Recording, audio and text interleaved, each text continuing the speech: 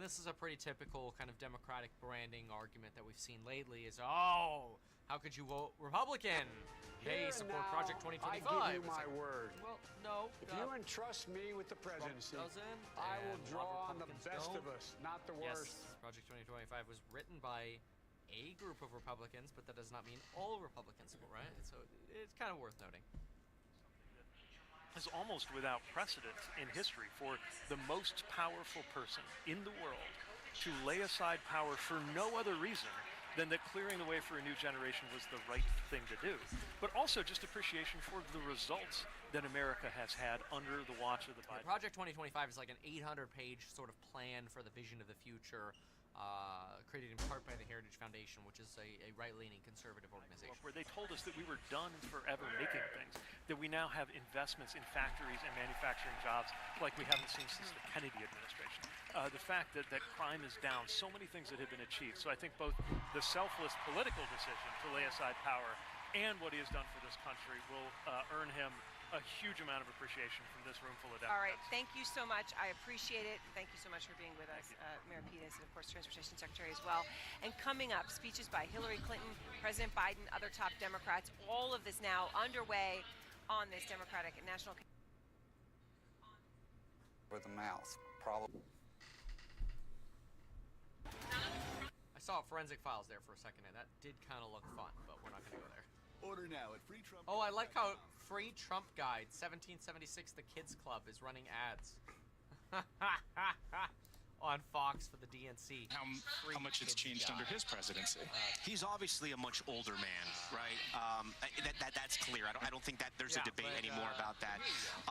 Do you think he still has it at times to sort of telegraph and just deliver what he really feels in his heart at this point? Yeah, I think at his best, he is still one of the best. And I think, he always thinks of this as a conversation. And so I think you'll hear him sort of have that conversation. I also think that there's something really interesting that's happening here, which is, if you look at, again, the sort of through lines, this is a guy who, when he declared he was running for president, it was to restore the soul of the nation, rebuild America's middle class, rebuild our infrastructure, and serve as a bridge. And so he gets to stand up and say, I'm that rarest of presidents that's kept all the promises I've made. We were talking with Mike about Dr. Jill Biden as well, and Mike pointed out that she has said that he doesn't hold grudges. The president, she does. What do you think about her speech tonight? What do you think we're going to get from her? She has always been kind of the angel on his shoulder, or maybe the devil, or maybe the devil. Doesn't sound like the angel, yeah. I think she gets to talk about a partnership because she's been on this journey with him, and she has witnessed the sacrifices, like the real personal sacrifices that go into a lifetime of service. And so to the extent that she can set people up and remind people of how much he's given to this country, he doesn't need to do that work. Yeah.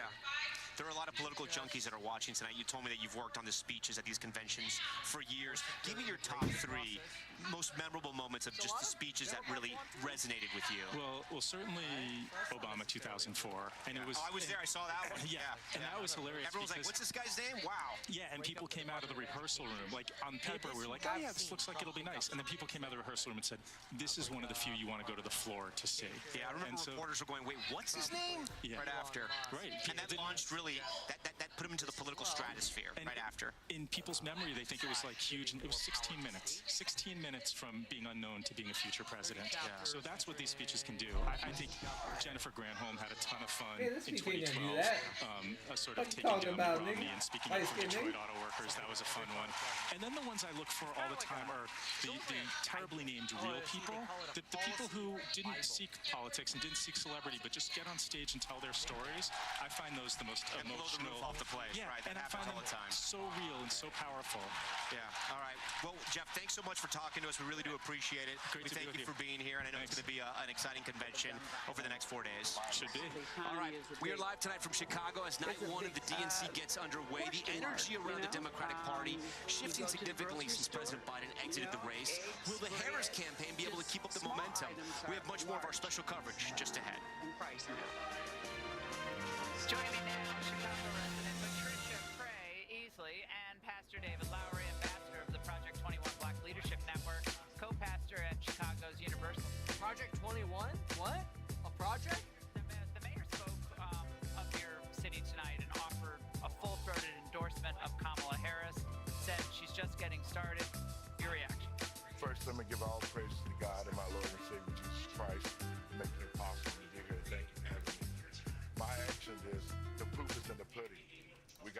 crime in the black community. We got illegals here. We got high prices, inflation. I mean, our schools are inundated. Our children aren't learning enough, and their reading level is in the low teens. So I don't. It's hard to hear on that channel when they try to do these interviews together. Support of his vice president, Kamala Harris. I want to go to Caitlin Collins. She's got a special guest on the House floor. Caitlin, you there? We're going to get to Caitlin in a moment. She's got a special guest, Governor Shapiro. In the meantime, let's listen in. Congressman Robert Garcia from California is about to speak. California! Let's see what California has to say. We all remember. We all remember the world in 2020. Where we were, and for some of us, who we lost. Now, I was in my second term as mayor of Long Beach, California. And my mom was a healthcare worker. Like many of you, I watched in terror and horror as the COVID pandemic consumed our lives. AOC's speaking tonight. As mayor, I fought for more hospital beds, for more tests, and to make masks more accessible. What we needed at that moment was national leadership. Mask in some states. But instead, they're actually banning masks. We got in some Donald states. Trump. Yeah, instead we got that. While schools closed and dead bodies filled morgues, Donald Trump downplayed the virus. Yep. He told us to inject bleach into our bodies. He peddled conspiracy theories across the country. It's not what Trump said, but okay. 100%. Of thousands of Americans and our economy collapsed. Now that summer of 2020, my mom and my stepfather both died of the COVID pandemic. And I miss them every single day. So when Donald Trump and his MAGA extremists like Marjorie Taylor Greene downplay the horror of the pandemic, it should make us all furious. I like calling Margie. She's vulgar. Now, I will never forget when Kamala Harris called me after my parents died. She told me about her own story, about losing her own mother, and that she was praying for me at that very moment. Now, we all know that later that year, Joe Biden and Kamala Harris were elected president and vice president. Hi, and puppy. what a difference they made together. Can I help you? They got people vaccinated. Do you want me to pet you? They got the virus under control. Yeah. Well, your breath they safely reopened so our much. schools. And they passed the American Rescue Plan. Yep, your breath's stinky. A historic economic package that helped small businesses and created jobs all across the country. Your breath stinks, bro. Thank you, Joe Biden and Kamala Harris. What do you want? What do you want? Now, I am a proud immigrant who came to the United States as a young child. We grew up poor. English was our second language, and we often, like many immigrant families, struggled to get by. But my mom, she moved here to the United States because she believed in the American dream. Ow. I'll never forget the day that I became a United States citizen. I raised my right hand and I pledged an oath to protect and to love this country. He was born in Peru. He's been married to his husband. He's been married to his husband. They call him an angry gay Mexican. I don't even know this man. To love this country. I've only known this man for the last minute and a half. American Told you, angry gay Mexican man. Called that, didn't know anything about it. Real American patriotism is loving your country so much that you want to help the people in your country. That is American patriotism. Get a cut back from the illegals. And we all know that Kamala Harris understands and knows this as well. Kamala Harris is ready to lead this country.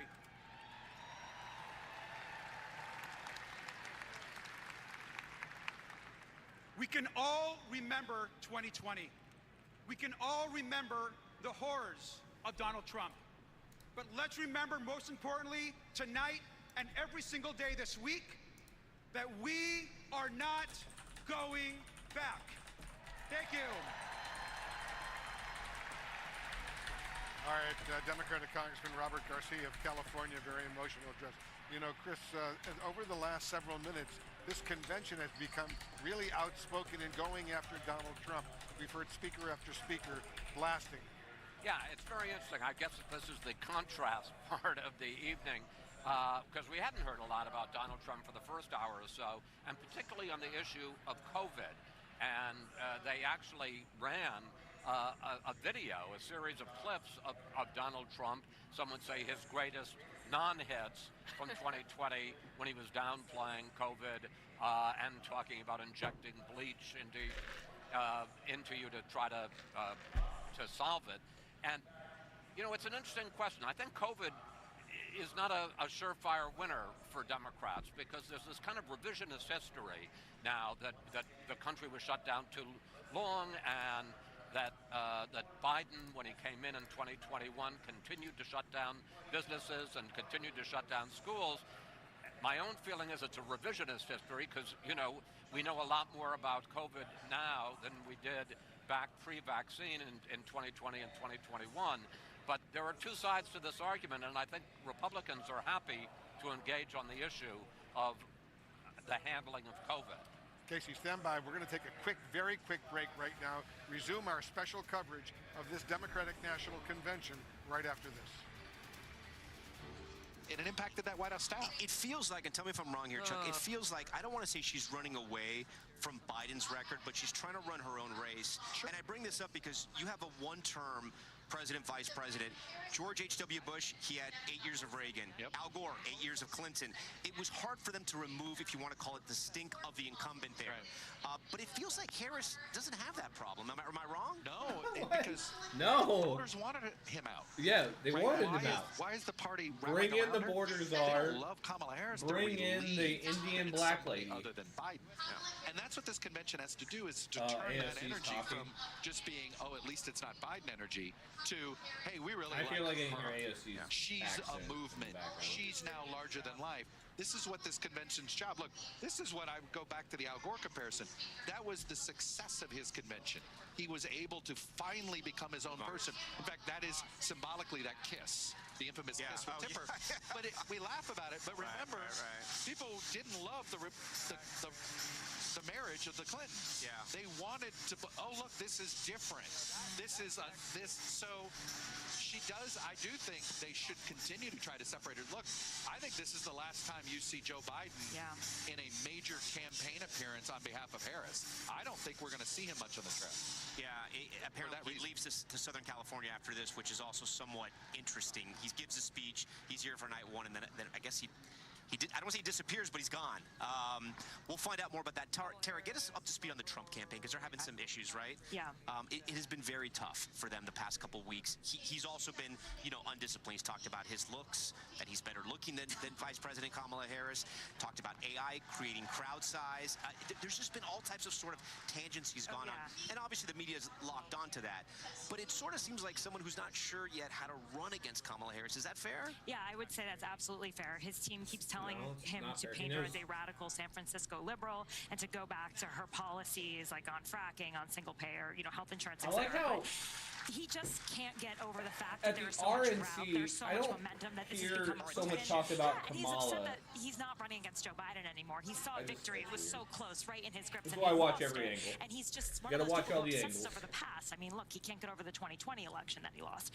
So can't get over the 80s. Yeah, exactly. That's true too. So right now, we can't get over the 2020 election because a lot of people are still blowing the whistle on all the inward illegal and thinking, hey, maybe it voting doesn't that went on, exactly which is make sense all for me to being attack true, Brian Kemp, or the it's very all popular true, governor and of it's all Georgia, being who out there, in the like, state I or need to being put win, out there now. or maybe go after There's Kamala already been like Harris for 6 her race and whistleblowers. gender, We've make already got all Christine the Ford. evidence. It's 6 He's going different around places and looking right at his now. team and thinking, you know what, I could use a shakeup right now.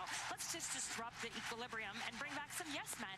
Let's bring back people who tell me all my great ideas are great, rather than the people around me who are saying, hey, maybe you should probably stick to the policy and her record, because truly her record from the first time she ran the primaries was pretty liberal, and he could run on that as a contrast. Sando but there. he's struggling to break through Mike when he's going in here. all these wacko directions that just and this is what the independent voters, they don't know who Kamala Harris is, mainly because she hasn't done interviews, and it's a good moment. But I will say to that find her. she's taken so many strange turns that if I'm the Trump campaign, I'm thinking, listen, okay, let her have her moment. Let's wait a minute and let's see what happens. True, but this isn't a hard race to prosecute for Republicans, which is why they keep going, what are you doing? This is arguably 1988 rerun, and George H.W. Bush took the advice, turned Michael Dukakis into an other, that he's too liberal for America.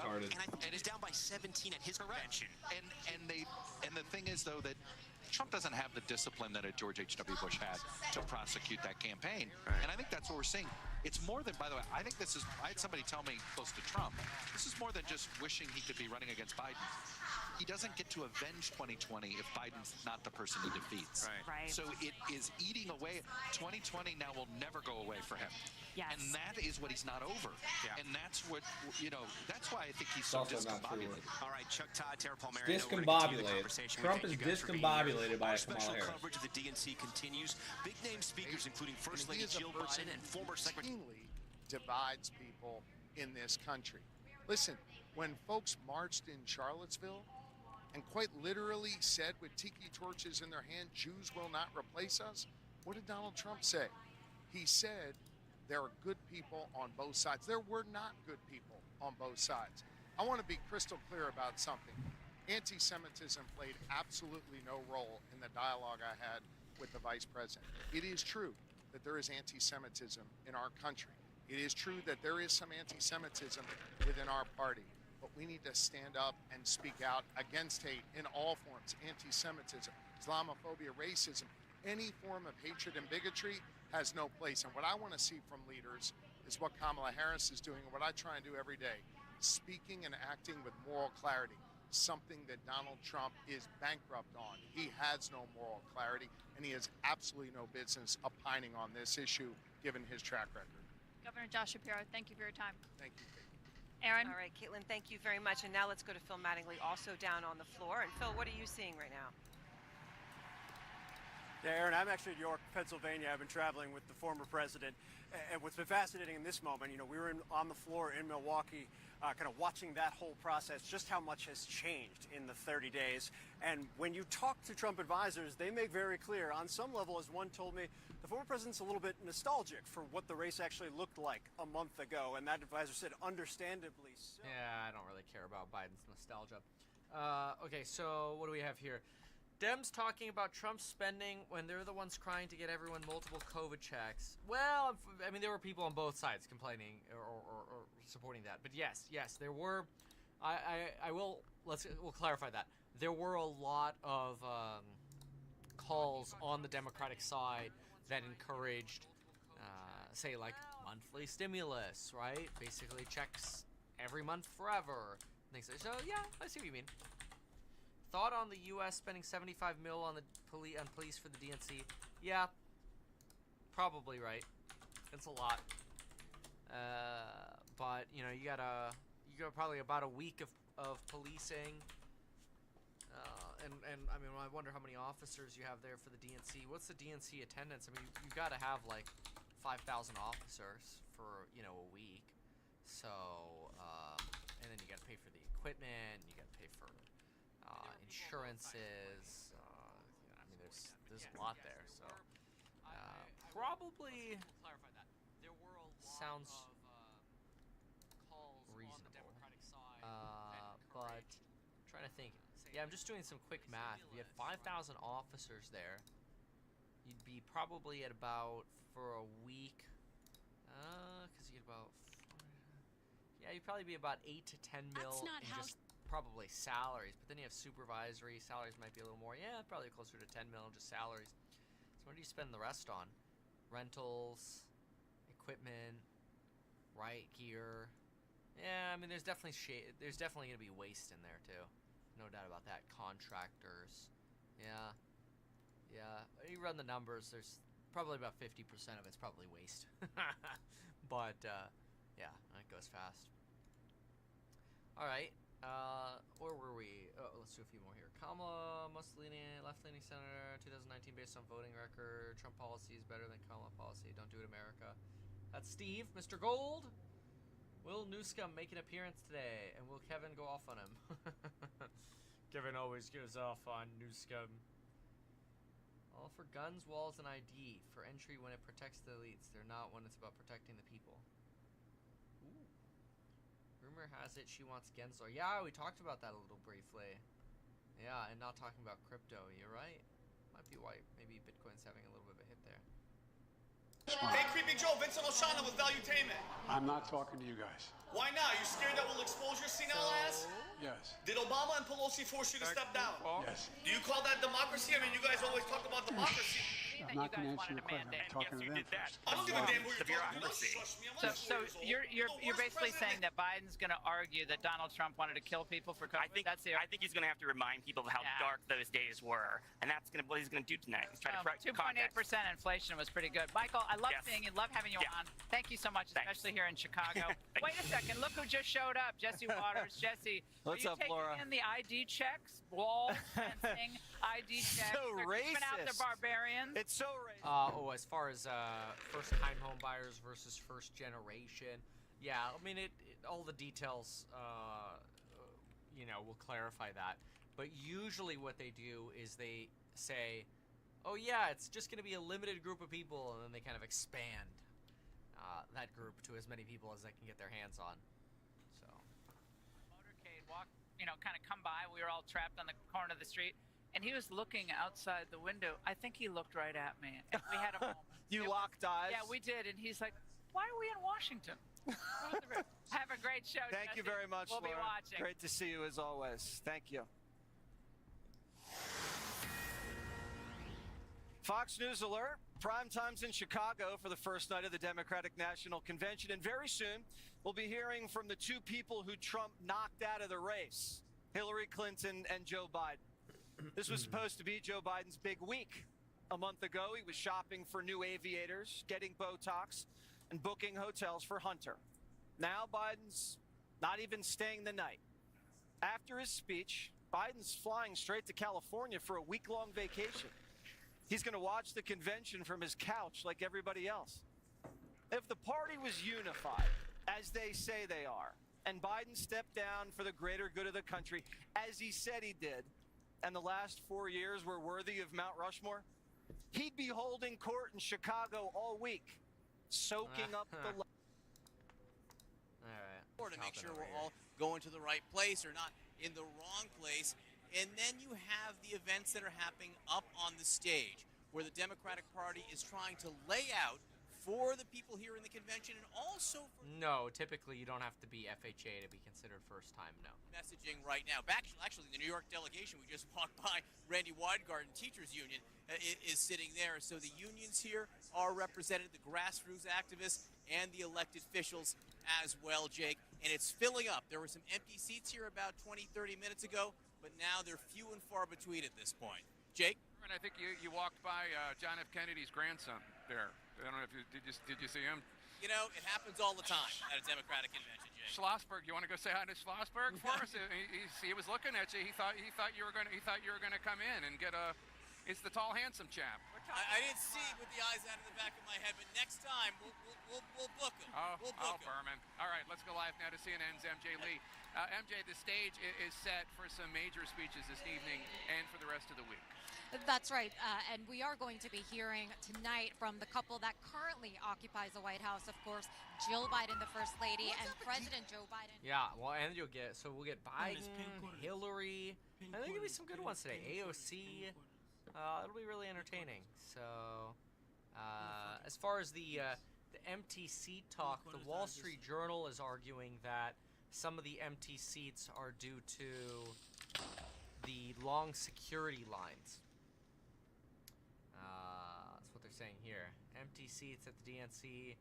Primetime programming began. About 100 demonstrators marched against the war in Gaza, broke through a fence, but police say they didn't make it to the inner perimeter. Broke through the fence. This is giving me like J6 vibes. Breaking through. That was a crazy day. Biden does a stage check. Yeah, he's got to check if the teleprompter's aligned. Alright. Jesse Jackson gets DNC appreciation. Maxine Waters highlights historic nature of Kamala Harris. Chicago mayor, greatest from the city. U.S. spy agencies blame Iran for Trump campaign hacking. Oh, there it is. I want to see more on this. U.S. intelligence agencies on Monday said Iran was responsible for the recently disclosed efforts to hack the Trump campaign. Write that down. Trump hack. U.S. intel confirms Iranian hack on Trump.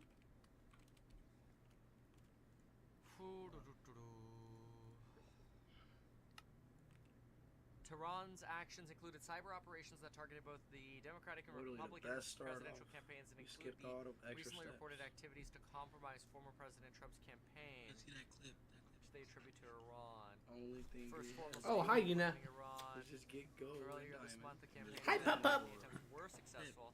Trump campaign linked the activity to Iran, and Microsoft and Google's parent Alphabet have released threat research identifying Iranian hackers responsible for the attempted intrusions. Like, the clip is actually crazy, bro.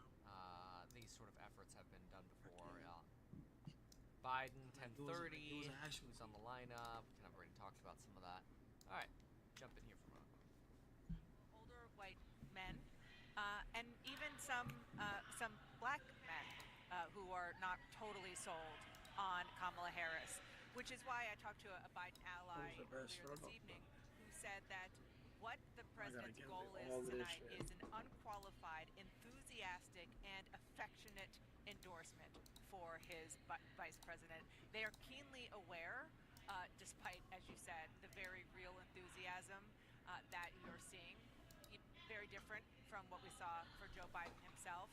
They're aware that she, right now, has a bit of a hurdle with certain demographics in the Democratic coalition, and he is determined to help her along with those sectors of the party. And Abby, we've heard a lot of reporting in the last Abby, we've heard a lot of bullshit from you. Some of Biden's inner circle, Ron Klain, Anita Dunn, have been making the rounds, talking and acknowledging, to their credit, that there is some bitterness, some anger, not against Vice President Harris, who to a person they all praise and say she was with him till the very end. But there is some anger and bitterness towards President Obama, towards Speaker Pelosi, etc. So it probably won't be too much of a tall order for him to express his affection and love for her. All right. I don't need to hear about Coming Biden's to blows. Axios reports that one of Obama's top White House officials ran into one of Biden's Morning Joe hosts. Isn't it great that the effing guy finally figured out he had to quit? The Morning Joe guy responded, "What guy?" "Joe Biden," Obama's official said. The Morning Joe guy shot back, "You know something? F you and F all your friends with their anonymous quotes in the papers." Biden apparently got a huge laugh when he heard about it. Biden's inner circle is astonished at how quickly the media that forced him out turned Kamala into a glamorous star. Biden and his aides always felt that Harris wasn't up to beating Trump, and she wasn't ready for prime time. They had doubts about her governing chops and reliability. Biden's right-hand man told the New York Times they wanted Kamala to be successful, but couldn't find the path to do it. This might be the only thing the Bidens and Obamas agree on. Kamala doesn't have what it takes. This is still a very competitive race. If the election were today, I'm not sure who would win, and I think it may well be President Trump because it's an electoral college fight. So if the Bidens and the Obamas don't think Kamala can win, what do the voters think? Don Lemon has been going to blue cities asking about Kamala. Here he is in Cincinnati. Cleveland is lit. How y'all feeling about the election? Kamala Harris all day long. I'm going for Trump.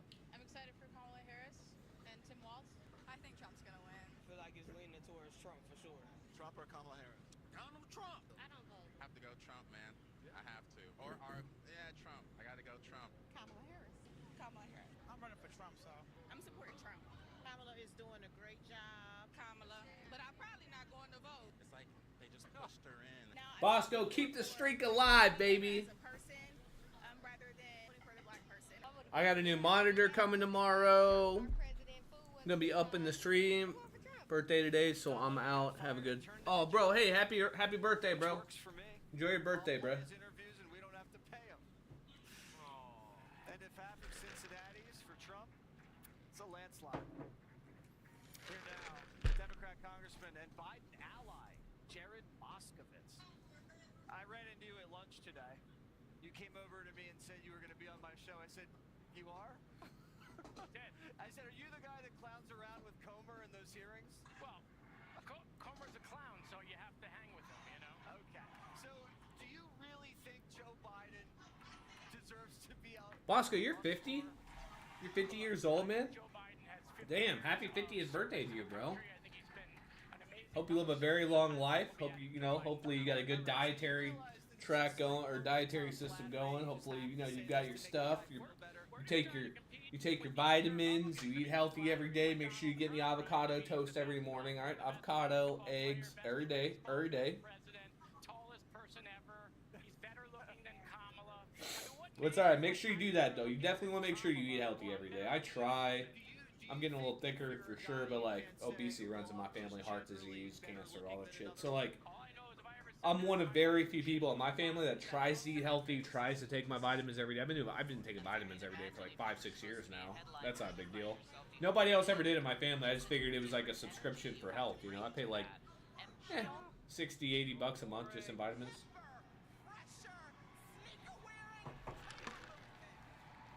At least she's got energy. At least, yeah.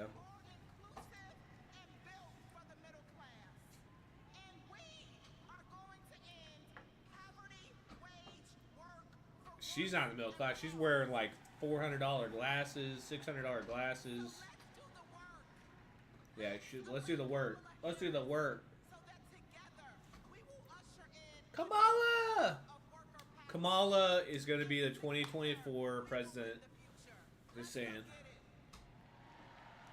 Kamala Harris is my bae. I would definitely bang her for sure. Okay, she's an ugly lady. I like dark girls, but she's too ugly for me. From the very, very fiery, very charismatic leader of the United Auto Workers, Shawn Fain. He's scheduled for right in the middle of all the Democratic heavies. You're going to hear from him tonight. A big focus on labor tonight for the Democrats. Pennsylvania Governor Josh Shapiro, speaking of labor, and then endorsed and very much in keeping with labor in their state. Josh Shapiro was one of the names on Vice President Harris's very shortest shortlist of potential running mates. He was reportedly among the final 3 candidates, along with Arizona Senator Mark Kelly and Minnesota Governor Tim Walz, who ultimately got the nod. Josh Shapiro is also the governor of what might be the most important swing state in the country. Pennsylvania and its 19 electoral college votes are considered a must-win by both campaigns, and both campaigns, according to the polls, have essentially an equal shot at the state right now. Josh Shapiro standing by with our colleague Joy Reid at the convention in Chicago. Joy, take it away. We've already heard from him, but let's see if there's anything new here. A little boring. So great to be with you. So let's get right to it. We just heard 2 labor leaders speaking. There's another one on stage right now. The industrial heartland of this country. That is the must. Max, is it the depression one? I already saved it. He does very well in states like Pennsylvania. He's got roots in Pennsylvania. How well will Vice President Harris do in your view in your state? I think she's going to do exceptionally well. Listen, Pennsylvania is proudly home to over 750,000 union members and growing. From our building trades that build our roads and bridges to our teachers who teach our kids, our police officers on the streets, and so much more. I couldn't be more proud to be the governor of Pennsylvania and represent these folks, and they are fired up for Kamala Harris. Olympics. She speaks their language. She's got their back. She's been part of the tremendous work that Joe Biden has done. Yeah, Marquez, did you just join or something? We've been fact-checking. We've literally been doing exactly that. Just haven't heard anything interesting so far. The last, like, 10 minutes have been a little boring. Dick Durbin. Let's see here. Dick Durbin. Trump is like a bad boss. Get out of here. Wall Street Journal. Donald Trump is like a bad boss. Dick Durbin. So let's see. You want a pay raise? Too bad. The boss just gave himself one, so there's nothing left for you. Trump reminds us of the boss that we all have had. The guy who thinks he's a very stable genius, but is driving the company to the ground. I mean, this is just like an attack line. There's nothing of substance there, right? Joy Reid one day.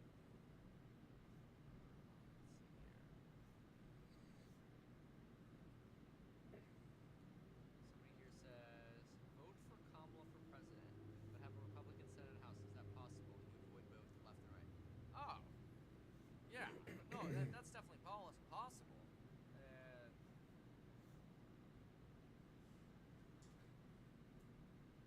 It'd be weird, just because of how the balance would shake out.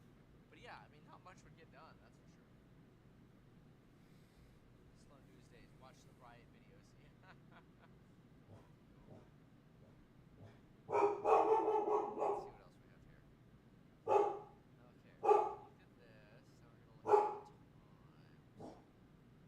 Harrison Walls received the endorsement. That's fine.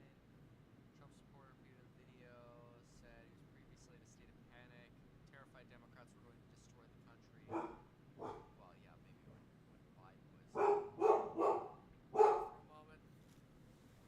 Ian and Bear, stop barking at people, please. Thank you.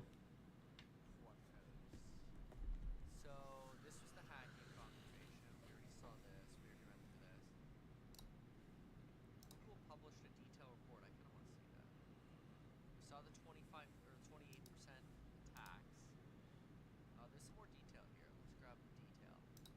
If enacted, the policy would raise hundreds of billions of dollars. The CBO projected that 1 percentage point increase in the corporate tax rate equals about $100 billion over a decade.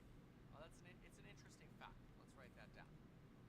CBO projects 1 percentage. Oh my goodness.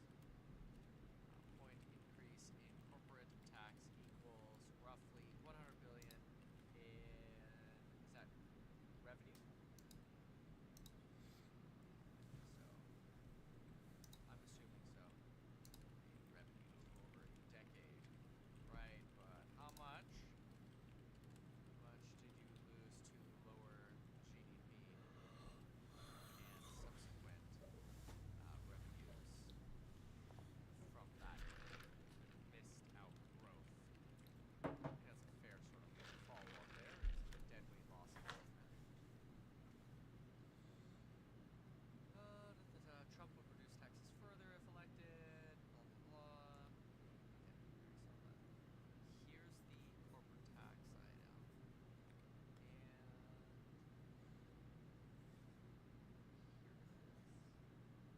1% to 22% would be roughly $96 billion.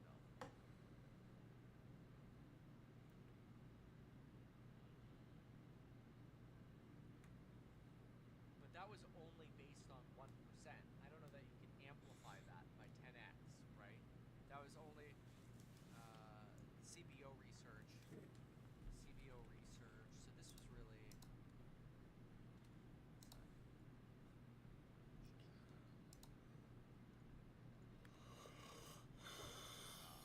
Let's do 24. Yeah, that's a little misleading, I feel like. So I'm going to make a note of that. CBO research itself only analyzed marginally increasing corporate taxes by 1 percentage point, not 1% times what Kamala would want, which was times 7, giving me 8%. So the negative impacts could be much larger. Negative impacts could be much larger.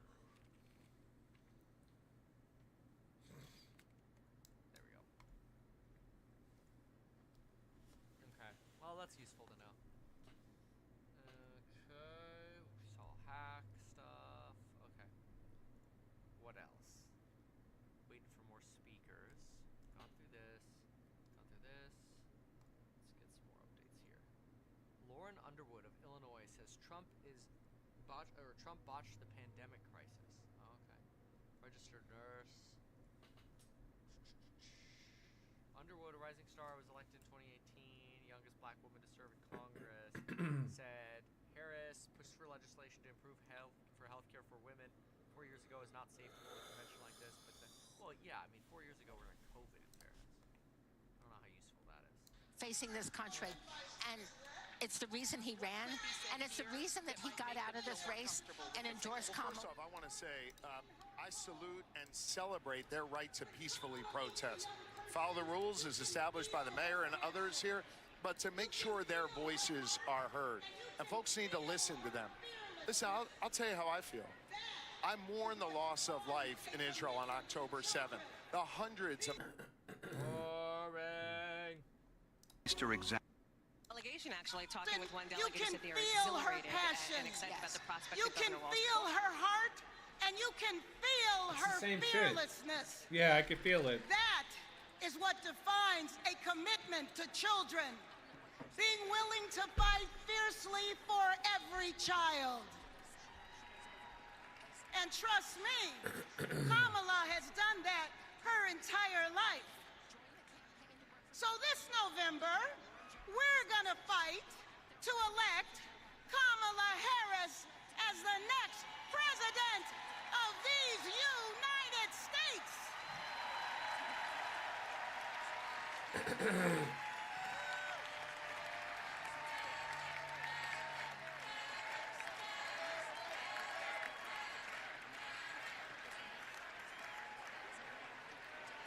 Please welcome Grammy-nominated country music star Mickey Guyton. I can feel the monkeypox in the air. Oh, music, or just gonna cancel us. Nope, sorry. We'll go to commentary somewhere else. Hopefully they play the commentary. Can't do the music. Heroes, they're willing to risk it all. Oh, I like how they're on commercial. Oh, yikes. Over here. And about the diverse party that he leads. No. Okay, and I think CNBC is probably offline. So, how about the Doomers? Yeah, that's Shark Tank. That's not gonna work. Okay, Doomers. Face that, and you're right. Some of these influencers, some of these celebrities, the star power, the glitz and glamour that really every Democratic convention brings. There is a real sort of cultural divide here, where we saw in the Republican convention for pro wrestler Hulk Hogan, and now it'll be a completely different set of faces here in Chicago.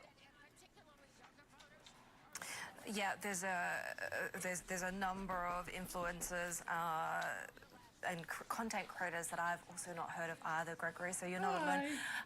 But in terms of some of the challenges for Kamala Harris, you mentioned Gaza. We know that there's a number of pro-Palestinian protesters that are expected to be in Chicago this week to try and draw headlines back to you are the cutest the humanitarian crisis that's happening there. We know that she's been criticized 100%. for her ability all to of the land handle of puppies, border issues. you are the cutest. Which one of these do you think will be her biggest vulnerability, Yep, and how does you're she the cutest. navigate the Can you messaging speak on about that? it? Tell the crowd about it. What do you think? Yeah, I mean, I think she What do you- absolutely is tell- going to have tell the to people, what do you navigate think? Can you that speak? and to try to split the difference, right? Speak. Because she has been Oh, very supportive of Biden's policy in Israel to date, at least publicly, and she's going to have to sort of express how. They did last week. They did the joint event around the first 10 prescription drugs that are going to have their prices lowered because of actions the two of them took in 2022. I think you'll see some of that. You'll see him continuing to talk about the implementation. This GNC sucks. Anita Dunn, we thank you so much for coming out here and answering all of our questions and for being here. I gotta say, it says a lot about you that you're here, you're at this convention, and you're answering everyone's questions, because I've seen you everywhere, and so that says a lot about you too. Maybe I should have talked to the press more. Maybe you should have. I'm sure you did. Anita Dunn, we thank you so much. Hallie, I don't know if you felt that, but did you feel that in the room? What happened?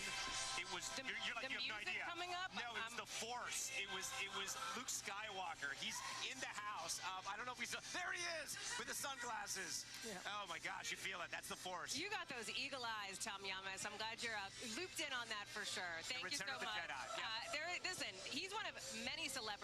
to be here on the floor, on stage tonight, and we're going to have coverage of all of it when we pick up back here live from Chicago, night one of the DNC happening now.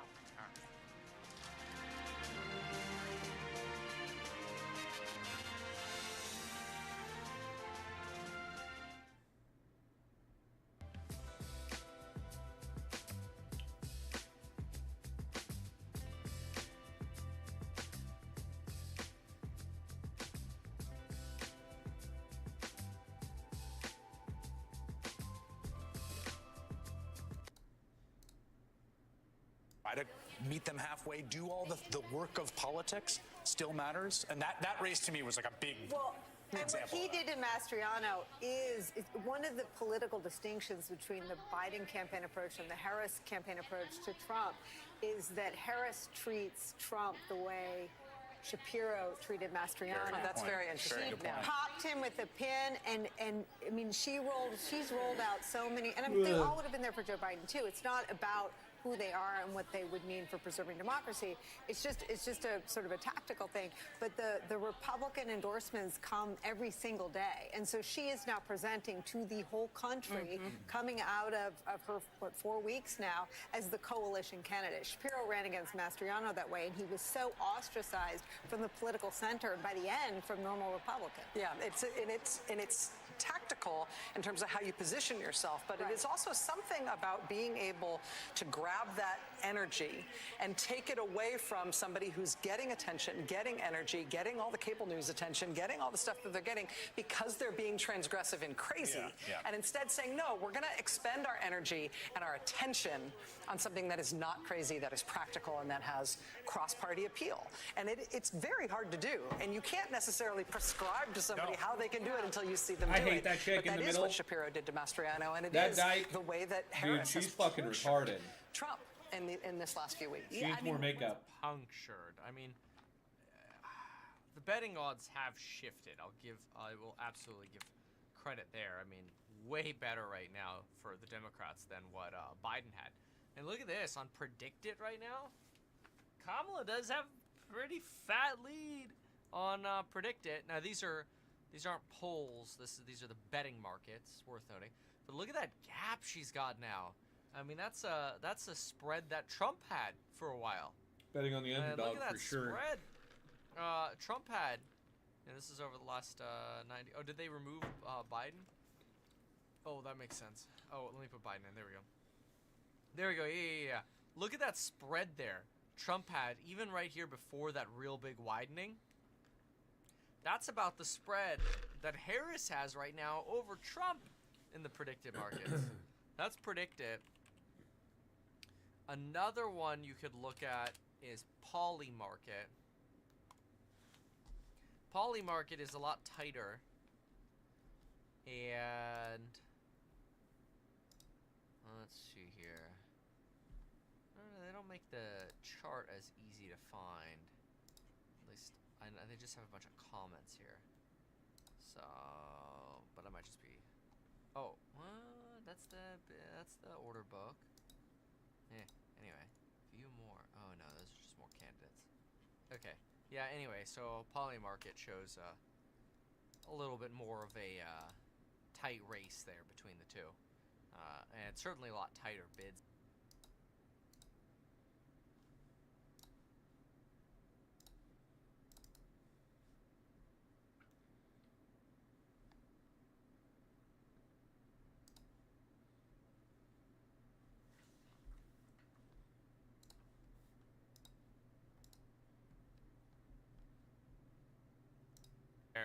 Just in the last few minutes, sort of out of nowhere.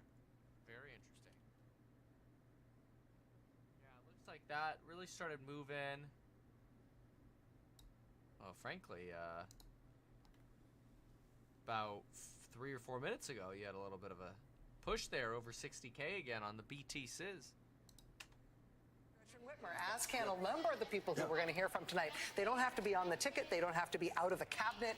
But the bench right now is as sort of electric as I've ever seen it in the Democratic Party. And to have that happening, again, in contrast to the Republicans, at the same time that you've got the entire living history of the party all on board, all represented starting tonight, it's an enviable position, I think, for the party in terms of both tonight and for their future. But we're going to see it showcased over the course of these next few hours. We've got much more to come live from the Democratic National Convention in Chicago. We're awaiting speeches from, among others, Congresswoman Alexandria Ocasio-Cortez. Hillary Clinton is going to speak tonight. President Biden, of course, is going to be speaking tonight. Right here, we're going to be speaking with Hakeem Jeffries shortly. So much to get to. It's a really exciting night. Don't go anywhere. Without worrying about the cost. Yeah, I was just, yeah, it keeps going here a little bit. I was just thinking about this. Could the betting markets theoretically be rigged? Yes, because you could have Kamala Harris's team, let's assume Trump's team was not buying bets in the betting market, and Kamala Harris's team was, and they were basically buying up all the sells on Kamala Harris.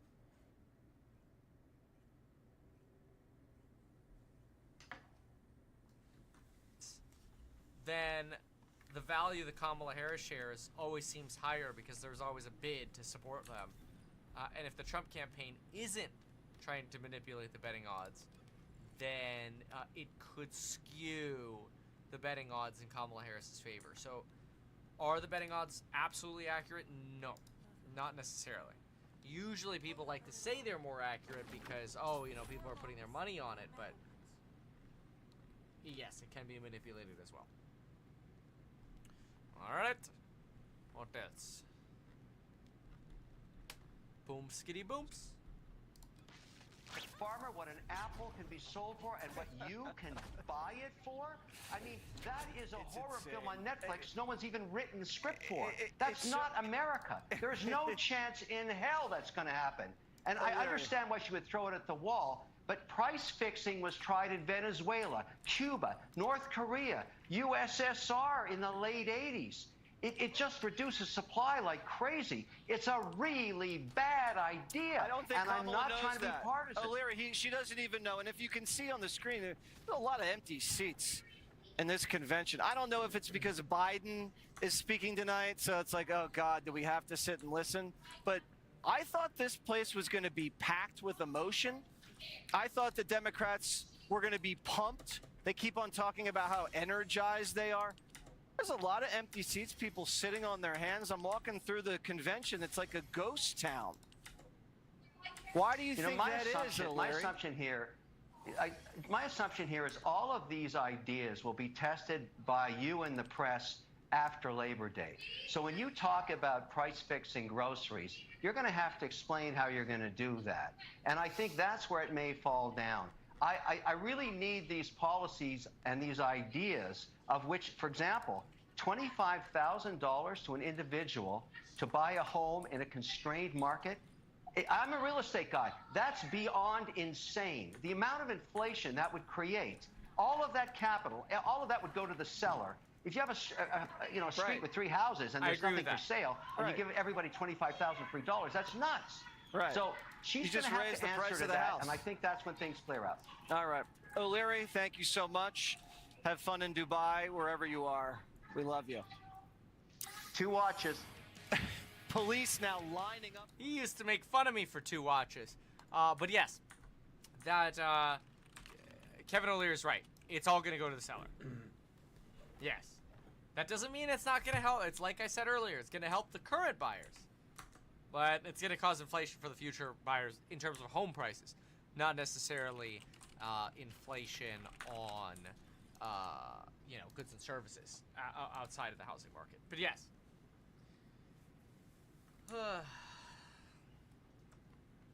Oh, Kevin. Kevin. What are we going to do with Kevin? Wednesday. To unify our country. Oh, tell us what stock to pick. This and I said that. No, to unify our country.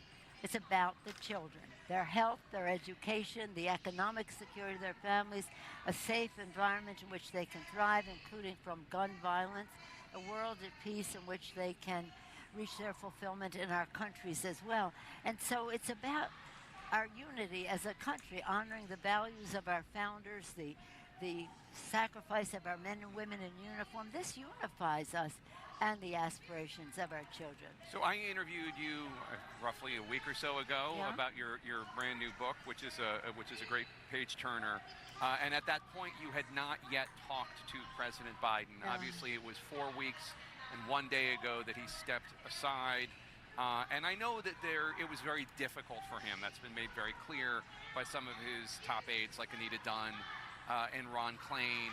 And there does seem to be, even though Anita Dunn said earlier today, quote, nobody wants to have a fight with Nancy Pelosi at this time, unquote, it does seem like there's some residual bad blood or resentment, and I'm wondering if you've spoken to him and what your response is to that. Sometimes. And that's what you're doing right now? You're just going to take the punch for the children? Who's punching right now? I don't know. Anita Dunn said... I didn't even hear this. I'm just hearing. It was an interview with me. Maybe he's throwing the punch. I don't know. No, I'm not. I would never. But she Anita, said she doesn't want to fight. Nobody wants to have a fight with Nancy Pelosi at this time. Well, you know what? Have you talked to him? Is my only question. What I have to do. Right. He made the decision for the country. My concern was not about the president. It was about his campaign. As he has seen the exuberance. That's not what you said, Pelosi. You were concerned that he might have a condition. I just did an event for one of our members in Illinois, Eric Sorensen, today. Immediately, he got 1,100 volunteers into his campaign as soon as that announcement was made. Nobody is questioning the fact that the Democratic Party seems much better positioned right now than it did 4 weeks and 2 days ago. There's no question about that. Former Speaker Pelosi. So why are we even talking about it? They put it on my script and made me read it. They're holding Ron Burgundy. They're holding my cat hostage. Speaker Pelosi, thank you so much. We're about to show you a video from the Democratic Party. They are talking a lot about a thing called Project 2025. Let's take a look. For America's future. I'm not going to be nice. It will ban abortion nationwide. I got rid of Roe v. Wade. Raise taxes on middle-class families. Gun Medicaid. That's money that funds a lot of medical treatment. I hate playing these because these are so out of context. These ads. You have to, and you know, you make all these allegations in 30 seconds, and then you have to sit there and spend an hour to take it apart. Attack ads are just trash. So it's not even worth watching them. Let's see something else. $9.99 per month. Oh my gosh, but not that. Not Spectrum advertisements. I'm waiting for the Hillary and the Biden. Strategic, and I won't say cutthroat, but really sort of getting a Democratic Party that places winning and defeating Donald Trump as its paramount objective. Well, we've recognized that Donald Trump represents an existential threat to America, to our way of life, to democracy, to an economy that we want to build which works for everyday Americans, as opposed to his vision of an economy that works for the wealthy, the well-off, and the well-connected. If you look back at the arc over the last several cycles, we took the House back in 2018. We won the presidency in 2020. We took the Senate back in 2020. We overperformed in the midterm elections and won all across the country. Only narrowly lost the House. We won during the off-year elections in 2023. So we have been, I think, very strategic as it relates to the stakes that exist and the need for us to win.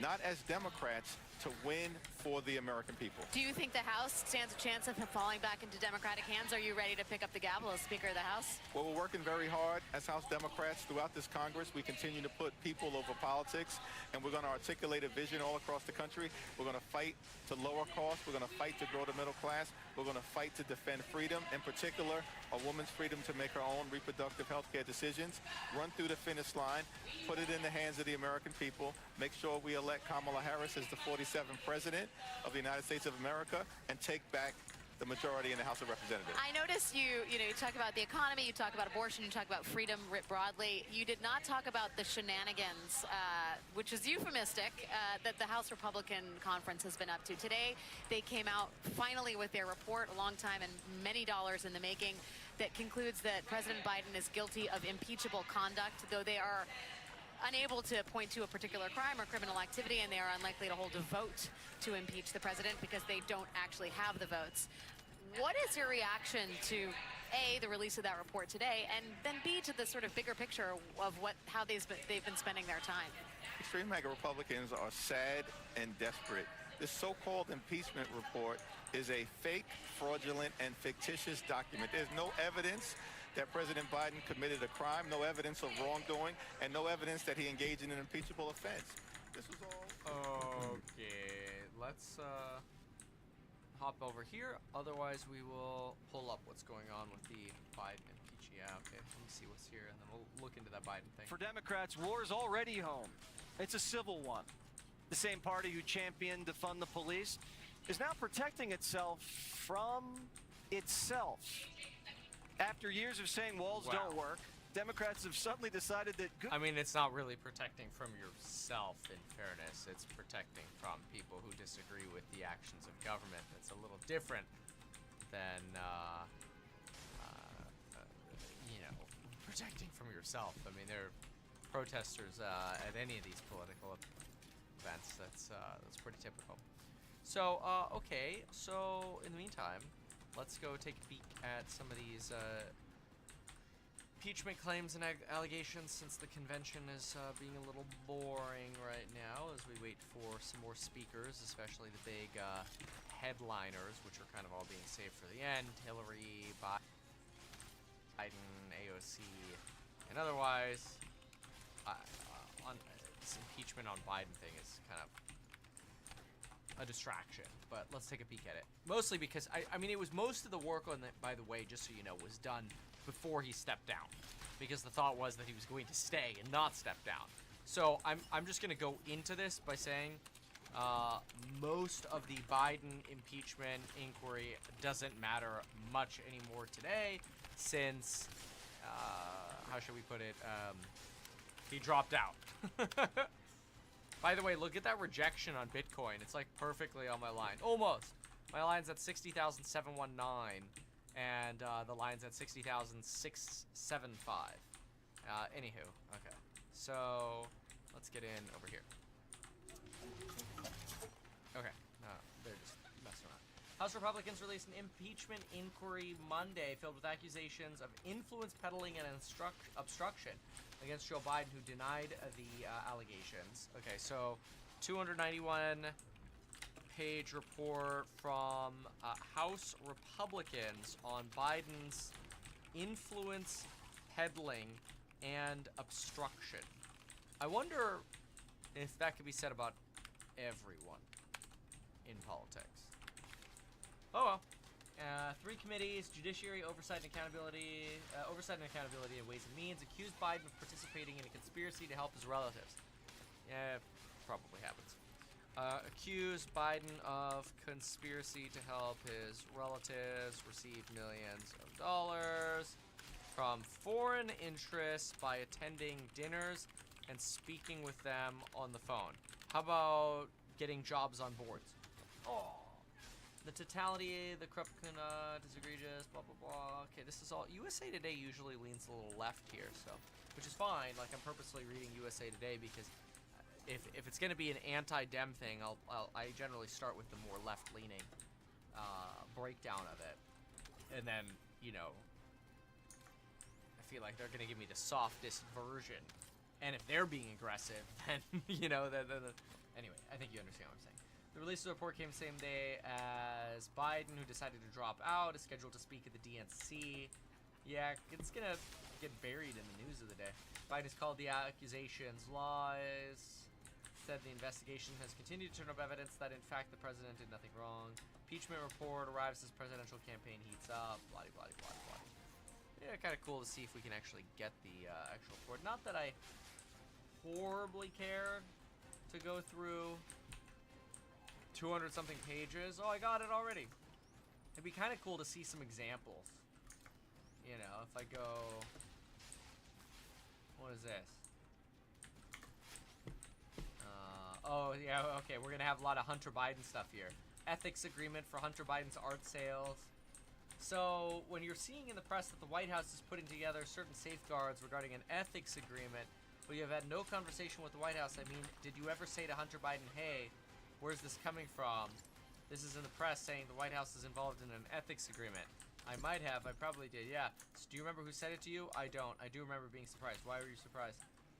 because I hadn't had communications with the White House about an agreement. In sum, Burgess's testimony confirms the financial benefit that Hunter Biden received in all lines of work solely because of the identity of his father. Okay, so I mean, we're kind of randomly jumping in here. And looks like they have a whole bunch of items here. Artist gallery contract.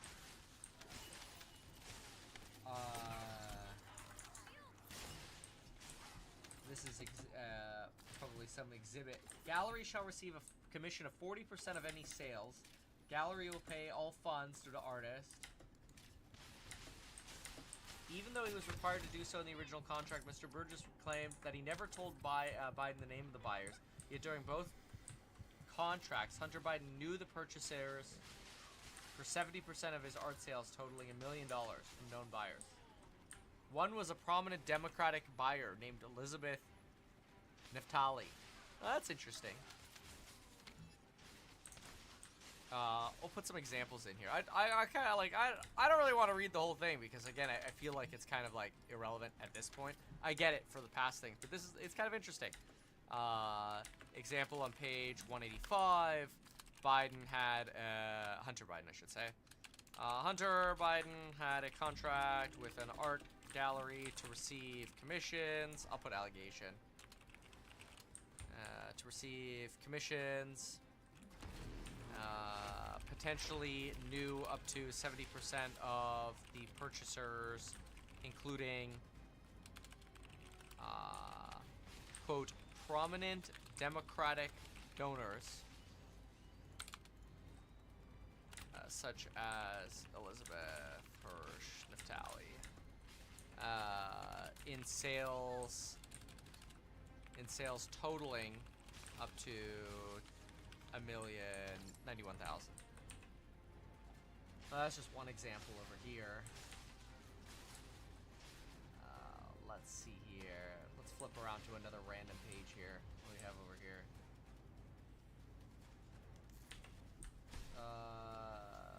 Let's see. Vice President Biden intended to join the board of Hunter Biden's joint venture with a CCB-linked Chinese company, the Harvest Fund Management, after leaving office.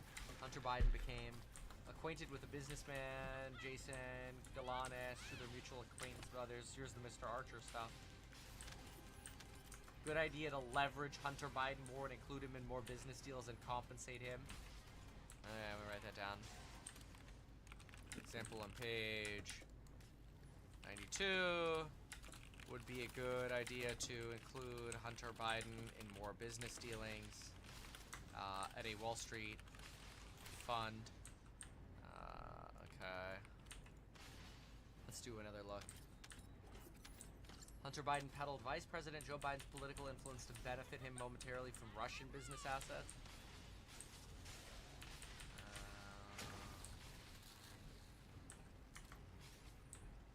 Corrupt Duma deputies. 10 days after attending the dinner with Vice President, someone transferred $3.5 million to a group. Approximately 2.75 later transferred, in part, it looks like, to Biden. I mean, some of these allegations we've heard of before, but okay. Well, I won't spend too much time on that. But I wanted to take a preview of it, give you an idea of what's in there. Alright, keep looking. One who shatters the boundaries of what's possible, not the boundaries of what's legal. And one who wipes the floor with cheats and fraudsters because, well, Democrats, she knows the type. Democrats, that president, the president that we deserve, that president is my friend, Kamala Harris. Thank you all so much.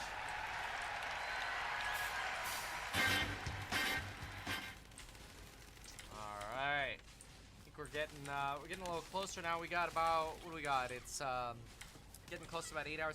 So you're getting into like the final 2 hours of the event. And again, we've got AOC,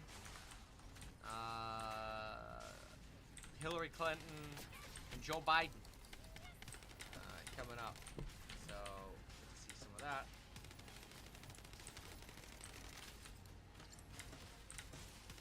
Okay. Flip here. Come on. No.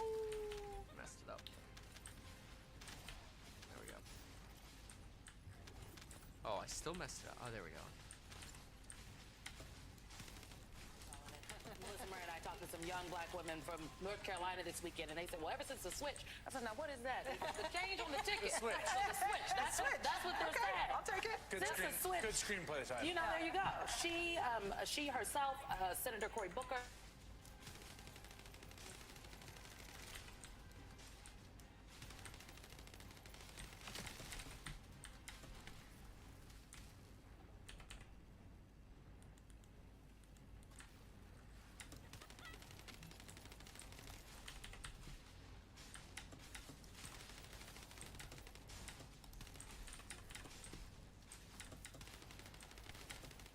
That was weird. The Iranians were coming over. She's the least senior member of the Senate. She's still actually been quite effective and has become a sort of a favorite among other Democratic senators. Again, another person for whom it seems like the future is very, very bright. Yeah, she's just got that massive human intelligence piece. You know, she's got the EQ, the IQ. She's the whole package. She's incredibly warm. I mean, I love the switch. In the first days after the switch, when you were looking for folks that could give you something personal and warm about the vice president, not just the political analysis, she emerged as one of our favorite people to talk to. And it really is this bond that she talked about tonight between her daughter and the vice president. She just has all that, you know, all of the substance, all the policy, and all of the personality. Lawrence, do you see her as a potential DNC chair? Oh, sure. I mean, what you keep seeing is futures. These people step up to the microphone, you see what they're doing now, and you can also just see their futures within this party. And, you know, I wanted just a word to the audience about conventions, having been in the hall for most of them over the last few decades. It's the worst place to be. I am seeing as literally classic Lawrence take. On the convention floor, I experienced I could hear less. Oh, you can't hear anything. Yeah. You can't hear a thing because the crowd is so loud, except when the most important speakers speak. So you cannot hear a thing that's said up on the stage. And the other thing is you pay no attention to the stage when you're in the convention hall. Kind of like we're doing here. Right. We actually are showing you more of what is happening on the stage than you would experience if you were in the hall, because you just wouldn't be able to hear them. Yeah. Yeah, I kind of believe that. It seems to be very, very noisy on that floor while other random people are making kind of speeches. We're going to listen to a little bit of him as we go out to a break. When we come back on the other side of this break, we've got Michigan Governor Gretchen Whitmer here with us live. I'll be right back.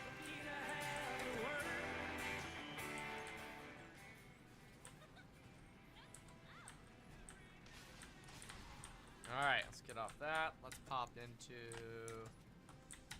forensic files. Again, although I think that'll be more entertaining. We'll go over here. Really? Okay. We're here live at the DNC in Chicago where country star Jason Isbell's performing. Let's take a listen for a second. No. We're not going to take a listen for a second. I'm going to get in trouble, man. Alright, fine then. Let's keep going with El Livo Blogo. Let's see what we got. Okie dokie. Biden will give way to Harris on Democrat convention's opening night. Okay. What else do we have?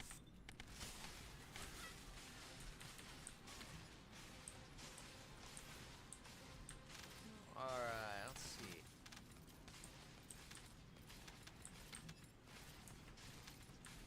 Okay, here we go. So, Mallory McMorrow of Michigan. Let's see here. Talking about the Heritage Foundation Project 2025.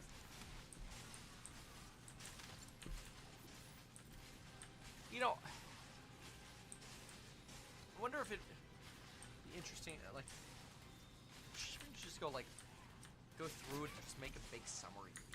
Take a minute, but it's like 889 pages long, but again, you know, maybe I don't know if it's worth it. If it were part of like Trump's actual plan, it'd be worth going through it. So I don't know. Okay, still relatively early for the speaker schedule, we know that. Let's see here. Okay, what else? theme is for the people, but the speakers so far have touched on all the major themes that are expected to come up this week. Yes. Donald Trump vows to make his medical records public, but doesn't say when. I wonder where he said that. Oh, in an interview with CBS on Monday.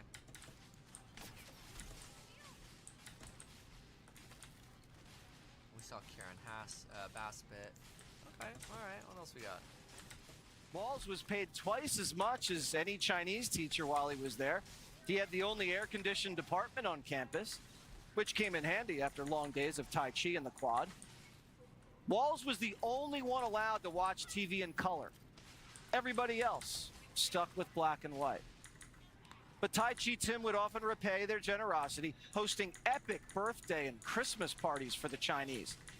Bet that little red book was a huge hit at Secret Santa.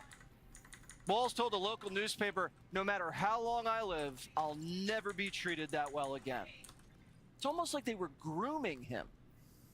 Walz was enlisted in the National Guard for all of these trips. Why would the Chinese give a member of the U.S. military such access?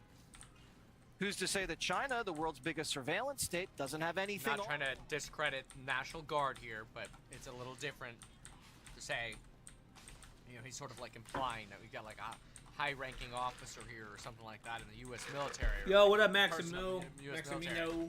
But let's look into these. Well, I'm probably gonna do a giveaway Friday, as long as we get enough followers and stuff. It's all about hitting goals, man, for free stuff, you know. We'll just bounce around and try to get some different sources here. GOP's Comer launches investigation into Walz's engagement with China. All right. Okay. Let's see what the allegations are. So, and then we'll see if we can get some more detail here. ABC, or let's do Walz engagement with China investigation. All right.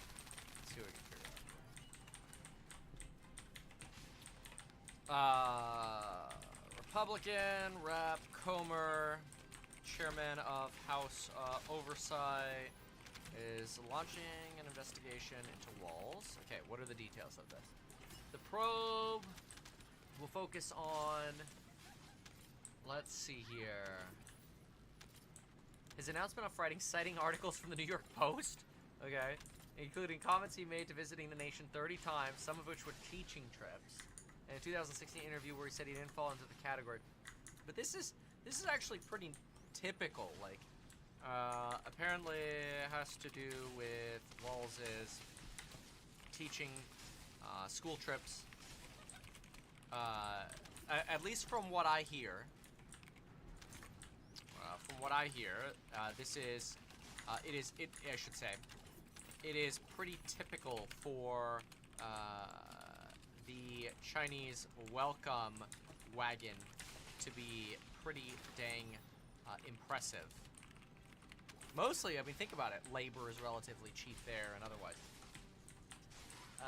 Influence campaign, Comer suggests Walz's connections to China raise questions about the possibility of CCP influence. Okay, so those are the allegations. Allegation, though, is that Walz may be sympathetic to China.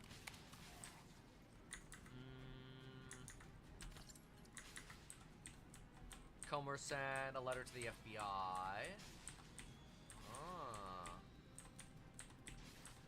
Okay, we'll look at that letter, so I'm going to skip the quote for a sec. Let's look at the letter. Letter to the FBI. Where's the letter? FBI, I'll put here. FBI letter, FBI request letter. Drop that right there. And then let's hop in here.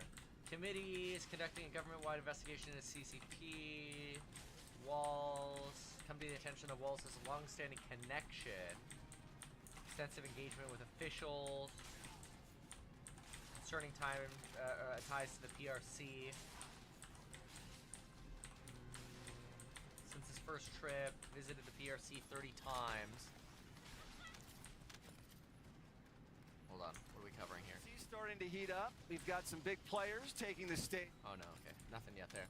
While serving in Congress, Walz also served at the Macau Polytechnic University Ah, they got a lot of gambling institutions over there. Semi-autonomous region in China. Okay. Okay, so it sounds like the focus is on 30 trips to China and teachings at Macau Polytechnic University, autonomous region of China. I should call it semi. Okay. Interesting. So, Walls has admitted he does not fall into the category that China is necessarily an adversarial relationship.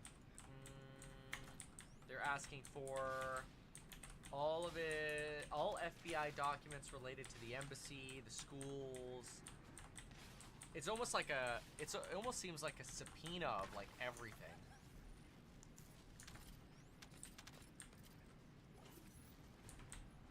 It doesn't say it's a subpoena.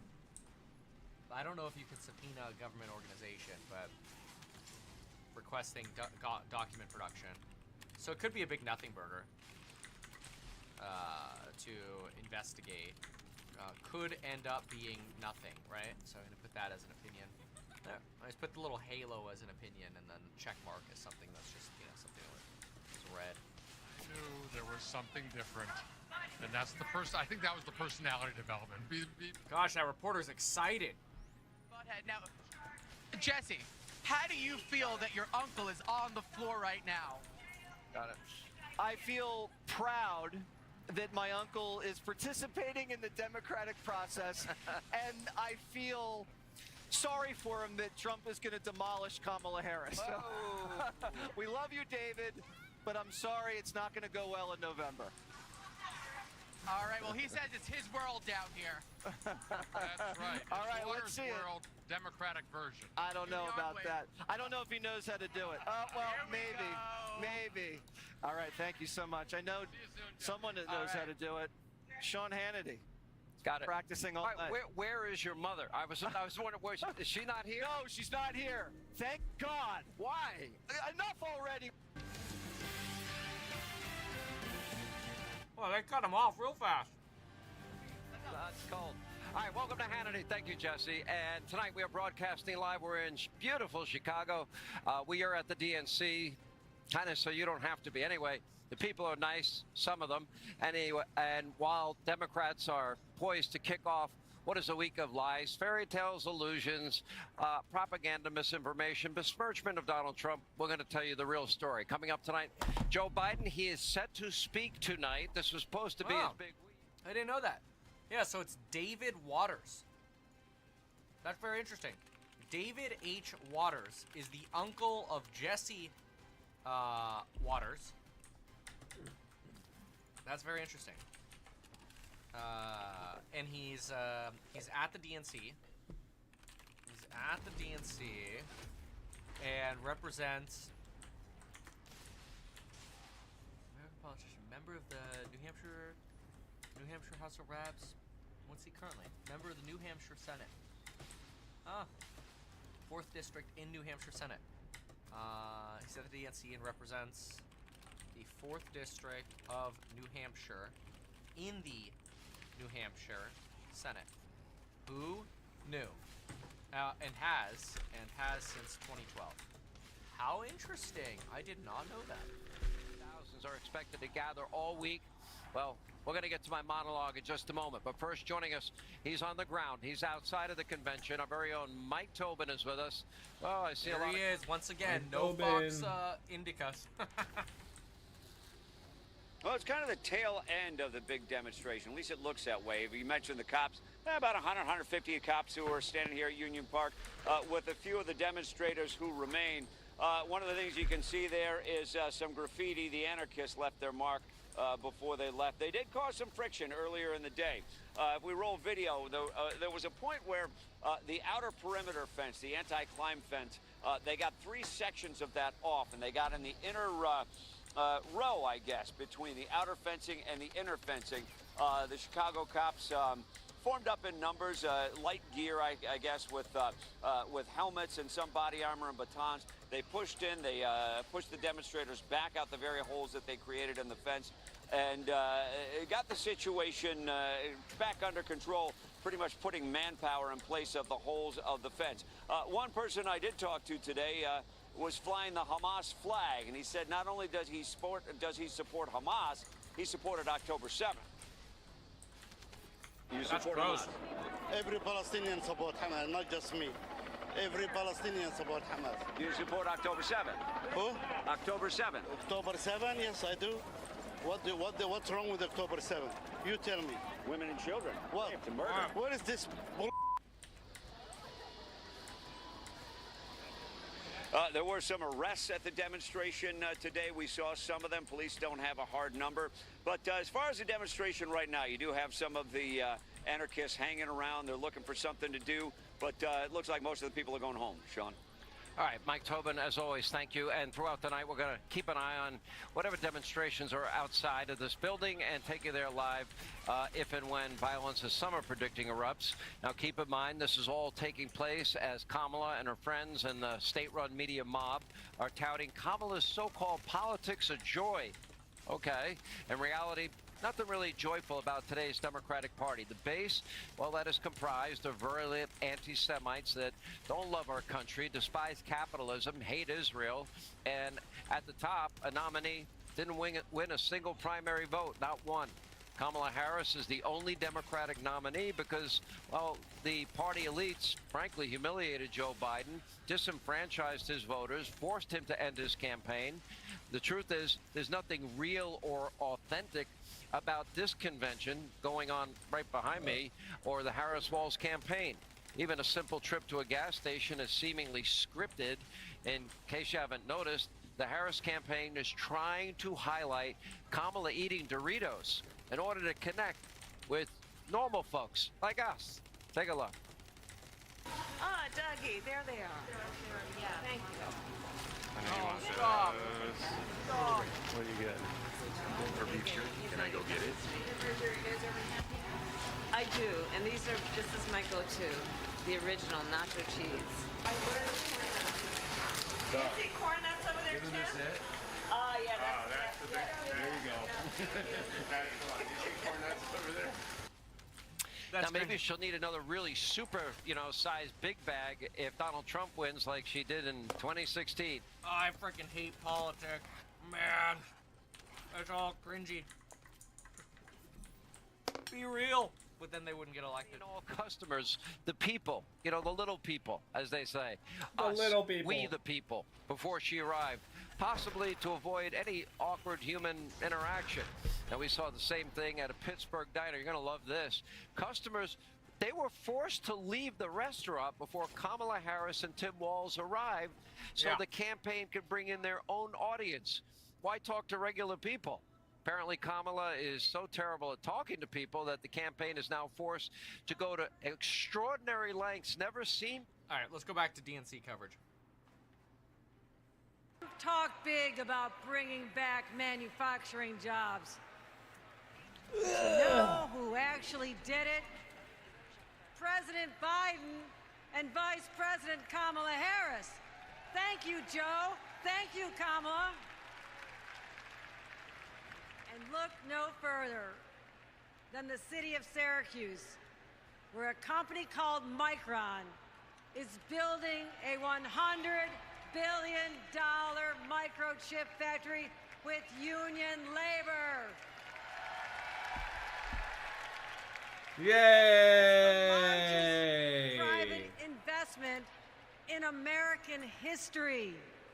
And it's going to create 50,000 good-paying jobs. The Biden-Harris administration has made the most significant investments in our economy in generations. And as president, Kamala Harris will continue to build an opportunity economy for all. My friends, history's watching us.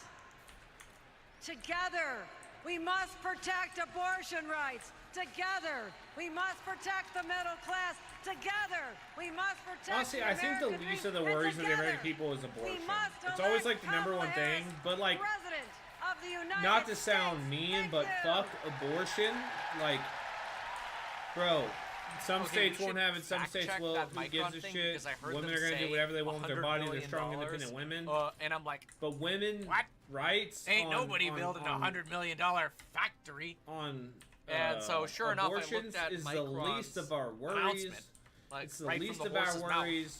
Not many people. it literally that says I know Micron that is intends to definitely not invest something up they talk to about ever. I don't. $100 billion. I don't. If you want to kill a over the baby, next if you don't want to kill a 20 baby, whatever. plus I years think it should be the to choice of the construct a new parent. mega fab I in New think you York should only kill a baby with the when first obviously phase it's like being a rape $20 baby billion or something, by the end of the decade. and then do whatever In you want other with words, it. But give it so- up for so, abortion. like, Like, at I'm the just gonna- very I'm gonna least, translate. like if you don't want your baby, give it up In for abortion English, for a better just family. Give it a 20% life. of that pitch Let it live its life. If would be it's a rape spent baby or something, that's in 6 completely years. different. So, that's completely different. 20 divided by 6 is roughly about $3 billion per year.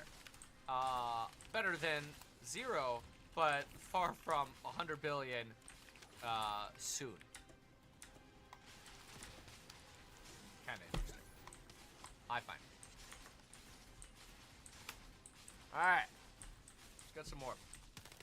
Okay, that's propaganda. So let's keep skipping. The sizzle reels. I generally don't like watching the Trump or the Harris sizzle reels. Here's another one.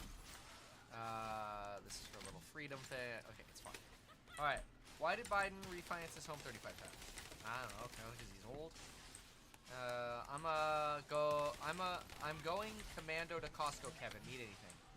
Salty nuts, please. Oiled is okay.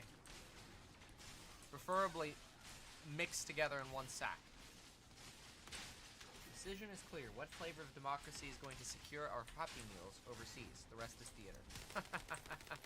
$4.99 by someone named Ben Affleck. That's funny. They continue. I think you mean like to us. I think you mean lie to us. Yeah. No, I know. It's just political. You just have to read through the nonsense. She nailed the headline though. She did nail the headline. That's all she did. You're right. That's all she did. That's right. Oh, that's a good one. You're right. You're right. She did copy the headline. All right. Touche. Hochul headline. Oh, what's this? Hey, it's Harris. She's there.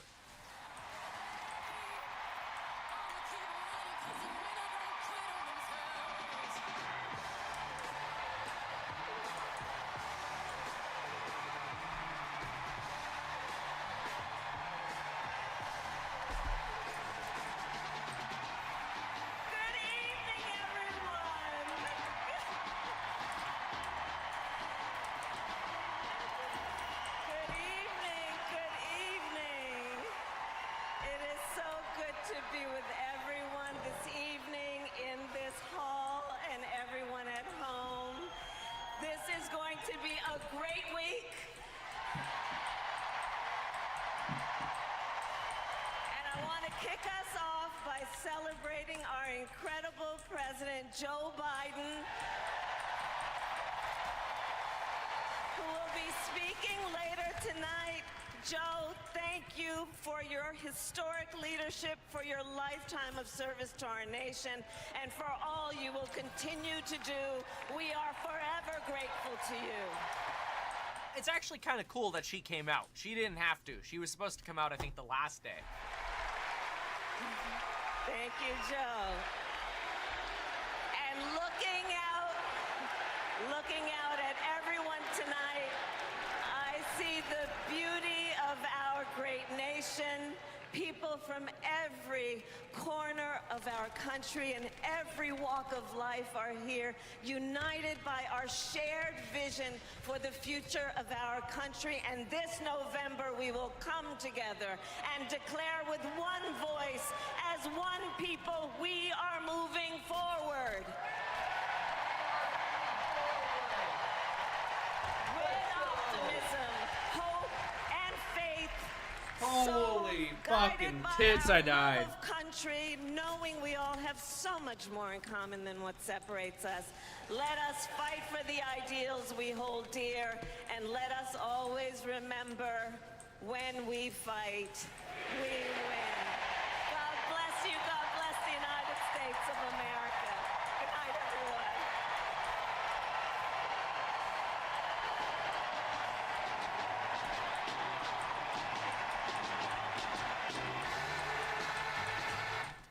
That's pretty good that she came out.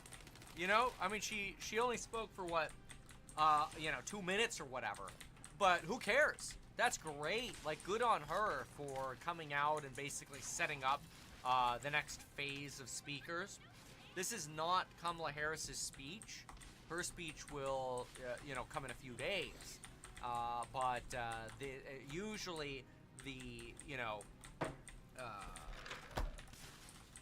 candidate shows up last. So it was cool. Bitcoin, by the way, is up like $1,000 since we started this. I mean, it just broke through my line and then came back down. You can see that here. Welcome to the first night of the Democratic National Convention. Now, how is that for an opening act? Well, that's an insult, I guess, to everybody who went before her, but okay, fine. The president just said, over the next 4 days, we will be bringing folks together from all around the country, people from every walk of life, to talk about this nation we love and about a candidate who has devoted her life to public service, who never shies away from a righteous fight, and who always stands up for the people. We are going to talk about the choice America faces in this election. It's a choice not just between two very different candidates, but between two very different futures. We will hear from everyday Americans about what is truly at stake in this campaign. The future of our middle class, the future of reproductive rights, the future of our climate, our security, our schools, the future of our freedom, the future of our very democracy. We will see the vision of our nominee. It is a vision of stability, security, and opportunity for everyday Americans, where we continue to grow this economy by growing the middle class, and where the safety of our children, our families, and our communities are a fundamental civil right. It is a future where, instead of scoffing at allies and fawning over dictators, our president stands up for our friends, faces down our adversaries, and American democracy remains a beacon of hope and inspires the world to take on our biggest challenges together. We'll learn the story of a leader who has dedicated her life to doing the work of making good on the promise of America. You know, he was the Tarzan voice in the 1999 Tarzan. A leader who has taken on powerful interests at every step of her career and fought for the rights and freedoms of all of us. And then, of course, we will hear again from the Democratic nominee herself, the next president of the United States of America, Kamala Harris. Because she has a message for us. It is a message that's joyful, not mean-spirited. A message of public service, not self-service. A message of optimism and opportunity, not chaos and division. A message that has woken us up to who we are, to who we've always been. Because Americans are not a cynical people. We are not small-minded. And whether we realize it right now or not, we are currently already writing a new chapter of the American story. And we can dream as big as we want. So, I just want to ask you, are you excited? Yeah? He was also in the Divergent series. Okay. Well, then I challenge you to make this the moment you get off the sidelines and into the game. So I want you to text JOIN to 30330 and get involved. Because when we fight, what happens? We win. And we are going to win this thing together. And while we're doing it, we are going to have a whole lot of fun. So let's get started.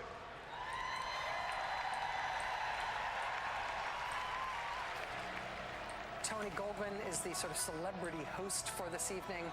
This video here, which I think we can go to, sets up our next guest. All right, I want to get the music disc credits here. Let's jump off here. Happening outside the convention hall. Let me add a couple other things. No restrictions, either one of them, on abortion. Feminine products in boys' bathrooms in school. Gender, quote, affirming. It's not in boys' bathrooms. It's in gender-neutral bathrooms. I know that sounds nitpicky, but it's actually a big difference. It doesn't seem in sync with the values in the middle of the country and the Sun Belt and the Midwest, where this election is likely going to be fought. Last word. Well, I think when people learned that Walz was governor, at least 8 babies died on the table without any medical care, because he is so radical that he believes not only an abortion on the last day, but he believes you should allow babies to die if the parents decide they don't want them. Tony, I didn't know this. Tony was the president of the United States in Scandal, the show, and he was a former governor of California from Santa Barbara. I did not know that. Look at that. That's cool. That's really cool. Scandal Wiki, president of the United States. There he is. Fitz Grant. He was the actor. That's cool. Who would win? And I think it may well be President Trump, because it's an electoral college fight. Right. And in those battleground states. Yeah, we were looking at national numbers at the top of this program. But that's. I mean, My family and I are currently building an ark to survive the great flood of leftist tears that will rain down on us when Trump wins. Ouch. Oh. Should make a coffee mug of that. It was great to see you in Milwaukee. I'm kind of surprised you're not here in Chicago. Thanks a lot. You abandoned us. I appreciate it. Yeah, I didn't get the invite, Sean. It's shocking, but I'm glad you're there for all of us. So good luck. Good luck. Nice knowing you. Good luck. There were a couple of people that were pretty vocal, and all I said was hello. Very. Go back to the convention.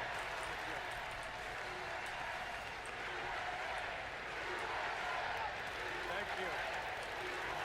Now, I could never have imagined that a few days later I would receive an invitation to step into a different kind of arena. You know, he was actually born in Beirut, Lebanon. I know very well that speaking out about politics these days comes with risks. I can see the shut up and whistle tweets being fired off as we speak. But I also knew as soon as I was asked that it was too important as an American citizen not to speak up in an election of this magnitude. Woo! The reason I said yes to speaking here tonight is that as a coach and former player, as a husband, a son, a father, even a grandfather, and as an American, I believe in a certain kind of leadership. I believe that leaders must display dignity.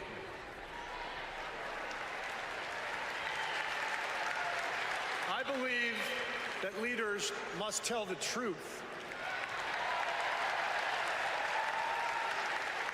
I believe that leaders should be able to laugh at themselves.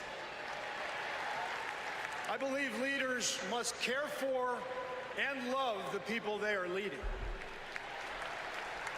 I believe leaders must possess knowledge and expertise, but with the full awareness that none of us has all the answers. And in fact, some of the best answers often come from members of the team.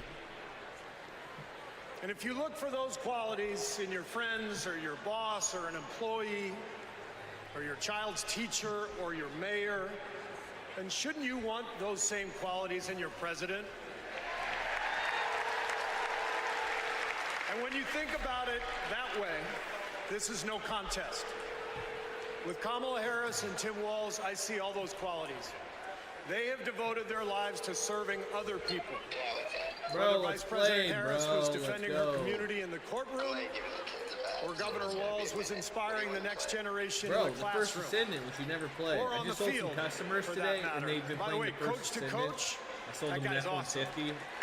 We're going to be playing here soon. But, like, bro, everybody, even the people I'm selling cars to are I playing have the to First say, Descendant, Coach homie. Walz, way too much reliance on the blitz in '99 against Well, Mankato yeah, East. I mean, you gotta. You had a strong defensive Yeah, line. you- I would have played more press coverage Yeah, with your and you gotta corners get and every then drop character the to 40, safeties to be into a honest. Tampa Like, I two. mean, That's just me. But all right, bro. Well, hey, if Sorry. you get on, I'm streaming I wanted live you to right know now. how I Also feel drop every day of the follow NBA us, season. All right. All But right, listen, see you, dude. the joy, the compassion, the commitment to our country that we saw at the Olympics, that is what Kamala Harris and Tim Walz have. And it is what our country needs. Leadership, real leadership. Not the kind that seeks to divide us, but the kind that recognizes and celebrates our common purpose. Think about what our team achieved with 12 Americans in Paris, putting aside rivalries to represent our country. Now imagine what we could do with all 330 million of us playing on the same team. Not as Democrats, not as Republicans, not as libertarians, but as Americans who know the greatness of this nation doesn't come from any one of us, but from each of us doing our part to build a more perfect union. That vision is what this campaign is all about. It's why I'm here tonight. And it's why I'll be getting out every day to help people get out and vote on November 5th and elect Kamala Harris and Tim Walz as the next president and vice president of the United States.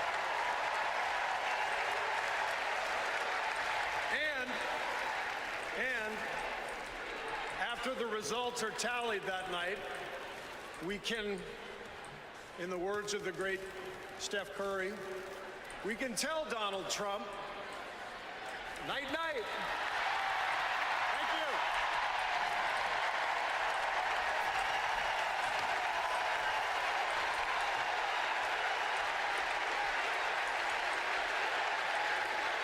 So I had my little super fan moment with Jason Isbell, but Nicole Wallace and Chris Hayes.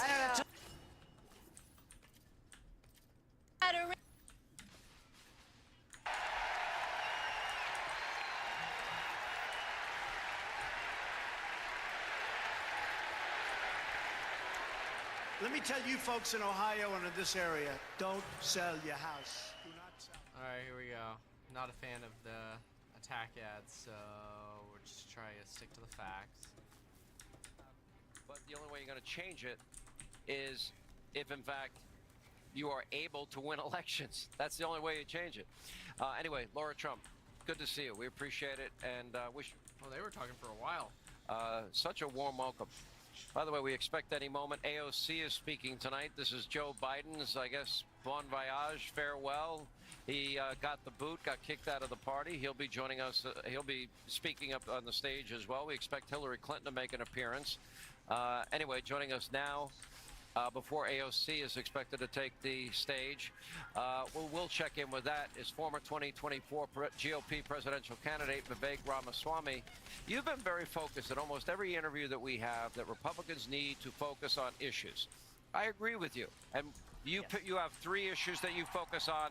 I would say there are 5 issues in total that Republicans need to focus on. It would be the border, law and order. It would be energy. It would be the economy and America's role in the world. Okay, you have your 3. But there's one other thing. America still does not know everything that she's said. I've been asking every guest tonight that question. And the poll that John McLaughlin put out shocked me. People from 70 to 84% don't know where she has stood and stands on these issues. Well, isn't that as important as getting out your views? Exposing that? Absolutely. And let me be a little helpful on that, Sean. She has sought to abolish private health insurance. If you have private health insurance, she has said she wants to end it for a single-payer healthcare system. She has favored the Green New Deal, said she wanted to end the filibuster in the Senate to ram that through. A ban on fracking. She stood for that. A ban on offshore drilling. She stood for that. In fairness, she's flipped on fracking, and the single-payer stance is an old one. So he's taking a lot of things out of context here from her old campaign. That's how I think we're going to win this election, not just by a little bit. I heard Newt Gingrich talking about that Michael Dukakis analogy. I think this could be that on steroids if we hit her hard for her policy record. And the reality is she's now trying to flip-flop. Well, the reality is people won't fall for it because her actions speak louder than her words. She This didn't is just... the UAW, I believe. Let me see if To they're... Joe Biden. Yeah. We can come back to Vivian. Broke into Enid's heart. On one side, we have Kamala Harris and Tim Walz, who have stood shoulder to shoulder with the working class. On the other side, we have Trump and Vance. Two lapdogs for the billionaire class who only serve themselves. So for us in the labor movement, it's real simple. Kamala Harris is one of us.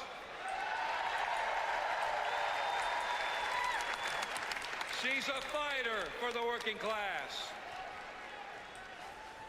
And Donald Trump is a scam.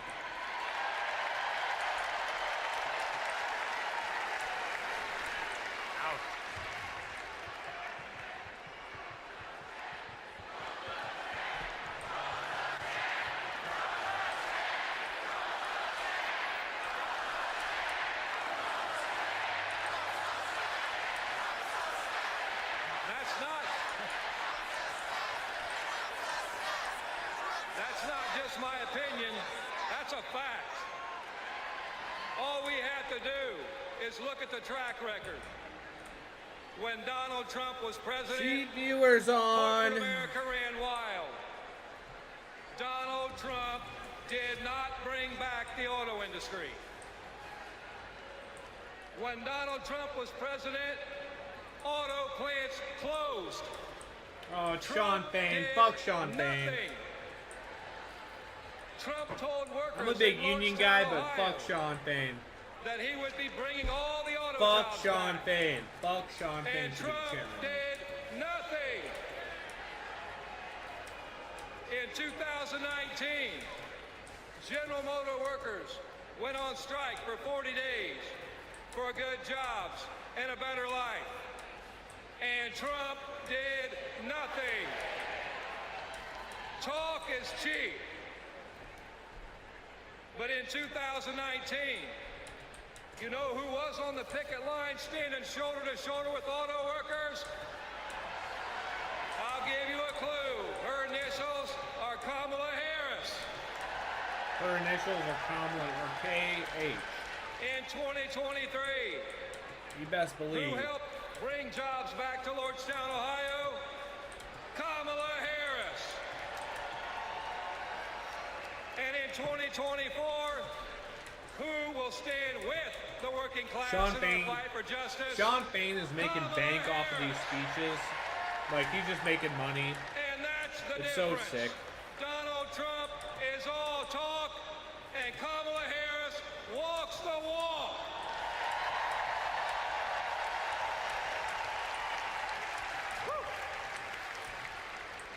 In the words of the great American poet, Nellie, it's getting hot in here.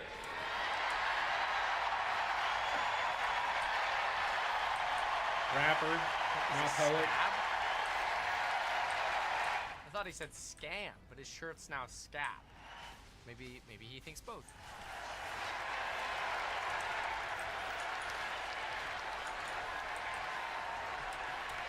It's hot in here. It's hot in here because you're fired up and you're fed up, and the American working class is fired up and fed up. The American working class is in a fight for our lives. And if you don't believe me, just last night, Does anybody know who that girl is they keep showing? the UAW members at Cornell University had to walk out on strike for a better life because they're fighting corporate greed. And our only hope is to attack corporate greed head on.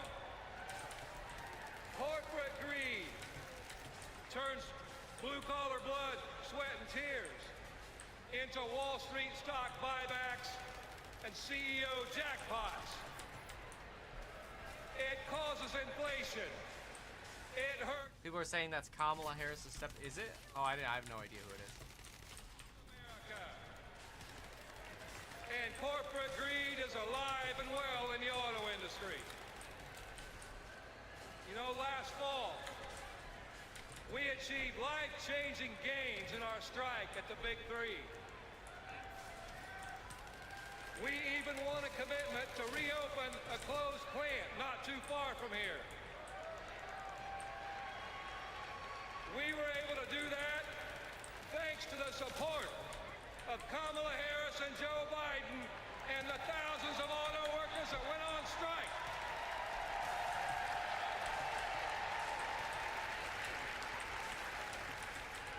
But a year later, one company wants to go back on their commitments in our contract. And let me be clear, Stellantis must keep the promises. Fuck Sean Fain. Fuck Sean Fain. Hey, it's the Butts guy, Brunchby. Hey, what's up? What up, Brunchby? What's up, B?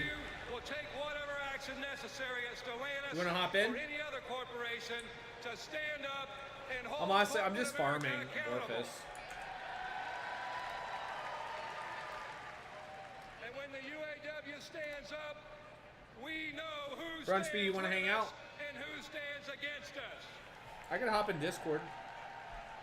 I guess I should hop in Discord, actually. I think I might have people getting on there. I haven't been in Discord in a while. Who go on strike. I gotta go to the bathroom also. And Kamala Harris stands shoulder to shoulder with workers when they're on strike. And that's the difference between Kamala Harris and Donald Trump the scab. Trump is pushing the Biden-conquer tactics of the rich. Of the rich. Trick in the book. Sean Fain's a They faggot. want to blame the frustrations of working class people. He should have wore a blue shirt, by the way, not a red one. They want to blame it on race. They want to blame it on LGBTQ plus people. They want to blame it on some destitute and desperate person at the border. They do that because they want working class people to be divided and to focus and keep the focus off the one true enemy, corporate greed.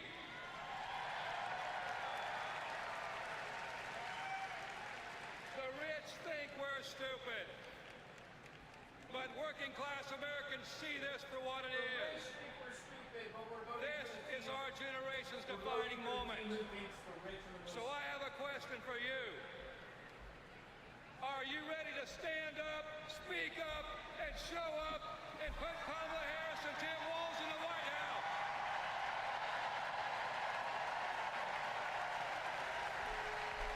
Woo! Let's go, Kamala Harris. The working class in the White House. Fuck Kamala Harris, just FYI. And someone who knows how to fight. And that fighter is the next president of the United States, Kamala Harris. Thank you.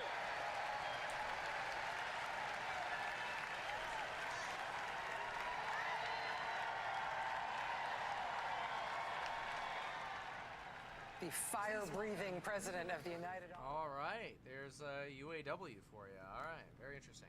So, oh, here we go. Here's AOC. Oh God. Fucking hate AOC. Cortez takes the stage next. AOC is the dumbest cunt around. If you hate the word cunt, I'm sorry, but cunt's a beautiful word, but she's a cunt. Kamala Harris and Thank you, Tim Walz, for your vision. For your vision.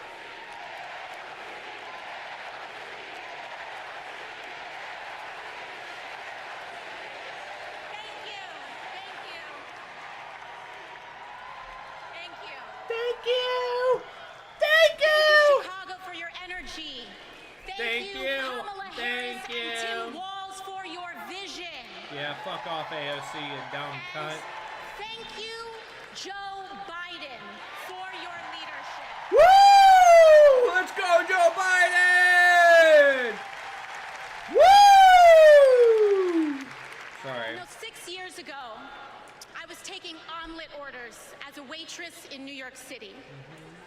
I didn't have health insurance. None. My family was She's fighting rich, but off foreclosure. 100%. And we were She's struggling loaded. with bills after my Bills. dad passed away Aw, unexpectedly so from sad. cancer. So sad. Like millions of Americans, Millions we of were Americans. just looking for an honest shake. 100%. And She we wasn't. were tired. Tired! Of cynical politics that seemed Cynical blind to the realities politics. of working people. Oh. It was then, only through the miracles of democracy and community, Yeah, that the I good feel- people I can of the feel her Bronx pain. and Queens I can feel her chose pain. someone like me. Woo! Let's go! My dog's like, what the fuck is happening right now? My dog is just like, what? Why are you screaming? And America, in my heart, In her I heart. know from that same cloth of hope and aspiration, we will also elect Kamala Harris and Tim Walz Oh. as president. I and can vice feel president AOC. of the I can United feel States her. of America. I can feel her up my butthole like an anal plug. Here tonight, because 100%. America has before us a rare and precious opportunity. In Kamala Harris, we have a chance to elect a president who is for the middle class because she is from the middle class. She understands the urgency of rent checks and groceries and prescriptions. She is as committed to our reproductive and civil rights as she is to taking on corporate greed. Up, come on, up, that's my And she is working tirelessly to secure a ceasefire in Gaza and bringing hostages. Woo! Let's go, No, I'm AOC. pretty sure Come on. Blinken is doing that, but okay. In Kamala Harris, I see a leader who understands. I see a leader with a real commitment to a better future for working families. And Chicago, we have to help her win. Because we know that Donald Trump would sell this country for $1 if it meant lining his own pockets and greasing the palms of his Wall Street friends.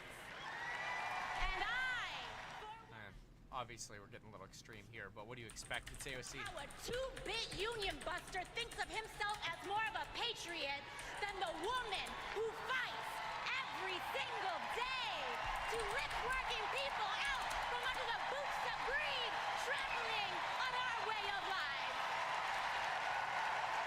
The truth is, Don, you cannot love this country if you only fight for the wealthy and big business.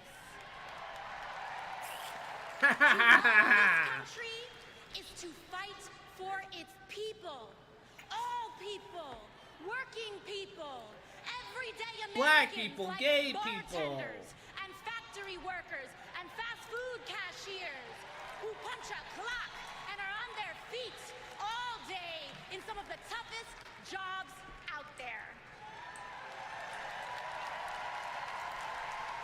You know, Woo! All right. ever since I got elected, Republicans have attacked me by saying that I should go back to bartending. Boo! I'm happy to any day of the week because there is nothing wrong with working for a living.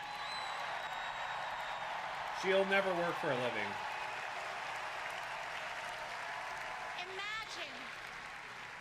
Imagine having leaders in the White House who understand that.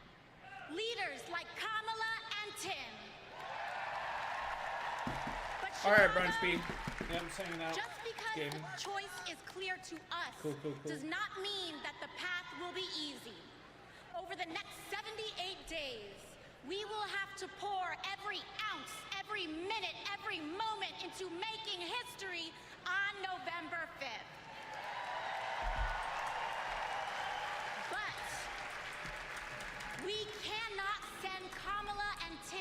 to the White House alone.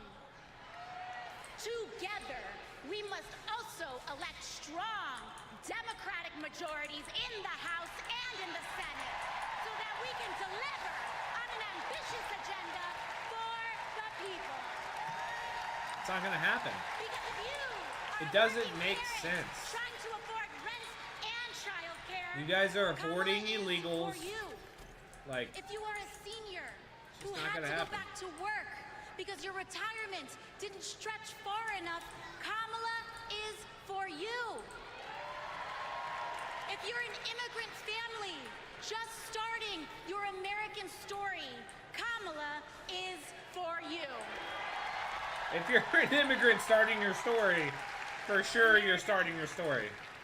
When we knock on our neighbor's Fuck this door, dumb bitch. organize our communities, and elect Kamala Harris to the presidency on November 5th, we will send a loud message that the people of this nation will not go back. We choose a new path and open the door to a new day, one that is for the people and by the people. Thank you. Thank you very much. God bless. God bless you all. The theme of tonight, I think, at least us here.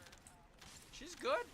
I mean, I don't like her, but you know, she knows how to speak and you know, rile up her audience. She almost just went the wrong way. Yeah, I mean, she knows how to get the audience going. She's a good speaker. You know, calling Trump a 2-bit union buster, that was an interesting one. Actually, She's really good at it. she's really, really. Pull off. Go to. I want to see if Fox has a reaction to that. Think about this, because here is the sponsor of the $93 trillion radical communist socialist, use whatever name you want, Green New Deal, and Kamala co-sponsored that bill in the Senate with Bernie Sanders, like she co-sponsored Medicare for All, universal health care, which would eliminate private health insurance. That is this new radicalized Democratic Party that they're trying to hide from. Is that why they... I found that whole thing totally bizarre in a way, but first of all, she's a great speaker. She had the crowd hype. For the most part, Democrats always talk over the speakers. They listened to her, and she is a great opening act. Because I was a bartender too. Maybe one day they'll listen to me. I was don't a know. great waitress as well, but it also seemed very disconnected to reality. She was talking as if Biden and Harris hadn't been in office for the last 3.5 years. She was talking about people having to go back to work because they couldn't afford things. I'm like, yeah, well, when did that happen? 100%. Right? And she's 100%. talking I actually about agree with. immigrant I hate families Fox starting out News. and how Fox Kamala is so Harris our biased. first I one. hate Yes, Fox News. Yes, we know. Yes, that's absolutely But true. hey, She also is they're talking not about wrong in this sense. how non-college educated workers, like, well, Donald Trump has all those voters now, and he has the rural vote. They are now the party of the elite. And then she said, President Trump just wants to do things for his friends on Wall Street. As far as I can tell, he doesn't have any friends on Wall Street. That's a good point. I don't understand what That's she was actually saying. true. It was a great speech, but it didn't make any sense. Yep, That's really agree. great. It's a great Agree with. Oh analysis. my Well God, this said. girl, whoever this girl is. I think they tapped into something that's really true, and that is, I know they're hiding their Hollywood friends. There'll be a few of them here, but not many. I know they're kicking people out of a diner so that they can put their friends in their place rather than talk to everyday people. And I love diners. When I was done closing the bar at 4:30 and cleaning it, when I was 17, 18, 19 years old, I would head straight to the diner and read the local newspaper. But the point is, you know, everything about this is phony. Everything about her is now phony. It is contrived. It is not real. It is the opposite. She's a hype woman. Come on, AOC. We're not listening to AOC for substance or something that's actually gonna get done. She's got the sound bites. She's like a standard bearer of the progressive left. Like, you know, it's not a moderate Democrat. There are moderate Democrats who are annoyed by her too. But you know, she gets people going. That's the point. You gotta have some hype women and hype men. You know, she's hype. Can't help herself from standing up for people and standing up for what she thinks is right. She has been that way our whole lives. Being a protector is what led her to become a prosecutor. Looking back now, I could say it was her calling.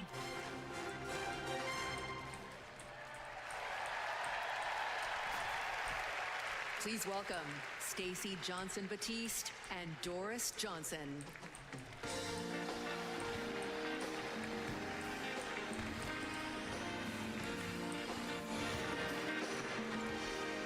Now, in fairness, she did get a primetime slot. Gotta give her credit. She got a really good slot here before the Biden speech and that. We are so excited and honored to be here with you.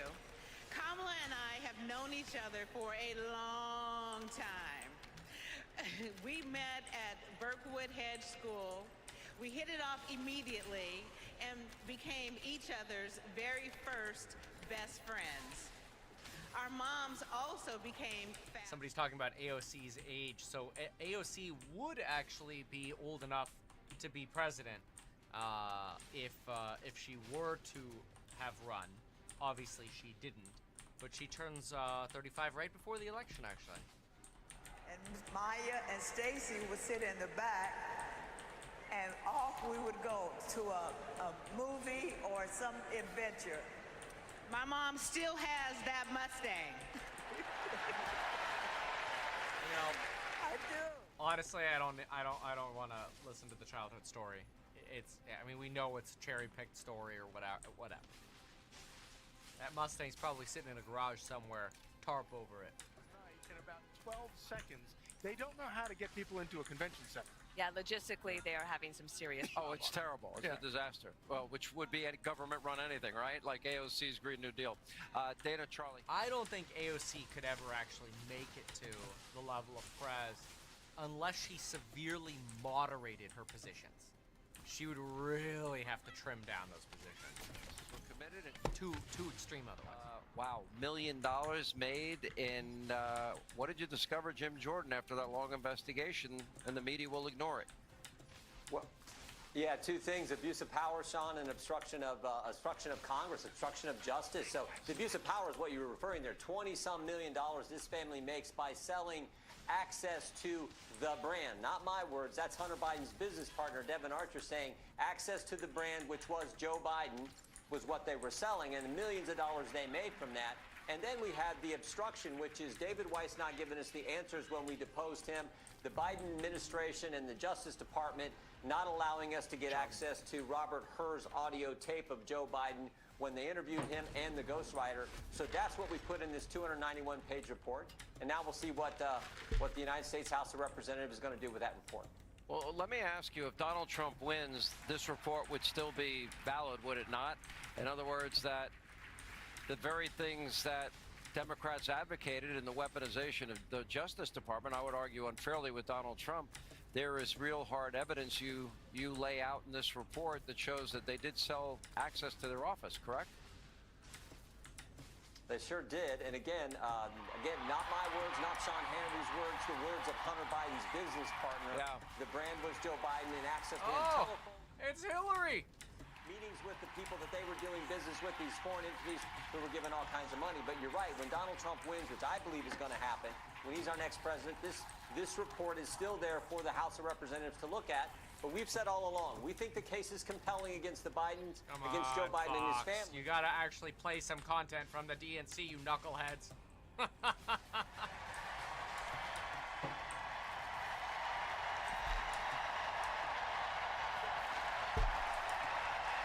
Fox just wants to scream and go, guys, Yo. the green new scam. Come on, guys, it's a scam. All right, we did it. Dude, I don't know. I'm not feeling good. I'm probably just gonna lay down here.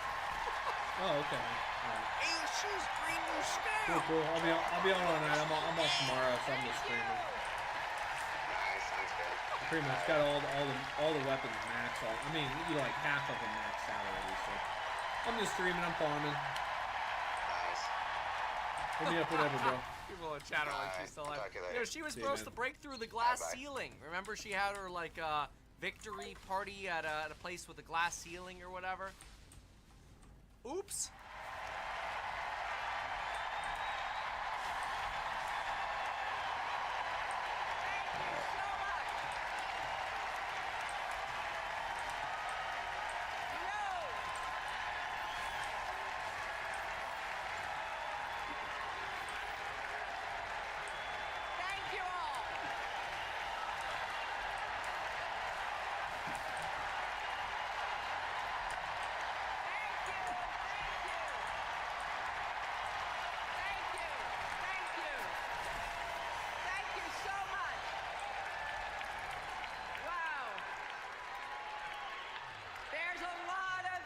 In this room, just like there is across the country.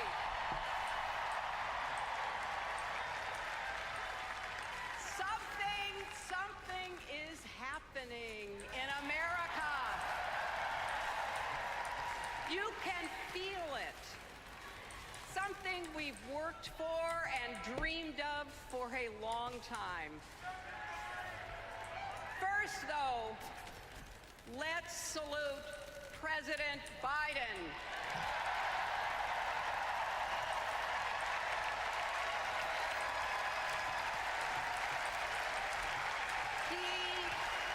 He has been democracy's champion at home and abroad. He brought dignity, decency, and confidence back to the White House. It's not true. It's really not true at all. And like, I've never been that big into politics. To be a true patriot. Thank you, Joe Biden, for your lifetime of service and leadership.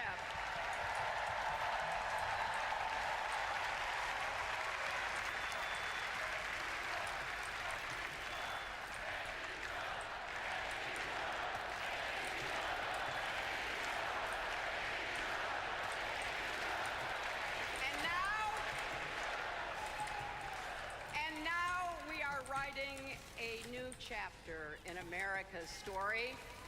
You know, my mother Dorothy was born right here in Chicago before women had the right to vote. That changed 104 years ago yesterday. Think about it. Tennessee became the final state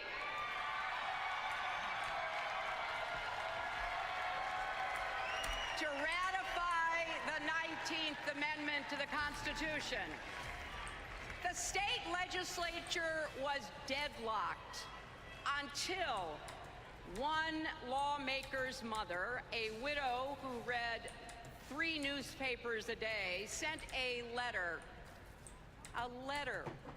to her son. No more delays, she wrote.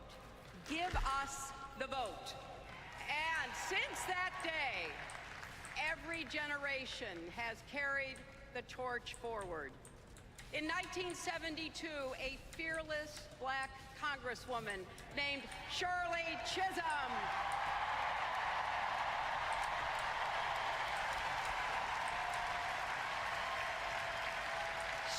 ran for president.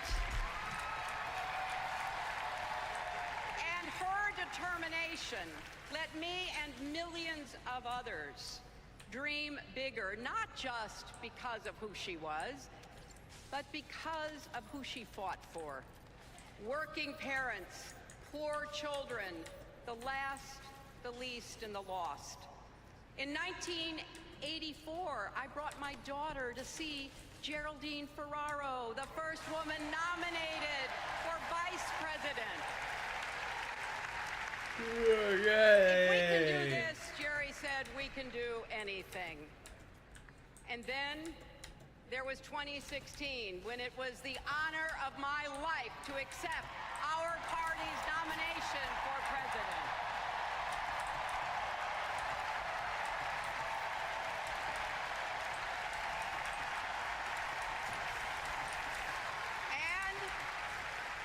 And nearly 66 million Americans voted for a future where there are no ceilings on our dreams.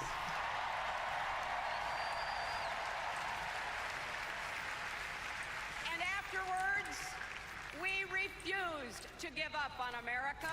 Millions marched, many ran for office. We kept our eyes on the future. Well, my friends, the future is here.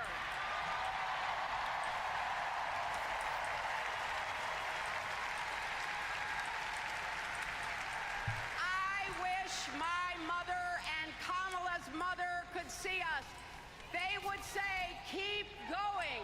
Shirley and Jerry would say, keep going.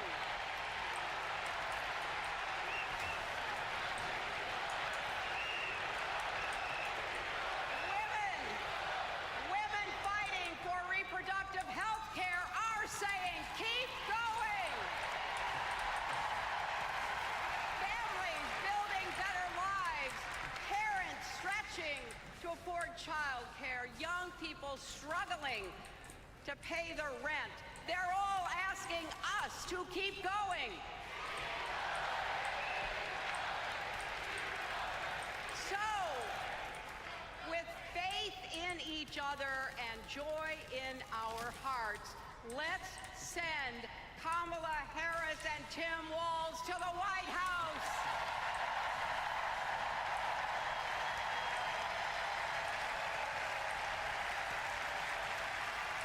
You know, the story of my life and the history of our country is that progress is possible but not guaranteed. We have to fight for it and never, ever give up. There is always a choice. Do we push forward or pull back? Come together as we the people, or split into us versus them? That's the choice we face in this election. Kamala has the character, experience, and vision to lead us forward.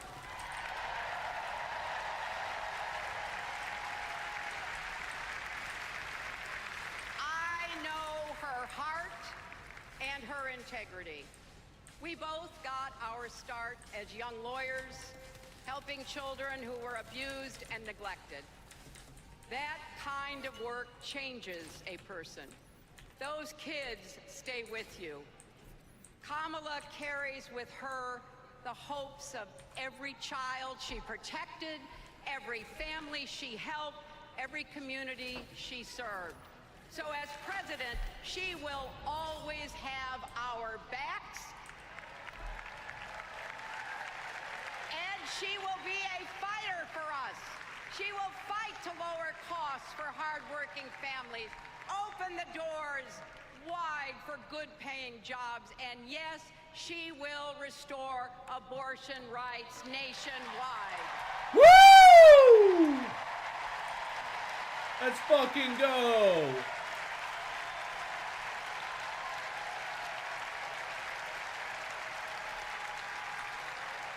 As a prosecutor, Kamala locked up murderers and drug traffickers.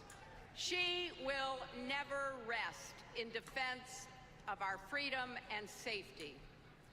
Donald Trump fell asleep at his own trial, and when he woke up, he made his own kind of history. The first person to run for president with 34 felony convictions.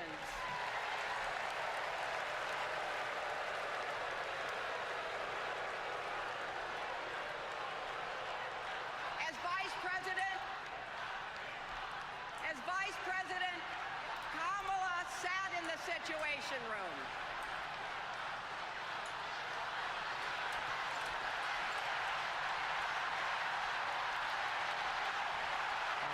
They're turning around the quote, lock him up, because that's what was said to her, lock her up.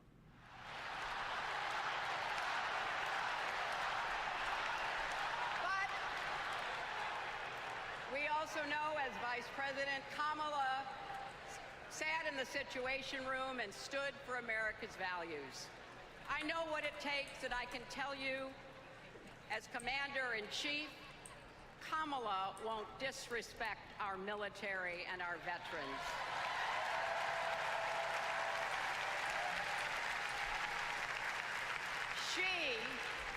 She reveres our Medal of Honor recipients. She won't be sending love letters to dictators. She will defend democracy and our Constitution and will protect America from enemies, foreign and domestic.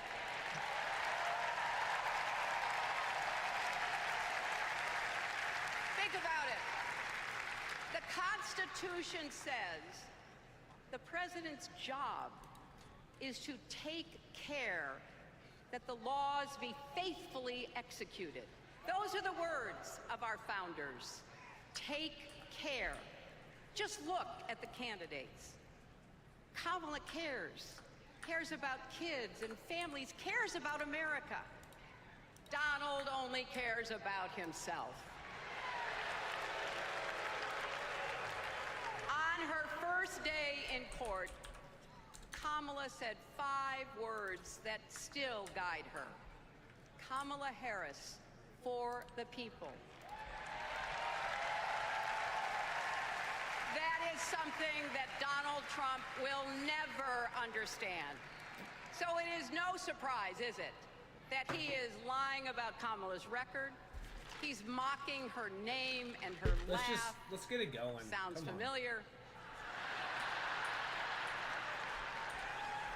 But we have him on the run now.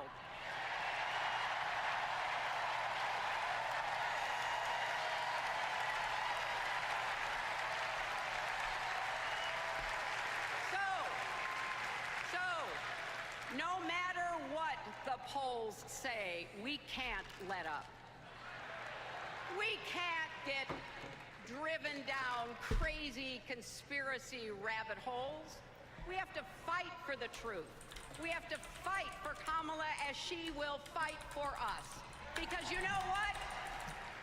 It still takes a village to raise a family, heal a country, and win a campaign.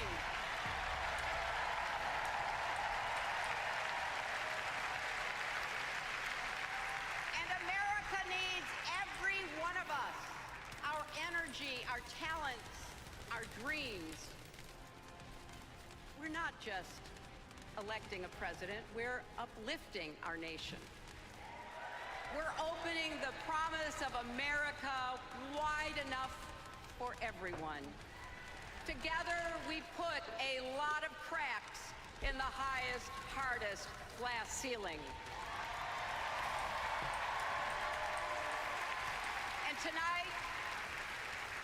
Tonight, so close to breaking through once and for all, I want to tell you what I see through all those cracks and why it matters for each and every one of us. What do I see? I see freedom. I see the freedom to make our own decisions about our health, our lives, our loves, our families.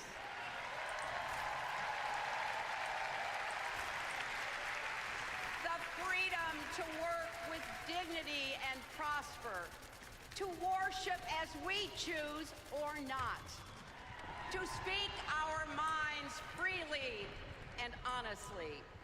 I see freedom from fear and intimidation, from violence and injustice, from chaos and corruption.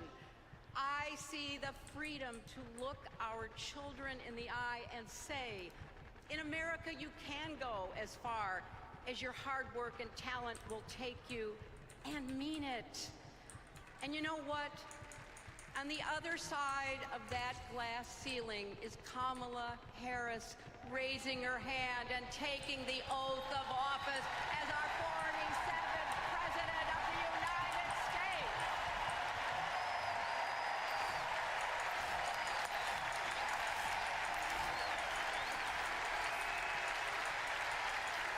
Because, my friends, when a barrier falls for one of us, it falls.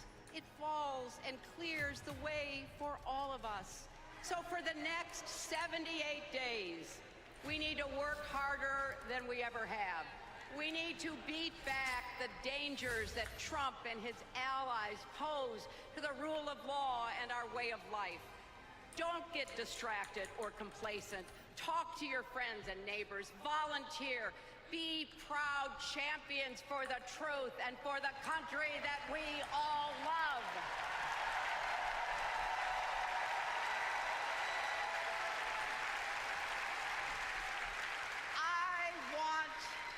I want my grandchildren and their grandchildren to know I was here at this moment, that we were here, and that we were with Kamala Harris every step of the way. This is our time, America. This is when we stand up. This is when we break through. The future is here. It's in our grasp. Let's go win it.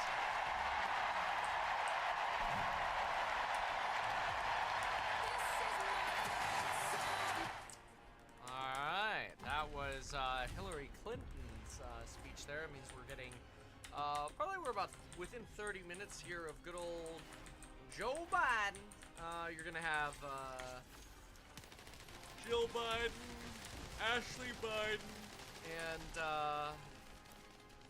and then Joe Biden. So you've got a little bit of work to do in terms of who's still going to speak. I thought it interesting, these references to breaking through that glass ceiling and hearing or seeing the cracks in that glass ceiling. Kind of really talking about how, sort of implying that she rose up women in politics and broke into that glass ceiling but didn't break through it. Interesting. That was just been talking about this glass ceiling for like 16 years. First talked about the glass ceiling back in 2008 or 7. One of those. I'm gonna go with 8. Let's say about 08. That was back in her primary. Roughly. All right. That a fair read of the poll certainly backs up. Quote, we have him on the run now. Yeah. Something she never said as a candidate when she ran against him. I mean, it's a moment. I think she captured it as well as anyone has. Yeah, she said he's mocking her name and mocking her laugh. Sounds familiar, but we have him on the run. So. I mean, it's extraordinary if you think about, she didn't even need to be there tonight, right? Think about Hillary Clinton has all the reasons in the world to be bitter and angry and sad that it's not her up there. And there she was. She walked out to Fight Song, which was her campaign song. I thought everything about it was stunning. Here's Congressman James Clyburn. Thank you. Thank you and good evening.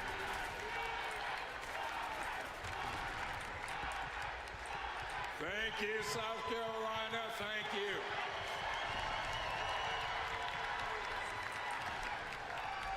Four years ago, Americans were experiencing high anxieties and great uncertainties. A deadly virus raged, schools closed, businesses shuttered. Donald Trump mismanaged the crisis from day one, looking out for himself instead of the country. The American people responded to the crisis in leadership by electing new leaders. Thanks to Joe Biden and Kamala Harris, we reopened our schools, brought back our businesses, and restored our faith in the American can-do spirit. Thanks to Joe and Kamala, we reduced the price of prescription drugs, repaired roads and bridges, and replaced lead pipes.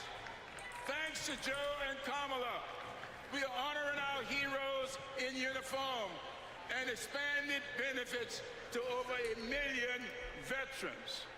Thanks to Joe and Kamala, Make It in America is no longer just a slogan, but a movement that is bringing millions of manufacturing jobs back to America. For President Biden's lifetime of achievement in service of his country, we owe him a great debt of gratitude.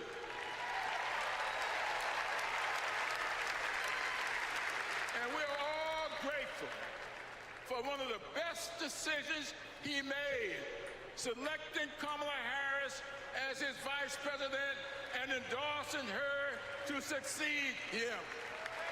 You know, he's been in office since like 1993. House of Reps.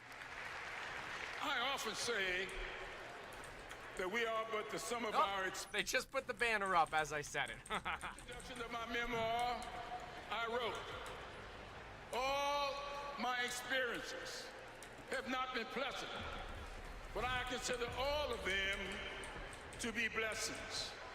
So has been the case with Kamala. Her experiences have prepared her for this moment. Kamala Harris is a true battle-tested leader, a district attorney, attorney general, senator, and vice president who gets things done. While Donald Trump has been bragging about how he overturned Roe, Kamala has been fiercely advocating for the respectation of reproduction freedoms. While Trump has been looking out for himself and his billionaire buddies, Kamala has been fighting to lower costs for all Americans. And while Trump falsely pleads ignorance of Project 2025, which in my opinion is Jim Crow 2.0,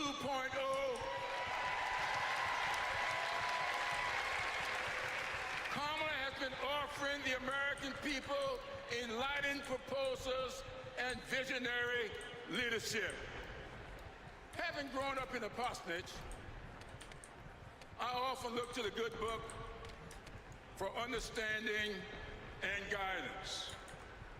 As 2 Corinthians informs, we are troubled on every side, yet not distressed. We are perplexed, but not in despair. Persecuted, but not forsaken. Cast down, but not destroyed. Our great democracy has been tested, and so has the basic goodness of the American people.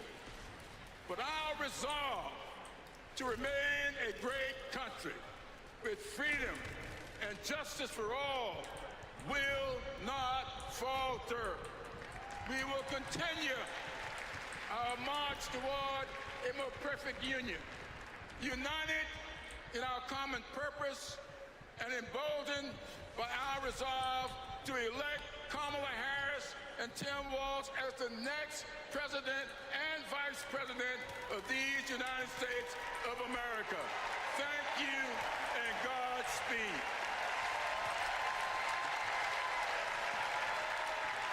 James Clyburn, much, much more than a congressman. I didn't actually get much there to write down. I don't know if I just wasn't paying attention much. I really tried. But, I've been writing stuff down for all of them. Like, when's he gonna say something I can write down? I'm sorry, I don't know. Maybe I just dozed off on that one, but if you heard something in there I should write down, maybe say it in the chat, but I didn't get something that was useful there.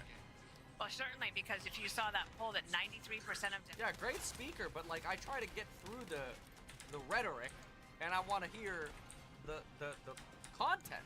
And so I got the rhetoric. I heard the rhetoric. I didn't hear the content. Literally, like I'll show you. Like, look. Where is it? Push.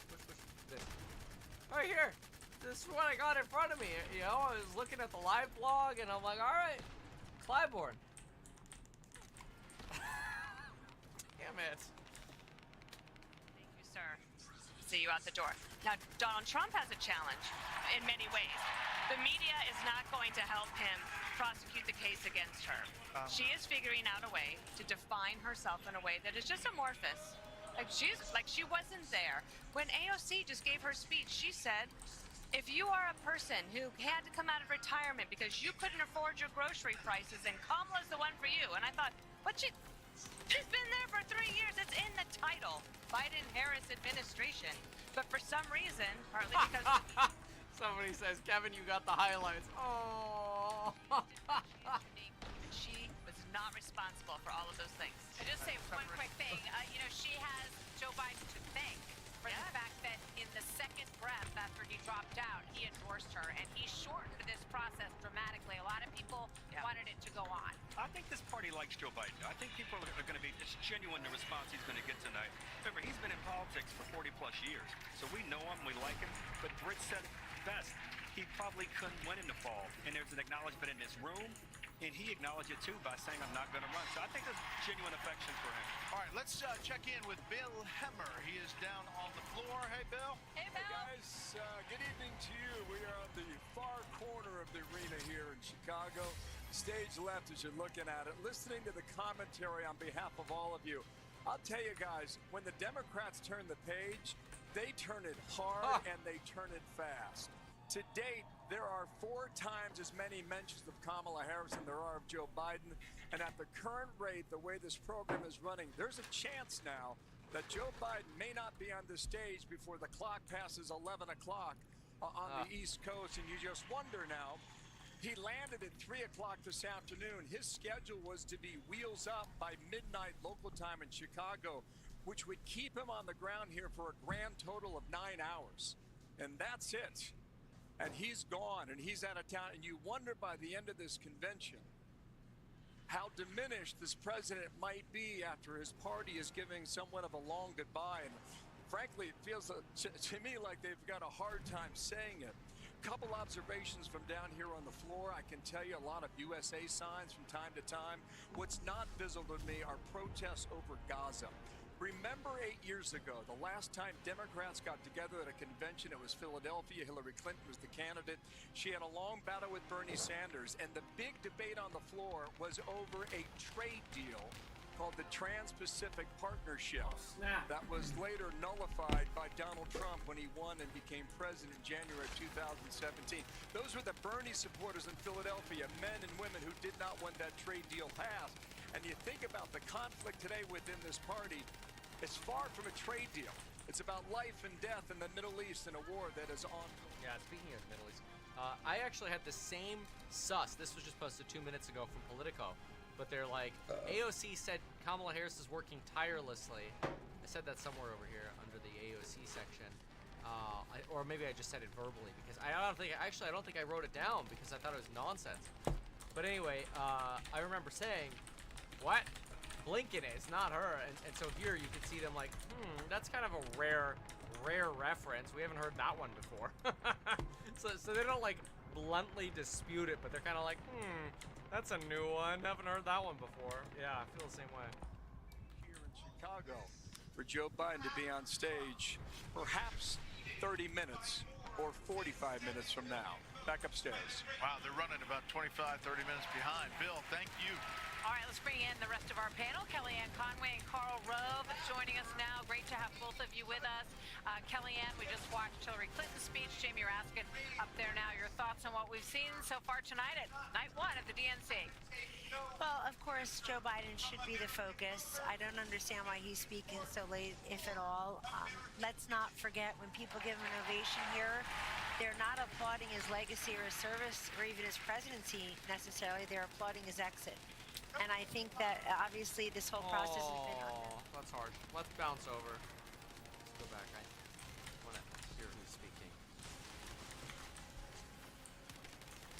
Someone should have told Donald Trump that the president's job under Article 2 of the Constitution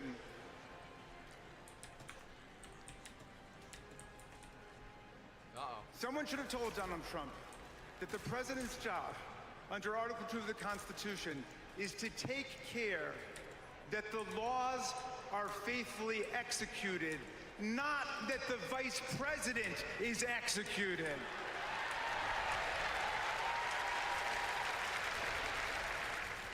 Pence has now joined more than 24 officials from Donald Trump's own administration in denouncing him, an historical record. And Pence is the first vice president in more than 2 centuries not to support the president he served with in a general election. And by the way, J.D. Vance, do you understand why there was a sudden job opening for running mate on the GOP ticket? They tried to kill your predecessor. They tried to kill him. It's kind of a funny joke. I mean, what he's doing is he's referencing the J6. You know, oh, someone in the crowd had a guillotine for Pence. Of Americans, your votes, Pennsylvania. Your votes, Michigan. Your votes, Georgia, Nevada, Arizona. Are we going to go back to the days of election suppression and violent insurrection?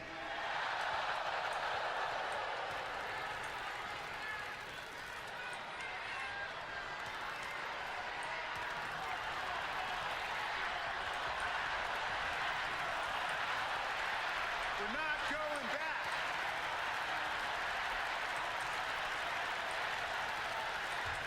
Well, look. 1 week after that beautiful day, as Trump calls it, the Republicans, 10 Republicans, joined all of the Democrats to impeach Trump for the Yeah, and 8 of them lost their jobs. Demeanor ever committed by a president, inciting insurrection against our own Constitution. Make no mistake, a man who uses fraud, theft, and violence to take power will commit any crime to keep it. And now Trump's promising to pardon hundreds of his fellow criminal convicts and insurrectionists. He calls for, quote, the termination of all rules, regulations, and articles, even those in the Constitution. My friends, are we the people going to let Donald Trump terminate our Constitution and obliterate the blessings of liberty for our posterity? That's right. We're going to elect Kamala Harris. Hey. We're going to elect the career prosecutor and inspiring public servant and Coach Walls. And we're going to defeat Donald Trump, the career criminal and incorrigible recidivist con man, and his pet chameleon, J.D. Vance. Not the case. And America, let's make it a landslide so big that Donald Trump and his kangaroo Supreme Court justices cannot even try to steal it.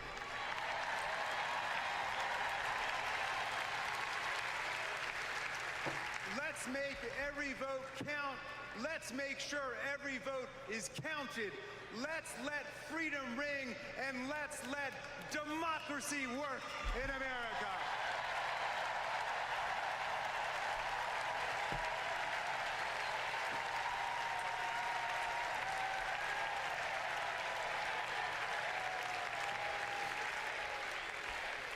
Please welcome Texas Representative Jasmine Crockett.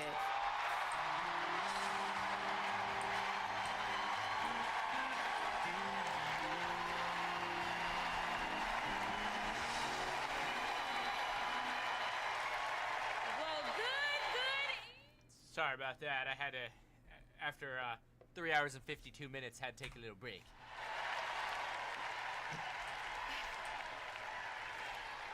On November 5th, our nation will hire a president, a commander-in-chief, and leader of the free world.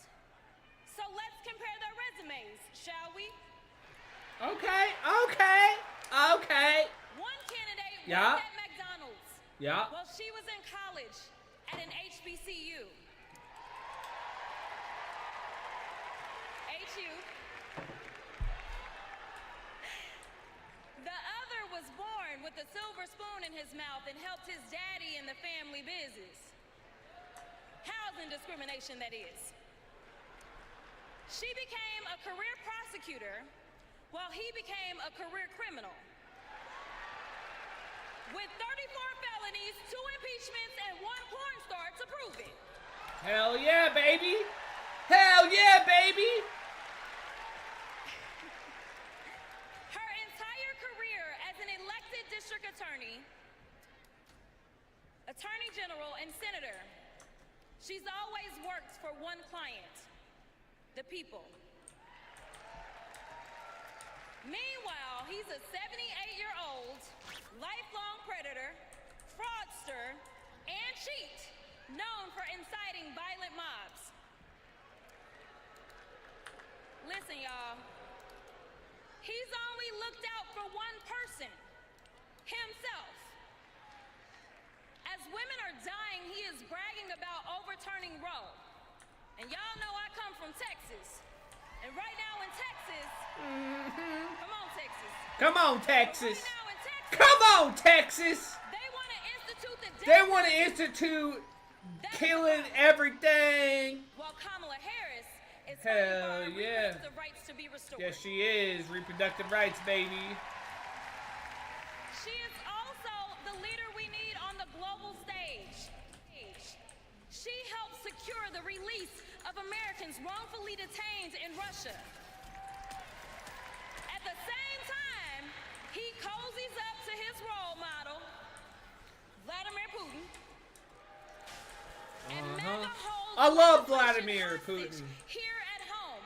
Critical resources to secure the border, military aid to Ukraine, and even the farm bill. She's lived the American dream while he's been America's nightmare.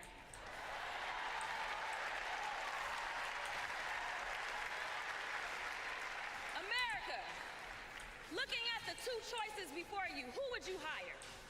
Donald Trump Donald Trump all day.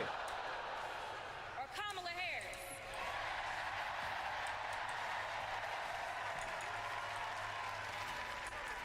Kamala Harris has a resume. Donald Trump has a rap sheet.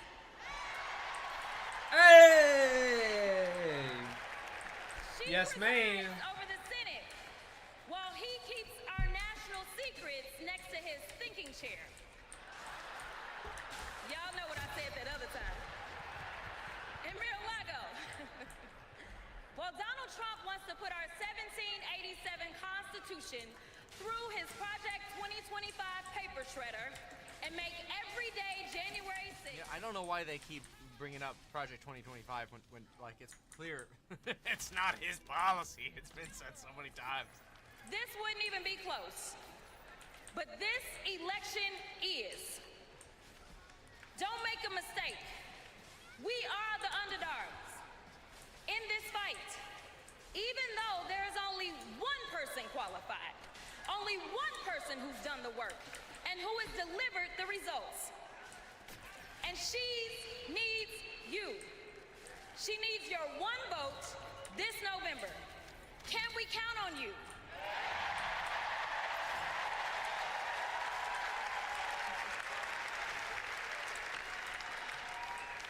Some of you know a little bit of my history, some of you don't, so let me tell you.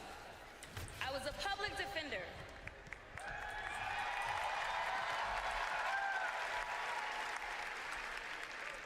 I did criminal defense as well as practiced civil rights law for almost 2 decades. I know a good prosecutor when I see one. Kamala Harris is the kind of prosecutor we long for in the cases like those of Breonna Taylor. Yeah.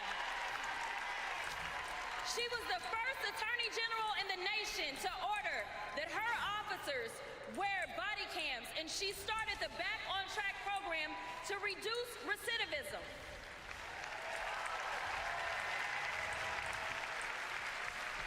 Listen, y'all, she did all these things because she genuinely cares about people. She sees each person as just that, a person, not a statistic. She's proven that since the first day she stepped into a courtroom and said what y'all already heard Hillary say, I did not copy out for her speech. I just want y'all to know. She walked into that courtroom and said, Kamala Harris for the people. And she meant that.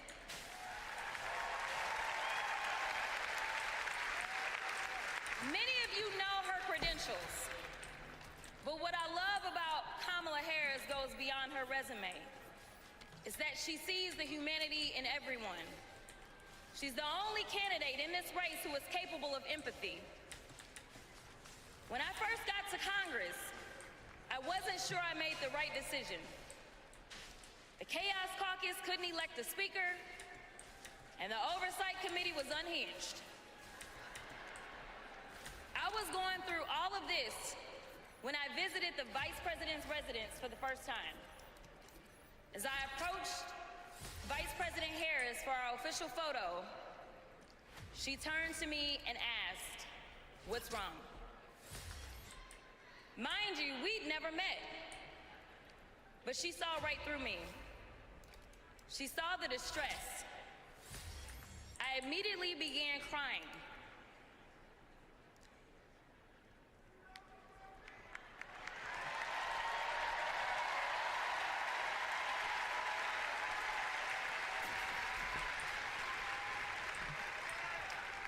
And the most powerful woman in the world wiped my tears and listened.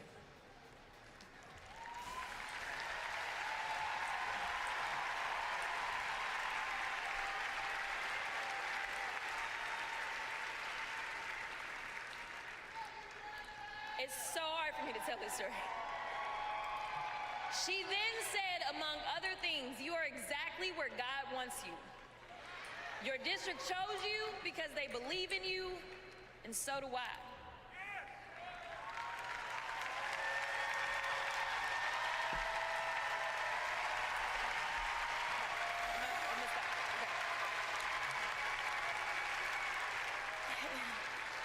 The next month, I went viral for the first of many times to come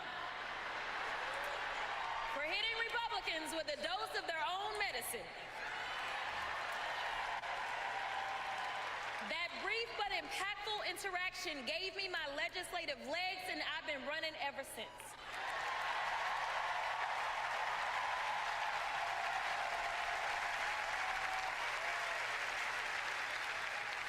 The question before us is, will a vindictive, vile villain violate voters' vision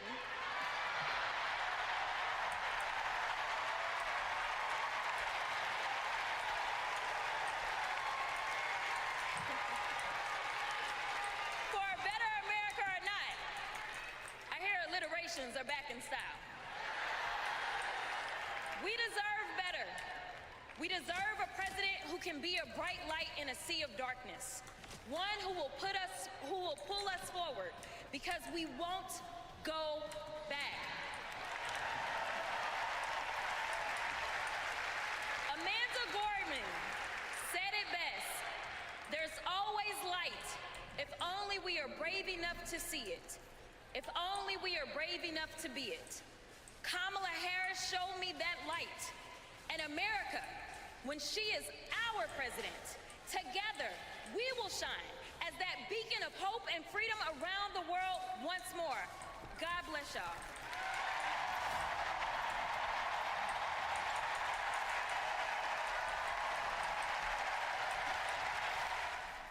See, that was a good speech, actually. I mean, she gave. I liked her story. It was unique. It was more than, platitudes. Tried to humanize Kamala Harris.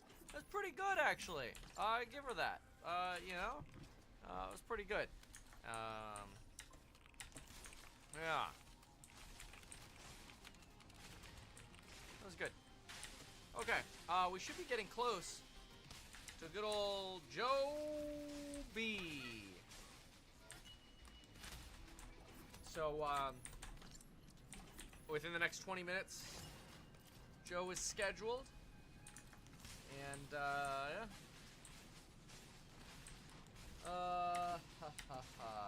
Yeah, she seemed authentic, not fake. Yeah, I agree with that.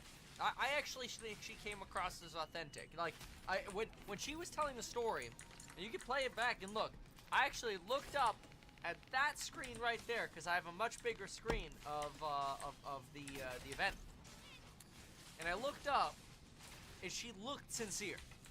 To me, it seemed very authentic. So I believe her. Good for her. That's all I can say. I did not believe that. So okay.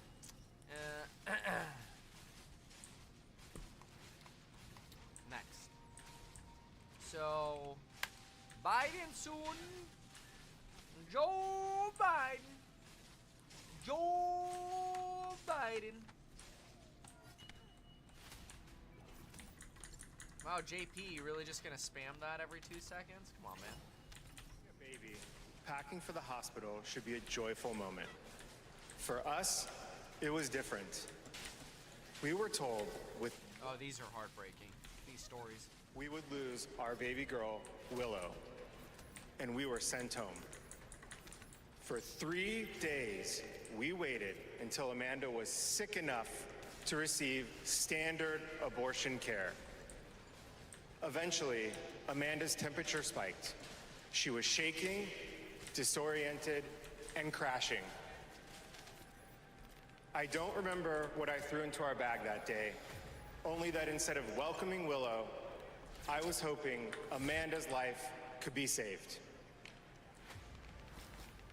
I'm here tonight because the fight for reproductive rights isn't just a woman's fight. This is about fighting. This is about fighting for our families. And as Kamala Harris says, our future.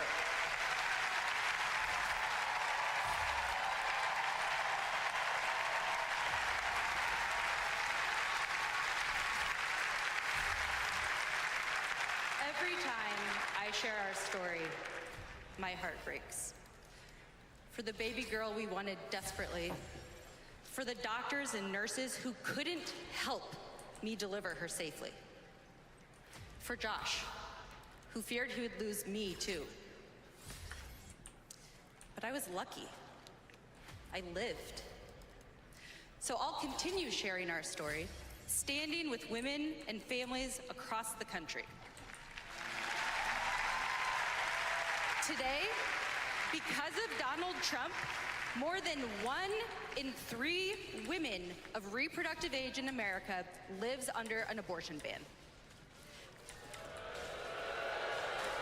A second Trump term would rip away even more of our rights. Passing a national abortion ban, letting states monitor pregnancies and prosecute doctors, restricting birth control and fertility treatments. We cannot let that happen. We need to vote as if lives depend on it, because they do.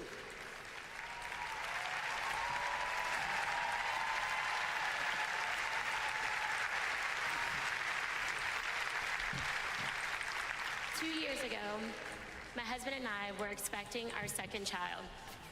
Our daughter Lauren couldn't wait to be a big sister. I was getting ready for her 4th birthday party when something didn't feel right. 2 emergency rooms sent me away. Because of Louisiana's abortion ban, no one would confirm that I was miscarrying. I was in pain, bleeding so much my husband feared for my life. No woman should experience what I endured, but too many have. They write to me saying, what happened to you happened to me.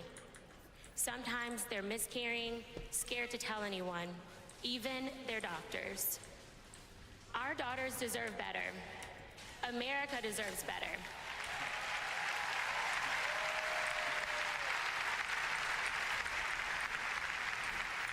Kamala Harris and Tim Walz will fight for reproductive rights and our freedom and our shared future. In fairness, what states are they referring to that don't allow medical emergent abortions. I mean, I'm sure there are some, but I don't know which ones they are. Cheerleading captain, homecoming queen, and survivor.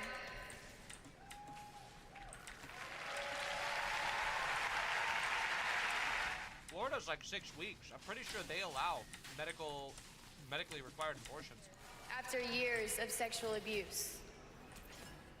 At age 12, I took my first pregnancy test, and it was positive. 12, girl! That was the first time I was ever told, you have options. That's before sex ed!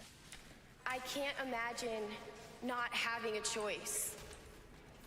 But today, that's the reality for many women and girls across the country because of Donald Trump's abortion bans. He calls it a beautiful thing. What is so beautiful about a child having to carry her parent's child? Oh. That's tough. There are other survivors out there who have no options. And I want you to know that we see you. Okay, she should have started with that one, okay? Come on, you set me up on that one. That's not fair.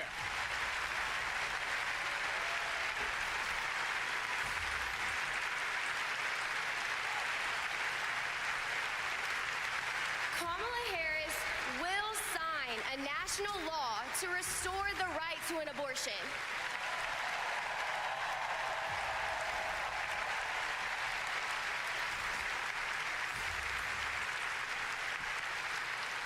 She will fight for every woman and every girl, even those who are not fighting for her.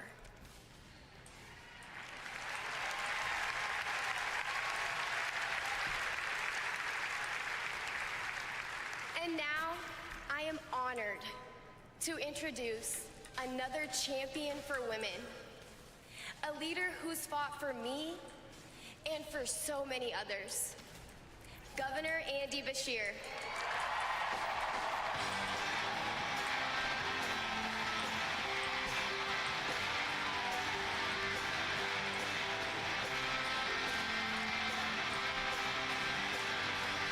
Alright, I'm gonna have to look up this states thing because, first of all, Trump didn't ban abortion. He sent abortion rights back to, or laws back to the states via the Supreme Court influence that he had, the appointments, three appointments. 100%. This is really the Supreme Court that sent it back to the states, right? Trump has said he's not going to do a national abortion ban. He's going to leave it up to the states. And I'm going to look to see if there are any states that don't allow medically required abortions, because those are all the stories we heard here. And incest, right? Rape, incest, and for medical reasons. I don't know what states don't have that exemption, but I will look. Other woman and girl in our country. That's why we must tear away any chance he can ever be president ever again.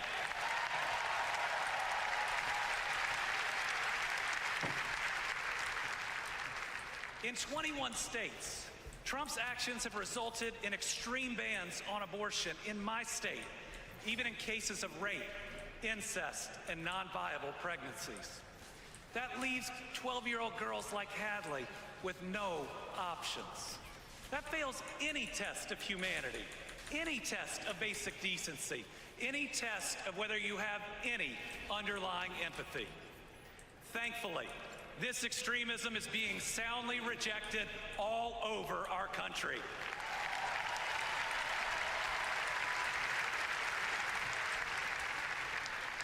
In Kentucky, we put reproductive freedom on the ballot last November, and I beat Donald Trump and Mitch McConnell's hand-picked candidate by more than 5 percentage points.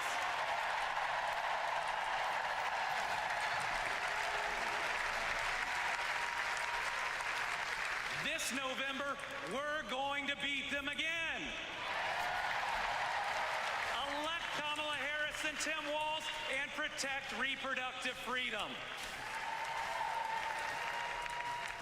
Folks, Donald Trump appointed the Supreme Court justices who got us into this mess. His Project 2025 goes even further. Here's the thing.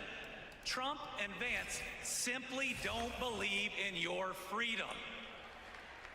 Trump says people are absolutely thrilled that women had their basic rights eliminated. J.D. Vance says women should stay in violent marriages and that pregnancies resulting from rape are simply inconvenient. Their policies give rapists more rights than their victims. That's not inconvenient, it's just plain wrong.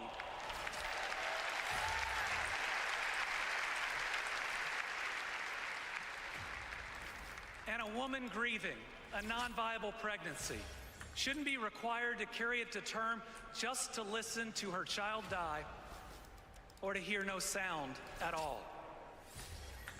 All women should have the freedom to make their own decisions. Freedom over their own bodies. Freedom about whether to pursue IVF.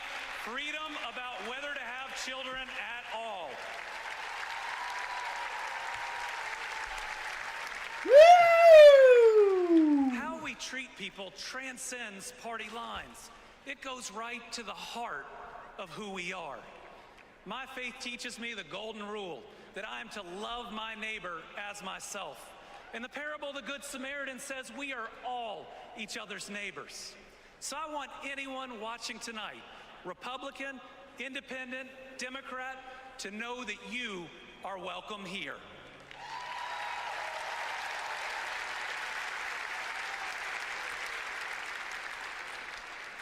We believe in an America where we live out our values, end anger politics once and for all, and move beyond this us versus them by remembering we are all Americans.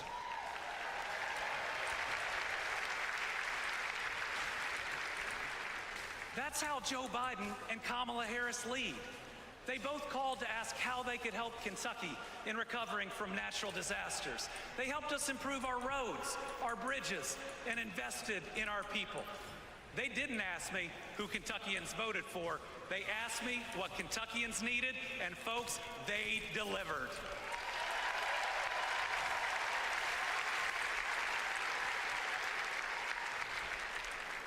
Kamala Harris gets it.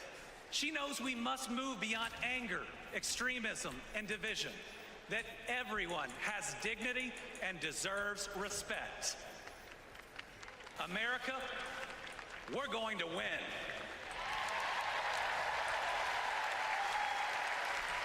And we're going to win by staying true to our values of compassion, empathy, and doing right by our neighbors. I'm so proud to be all in for the next President of the United States, Kamala Harris.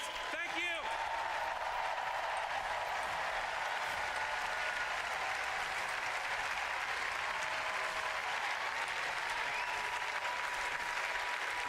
Vice President Harris herself now in the arena as Kentucky Governor Andy Beshear finishes his remarks. String of emotional and intense remarks from the stage by both elected officials and regular American women who have experienced incredible trials and tribulations on reproductive rights. Here's Georgia Senator Raphael Warnock. Well, hello, America.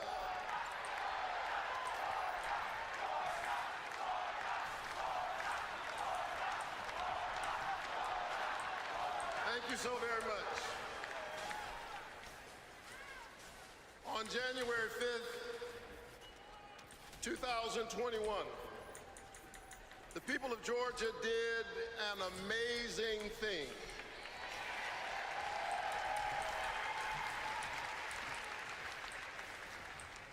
They sent a black kid who grew up in public housing and the Jewish son of an immigrant to the United States Senate in one fell swoop.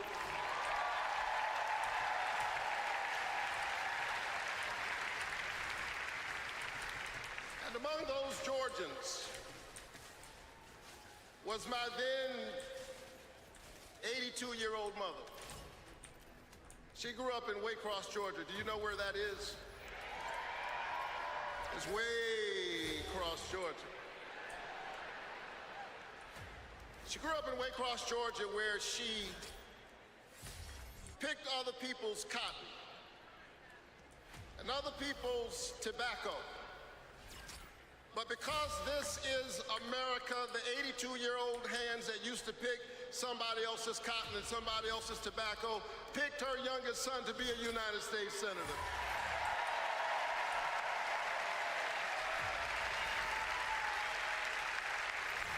This is my America. Thank you, Mom.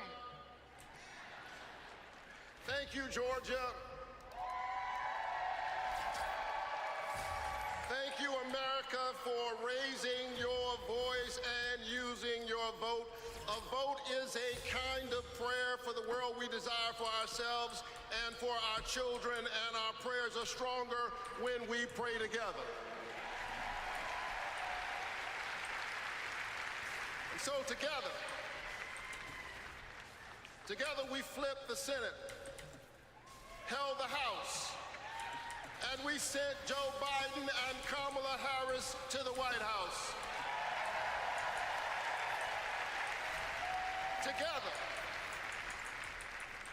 Together we vaccinated our citizens, we fortified our cities and our towns, and we stood by our small businesses. Together we set out to heal the land. A nation besieged by a deadly pandemic and beset by the awful and divisive rhetoric of a man too small for the office entrusted him or the task set before him.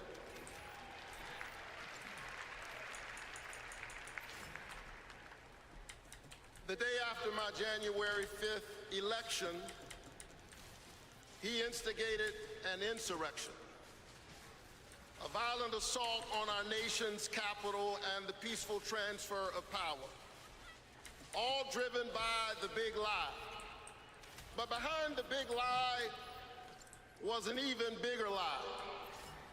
It is the lie that this increasingly diverse American electorate does not get to determine the future of the country. The lie and the logic of January 6th is a sickness. It is a kind of cancer that then metastasized into dozens of voter suppression laws all across our country. And we must be vigilant tonight because these anti-democratic forces are at work right now in Georgia and all across our country. And the question is, who will heal the land? And so here we are, America. Are you ready? Are you ready to stand up in this moral moment? Stand up for the best in the American covenant.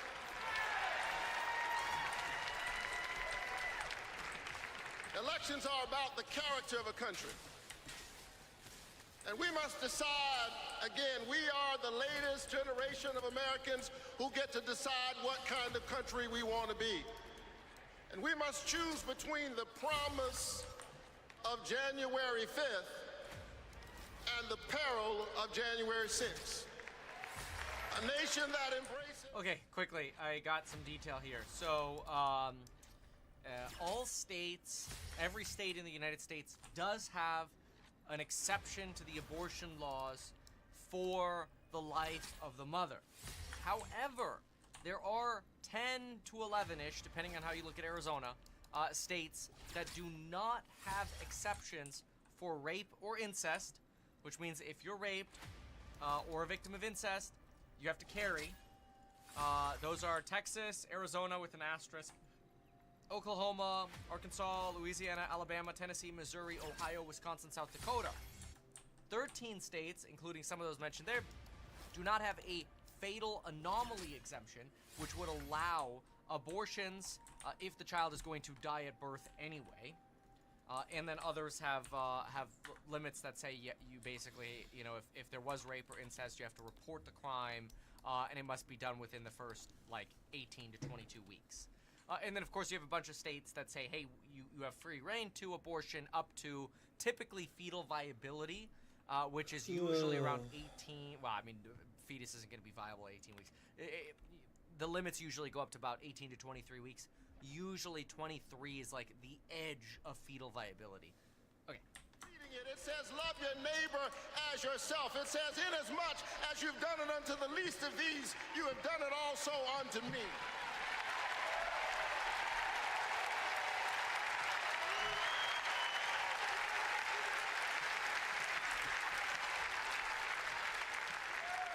I choose the American covenant. E pluribus unum, out of many one. I choose January 5th. I choose a nation that provides a path for ordinary people and gives every child a chance.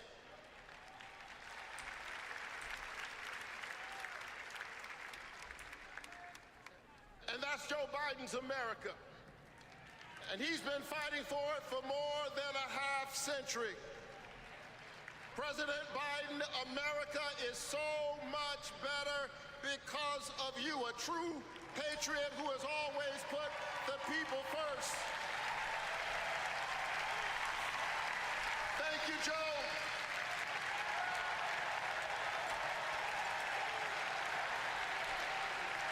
Thank you, Joe.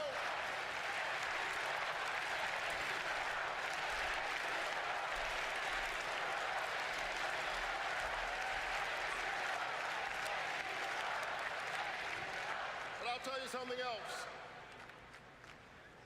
Not only is that Joe Biden's America, that's Kamala Harris's America.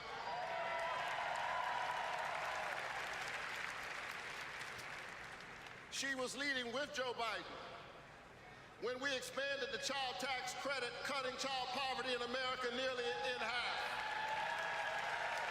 We ought to renew it. She cast a tie-breaking vote for my bill capping the cost of insulin to no more than $35 per month for seniors. We ought to extend it to everybody.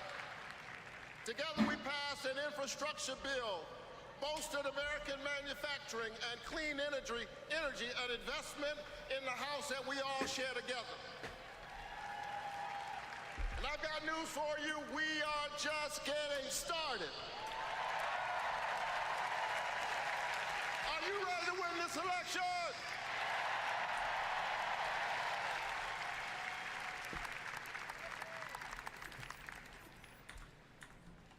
Kamala Harris and We should be getting Jill Biden soon here. represent the new way forward. We're not going back. We're not going back because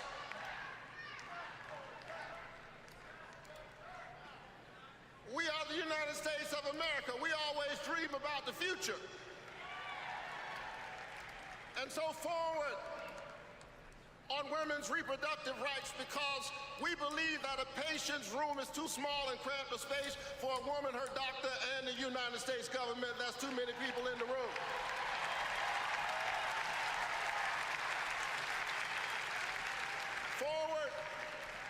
Forward on worker rights.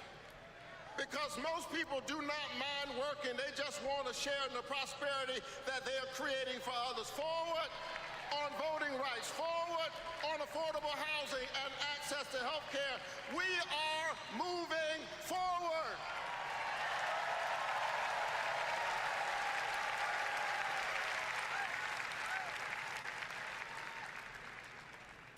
And so I'm inspired tonight. I'm inspired by all of you. I'm inspired by the resilience of an American spirit that has rebounded from the pandemic and is holding at bay the forces that are trying to divide us. And I'm inspired tonight by the memory of my late father, a preacher and a junk man. Monday through Friday. A preacher and a what? he lifted old broken cars and put them on the back of an old rig. But on Sunday morning, the man who lifted broken cars lifted broken people whom other people had discarded and told them that they were God's somebody.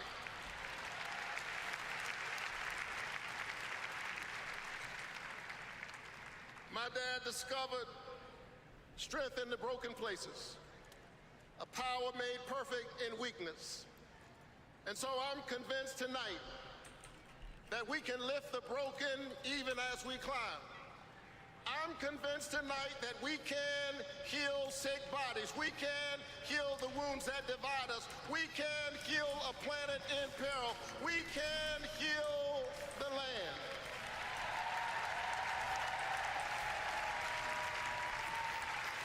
And in a strange way,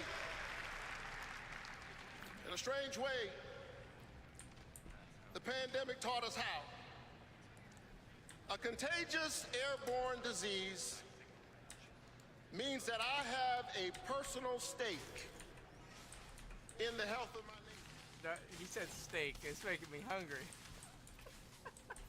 But I got a little excited because I just saw that my guide to insider trading is actually getting overnighted to me.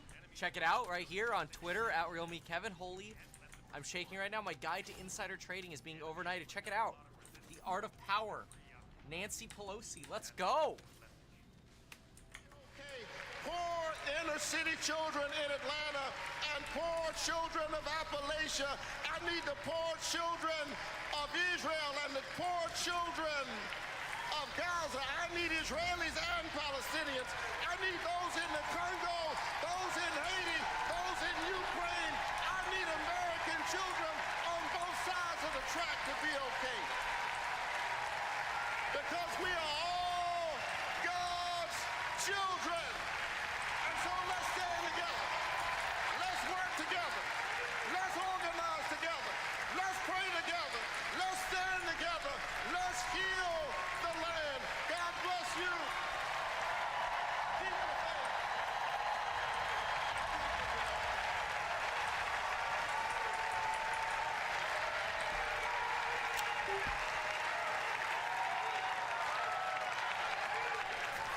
Please welcome Delaware Senator Chris Coons. You mentioned Dr. Raphael Warnock is not just U.S. Senator from Georgia, he's also the senior pastor at Ebenezer Baptist Church, which is why he just put on that clinic of a sermon and a speech. Here's Delaware Senator Chris Coons. Yeah, that'd be good practice for public speaking if you give sermons. We are on the verge of an historic election, and I want to talk with you for just a few minutes about my dear friend, our president, Joe Biden. Joe Biden's mom had a saying: "You are defined by your courage, and you are redeemed by your loyalty." 4 years ago, I had the honor of helping introduce Joe Biden to our national convention. I spoke about Joe's faith, his love of family, his determination to restore the soul of our nation.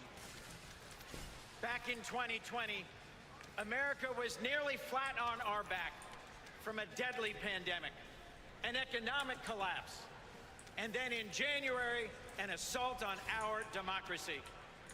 All of this, because the drama and chaos of our former president had knocked us down.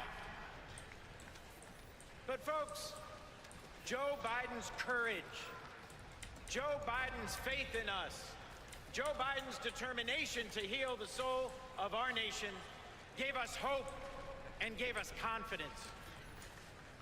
Someone who has himself been knocked down by life time and again. Joe Biden knows the grit and determination of the American people. He believed in us, and Joe Biden helped us get back up again.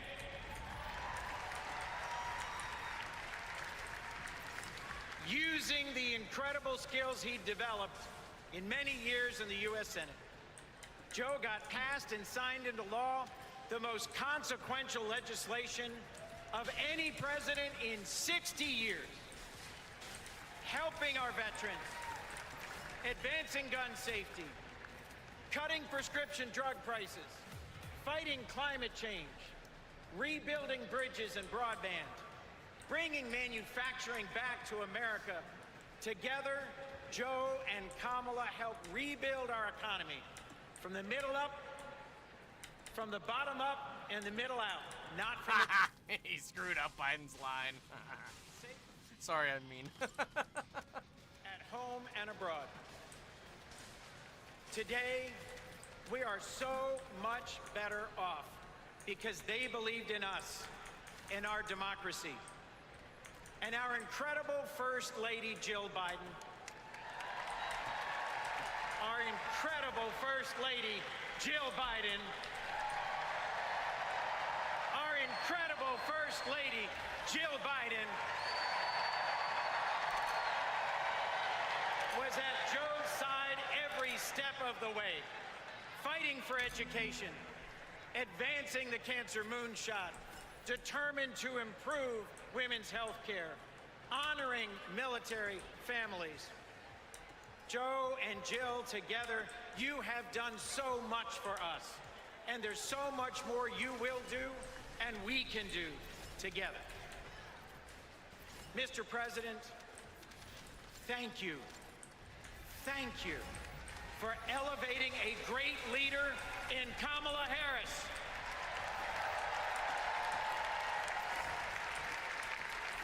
Vice President Harris, thank you for choosing a great running mate with a heart for the middle class like yours in Sergeant, Congressman, Coach, Governor Tim Walz.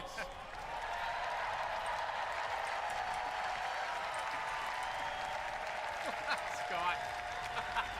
I have hope. Do you?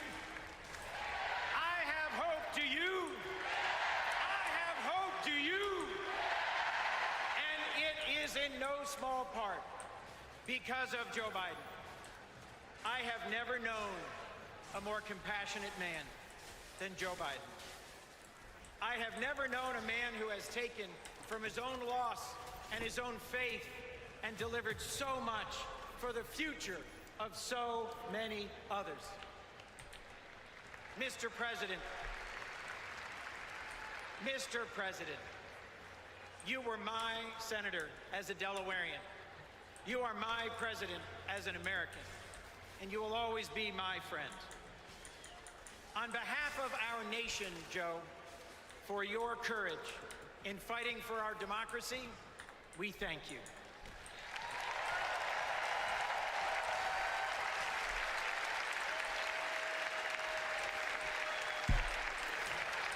On behalf of our Democratic Party, for your loyalty in fighting for our democratic values, we thank you.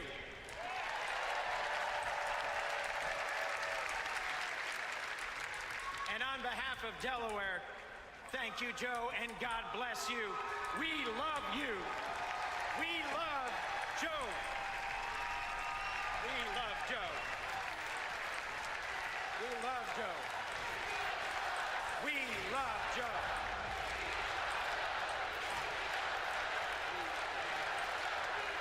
Thank you all. We love Joe. God bless you, and thank you very much.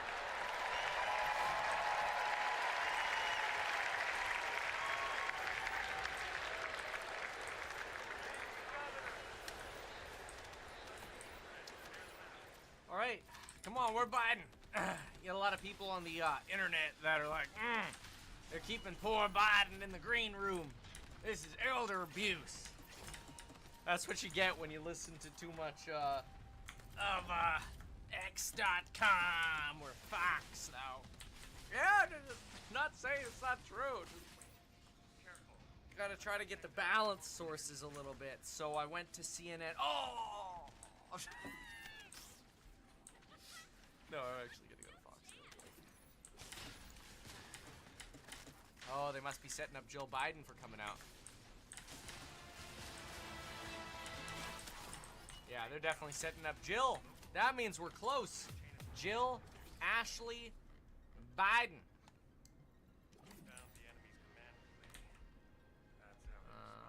So much better ops. That's easy.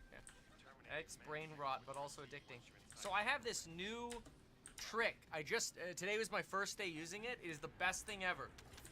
When I open up X on my phone, it automatically goes to black and white and puts a giant timer at the top of my phone. So, so it makes it really undesirable. See the giant timer at the top? And then when I close it, it cancels the timer automatically and makes everything full color again. It like makes me look at it and go, oh man, I'm wasting time. There's a giant clock ticking in my face. Well, where did they get all these Jill signs from all of a sudden?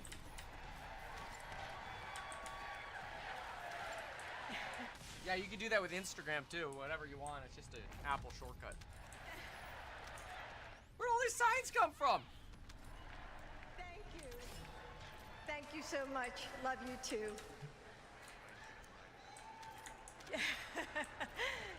Joe and I have been together for almost 50 years. Pretty cool. And still, there are moments when I fall in love with him all over again. Didn't need to know that. Like when I handed him our baby Ashley for the first time and saw the smile that lit up his face. Aww. Or on nights after an exhausting day working in the Senate, when he would read one more bedtime story just because the kids asked. When he stops on a rope line because he sees someone grieving who needs to know that everything is going to be all right one day. Or to encourage that child with a stutter to find the confidence she needs. Those moments when I'm reminded of all he's accomplished in the name of something bigger than himself. Receiving the Medal of Freedom with humility.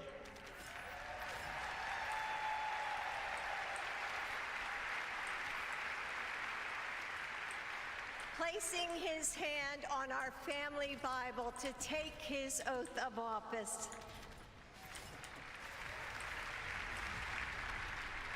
And weeks ago, when I saw him dig deep into his soul and decide to no longer seek re-election and endorse Kamala Harris.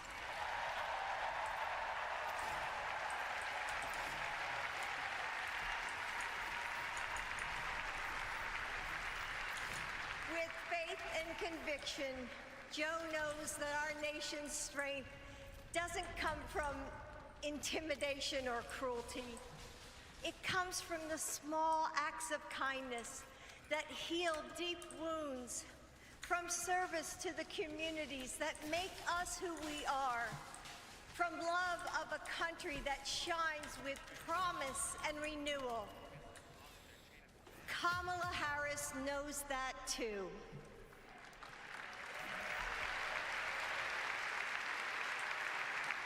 Our son, Beau, first worked with Kamala when he was Attorney General of Delaware. He told me at the dinner table one night, "Mom, she's special. Someone to keep your eye on." And he was right. Joe and I know Kamala. We have seen her courage, her determination, and her leadership up close. Kamala and Tim, you will win.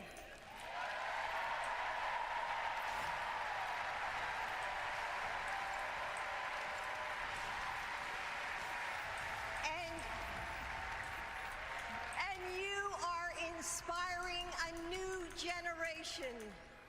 We are all a part of something bigger than ourselves, and we are stronger than we know. The The future of our country is in the hands of those in this room and all of you watching at home. It's going to take all of us, and we can't afford to lose. With faith in each other, hope for a brighter future, and love for our country, we will fight and we will win together. Thank you. Thank you.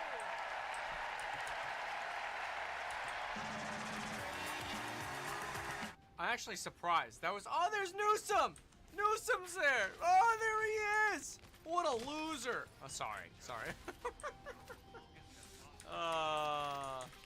Alright.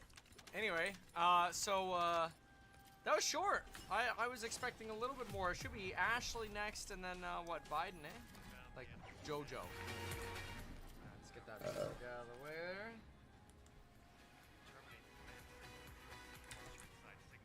Alright. Come on. This memory. It's the eve of my 8th birthday. Dad is still in D.C. tending to urgent matters in the Senate. That night, as a surprise, Mom told me, Bo, and Hunter to get in the car. I remember pulling up to the Wilmington Amtrak station, riding up the escalator to the platform. The train stops, doors open, and Dad steps out. As soon as I saw him, I run down that platform and jump into his arms. Like magic, Mom brought out a cake, they sang happy birthday, and I blew out the candles. Dad hugged me, and he said that he had to get back to work. Oh. He crossed to the southbound train, and off he went to D.C. Oh. That was a snapshot of one moment, of one day, on this extraordinary journey of being Joe Biden's daughter.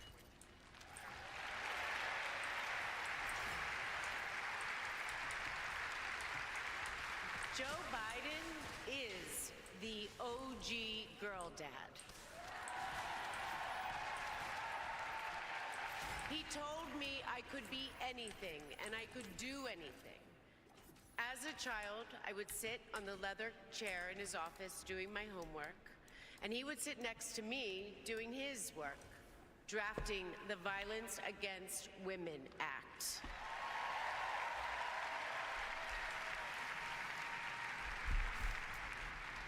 And he wasn't just a girl dad. And he wasn't just a girl dad. I could see that he valued and trusted women. How he listened to his mother. How he believed in his sister. And most of all, how he respected my mother's career. Dad was always there, doing everything he could to be a true partner to her. Dad, you always tell us, but we don't tell you enough, that you are the love of our lives and the life of our love. Aww. I had my wedding reception in my parents' backyard. At the time, my dad was vice president. But he was also that dad who literally set up the entire reception. He was riding around in his John Deere four-wheeler, fixing the place settings, arranging the plants, and by the way, he was very emotional. I thought that I would be a mess, but he was the one crying, and I was the one who had to comfort him. Before he walked me down the aisle, he turned to me and said that he would always be my best friend. All these years later, Dad, you are still my best friend. His example in service inspired my career. I'm a social worker in Philadelphia.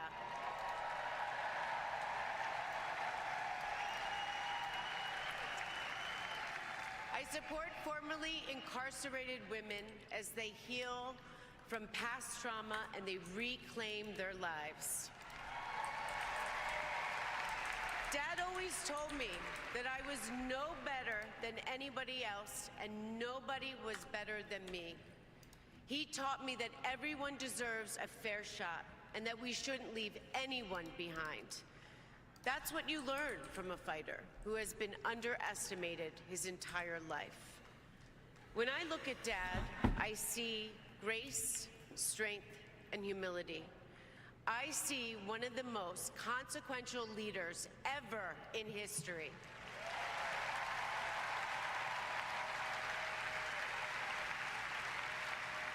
And I also know that he never stops thinking about you, about your dreams, about your dignity, about your opportunities, about your family. Dad knows that family is everything. When Hunter and I lost our brother Bo to cancer in 2015, the grief and the pain felt like it might never end. Dad had the capacity to step out of his own pain and absorb ours. And I know that Bo is here with us tonight, as he is always with us.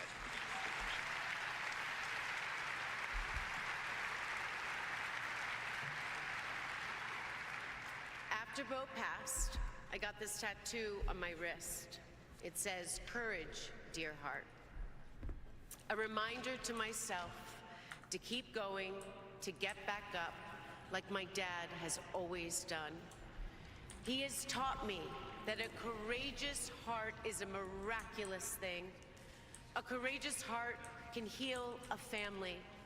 A courageous heart can heal a nation, and maybe even the world. And now, this election requires the courageous hearts of all of us. In 2020, my dad selected Kamala Harris to beat Donald Trump. And he knows in 2024, she will beat Donald Trump again.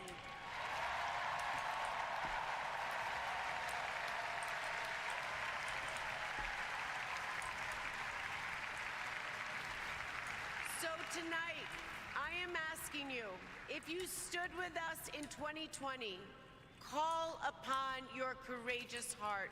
Stand with us today. Work harder than you have ever worked before in your life. This is the fight of our lifetime. Our freedom, our democracy, our reproductive rights. All of this, all of it is on the ballot. And I know together we can do this because my dad helped show us the way. And now, I would like to introduce my father, your 46th President of the United States, Joe Biden.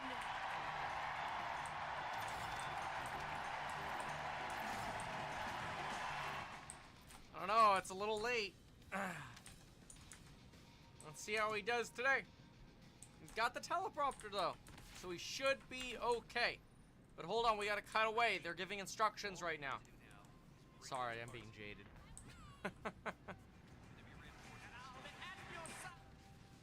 Oh, Kevin. Oh.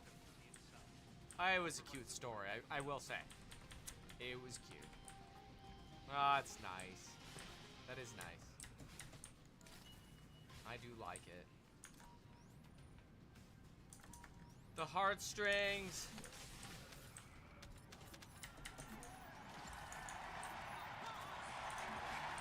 There he is.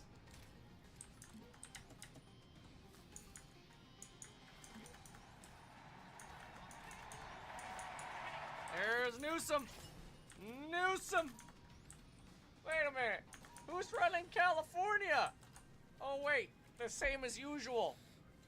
No one. Oh gosh. Thank you.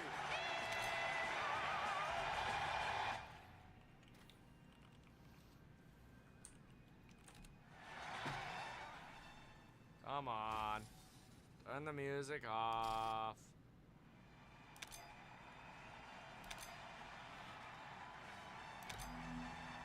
Come on. Cut the music. Let's go. Get him talking. You're already late. Very late.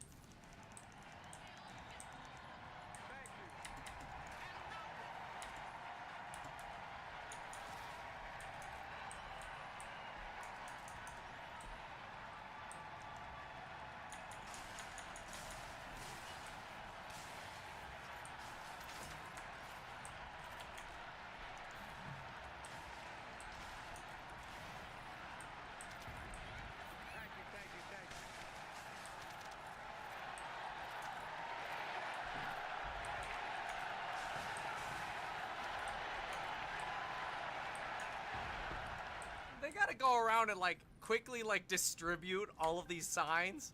All right, everybody, pick up sign number 3. Holy crap, they got a lot of those signs.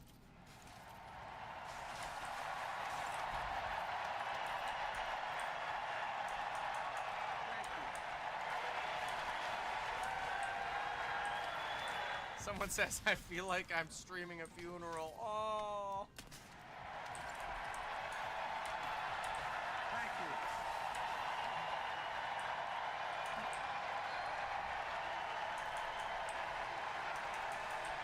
Thank you.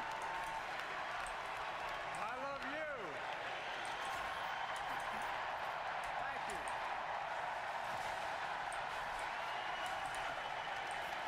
Thank you, thank you, thank you.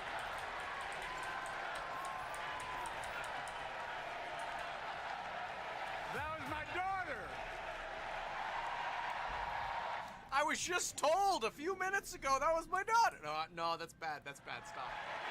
Thank you. He just looked so surprised. Oh.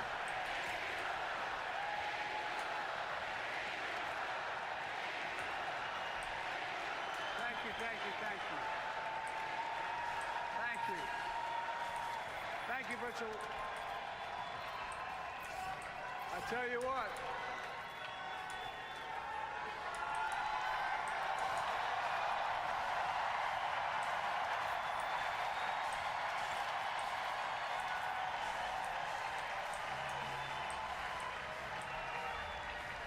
To my dearest daughter Ashley, God love you, you're incredible.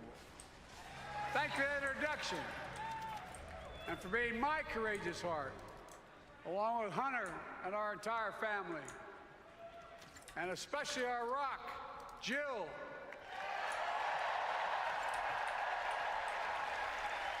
Who, as those of you who know us, she still leaves me both breathless and speechless. Everybody knows her. I love her more than she loves me. She walks down the stairs and I still get that going boom, boom, boom. You all will know me. No, no, I'm kidding. Let's give a special round of applause to our First Lady, Jill Biden.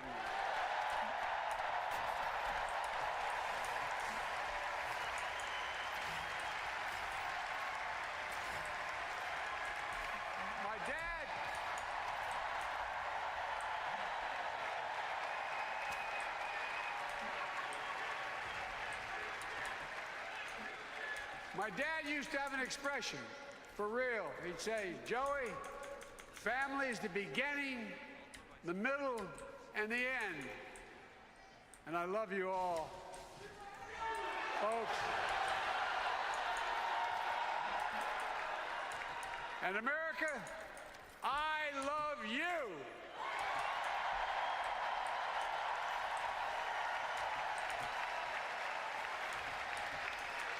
Folks, let me ask you.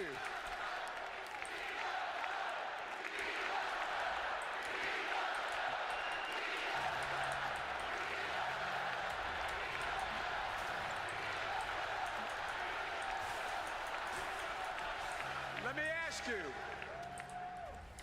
Are you ready to vote for freedom?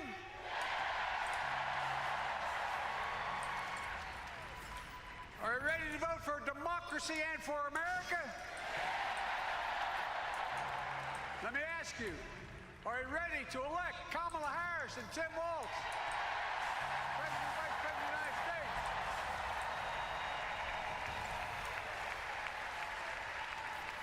My fellow Democrats, my fellow Americans, nearly 4 years ago, in winter, on the steps of the Capitol, on a cold January day, I raised my right hand and I swore an oath to you and to God to preserve, protect, and defend the Constitution and to faithfully execute the office of the President of the United States. In front of me was a city surrounded by the National Guard. Behind me, a Capitol just 2 weeks before had been overrun by a violent mob. What I knew then, from the bottom of my heart that I knew now, there is no place in America for political violence. None.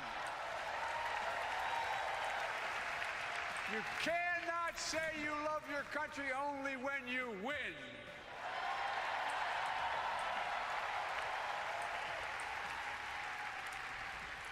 In that moment, I wasn't looking to the past. I was looking to the future. I spoke of the work at hand, the moment we had to meet. It was, as I told you then, a winter of peril and possibility. Of peril and possibility. We're in the grip of a once-in-a-century pandemic, historic joblessness, a call for racial justice long overdue,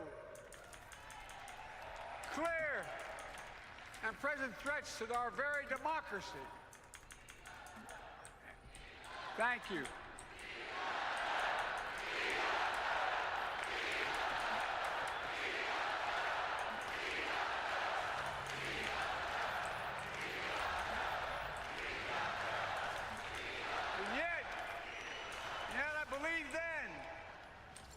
I believe now that progress was and is possible.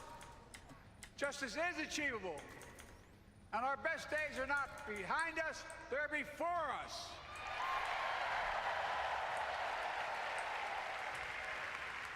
Now it's summer. The winter has passed. And with a grateful heart, I stand before you now on this August night to report that democracy has prevailed.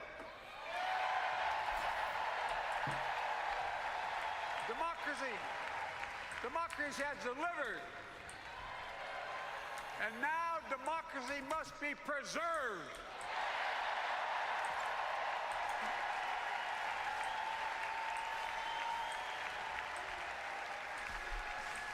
You've heard me say it before.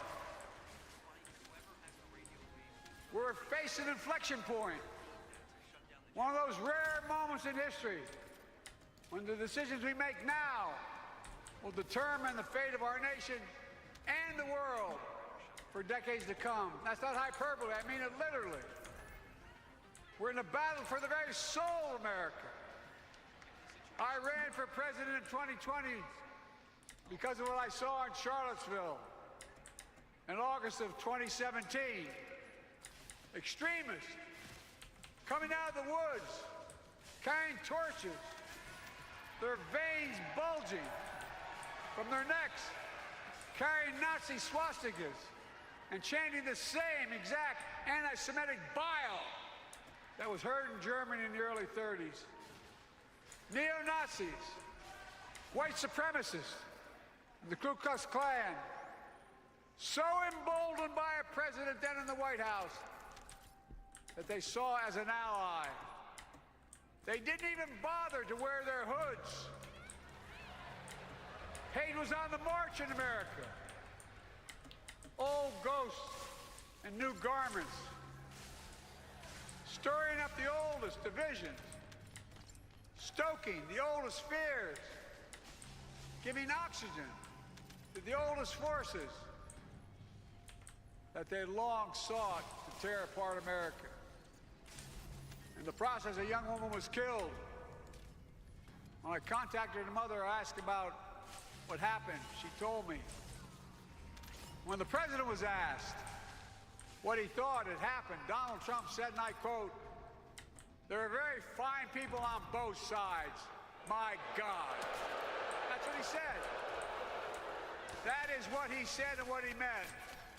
That's when I realized, had listened to the admonition of my dead son, I could not stay in the sidelines. So I ran.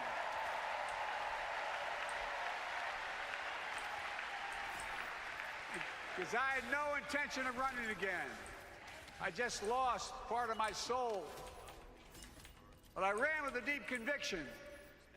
In America, I know and believe in an America where honesty, dignity, decency still matter. An America where everyone has a fair shot and hate has no safe harbor.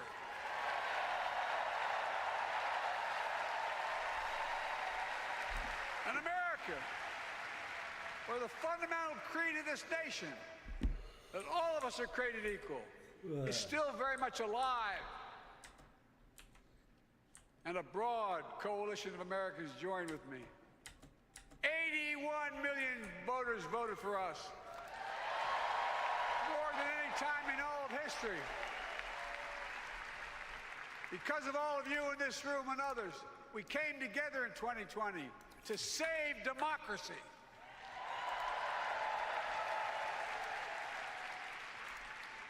As your president, I've been determined to keep America moving forward, not going back. To stand against hate and violence in all its forms.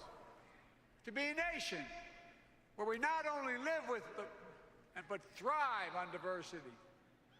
Demonizing no one, leaving no one behind, and becoming the nation that we profess to be. I also ran to rebuild the backbone of America, the middle class.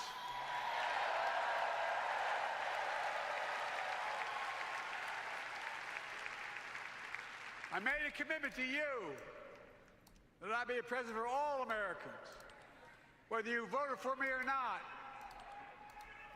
We have done that. Studies show the major bills we have passed actually delivered more to red states than blue. Because the job of the president is to deliver to all of America.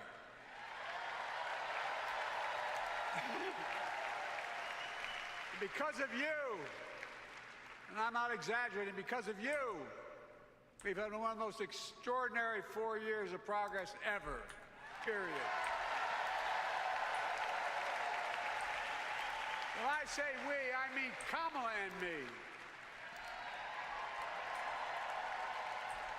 Just think about it. COVID no longer controls our lives. We've gone from economic crisis to the strongest economy in the entire world. Record 16 million new jobs. Record small business growth. Record high stock market. Record high 401ks. Wages up. And inflation down, way down, and continuing to go down.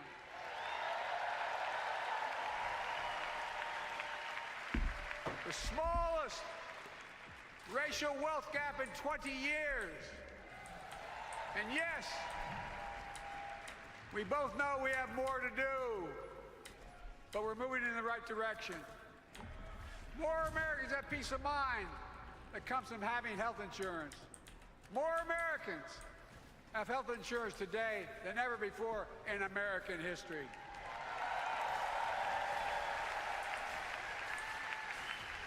And after, as a young senator beginning to fight for 50 years to give Medicare the power to negotiate low prescription drug prices, we finally beat Big Pharma.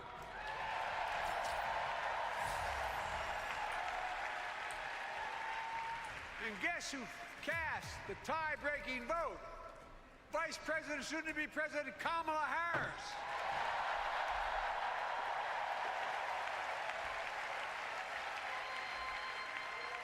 And now it's the law of the land. Instead of paying $400 a month for insulin, seniors with diabetes will pay $35 a month. The law we passed already includes, starting in January, every senior's total prescription cost can be capped at $2,000 no matter how expensive the drugs they have. And what we don't focus on, and our Republican friends don't seem to understand, our reforms don't just save seniors money, they save the American taxpayers money. You know what we just passed saves? It saved $160 billion over the next decade. That's not hyperbole. It's because Medicare no longer has to pay those exorbitant prices to the big pharma. But look, thank you, Kamala, too. Look, folks, how can we have the strongest economy in the world without the best infrastructure in the world? Donald Trump promised Infrastructure Week every week for 4 years, and he never built a damn thing.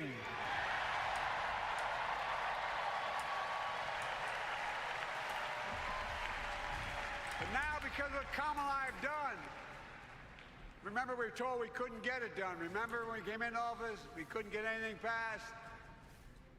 But right now, we're giving America an infrastructure decade, not week. We're modernizing our roads, our bridges, our ports, our airports, our trains, our buses. We're removing every lead pipe from schools and homes so every child can drink clean water. We're providing affordable high-speed internet for every American, no matter where they live, not unlike what Roosevelt did with electricity. And so much more. We are uniting the country. We're growing our economy. We're improving our quality of life. And we're building a better America.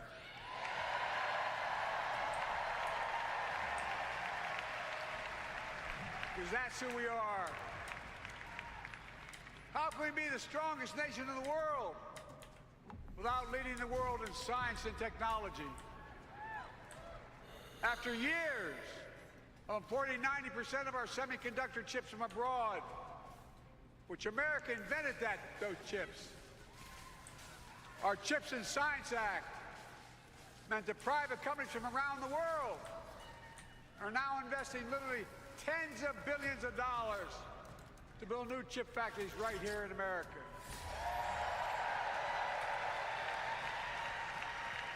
And over that period, they'll create tens of thousands of jobs. And many of those jobs in the so-called fabs, the buildings that make the chips, that's being constructed now. And guess what? The average salary in those fabs, size of a football field, will be over $100,000 a year, and you don't need a college degree.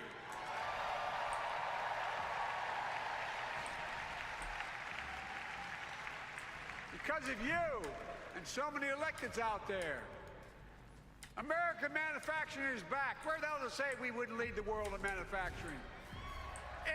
800,000 new manufacturing jobs.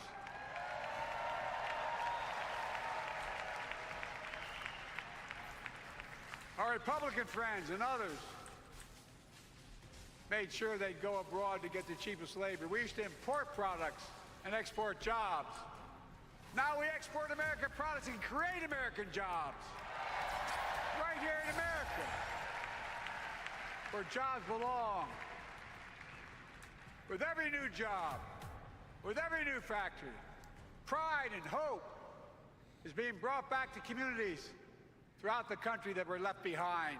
You know you're from them, many of you.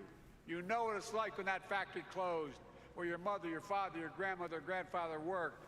And now you're back, providing once again, proving The Wall Street didn't build America. The middle class built America, and unions built the middle class.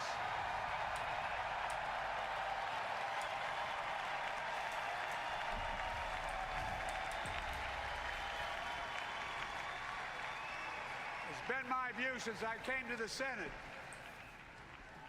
And that's why I'm proud to have been the first president to walk a picket line.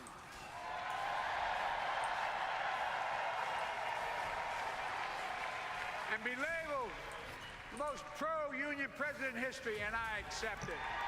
It's a fact.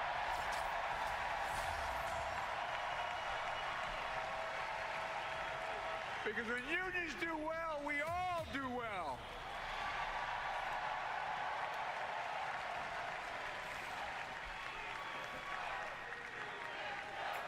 You got it, man. You got it.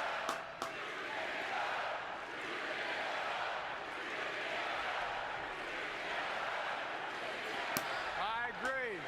I'm proud. Look, remember he told we couldn't get anything done because we couldn't get anything done in the Congress? Well, with your support, we passed the most significant climate law in the history of mankind.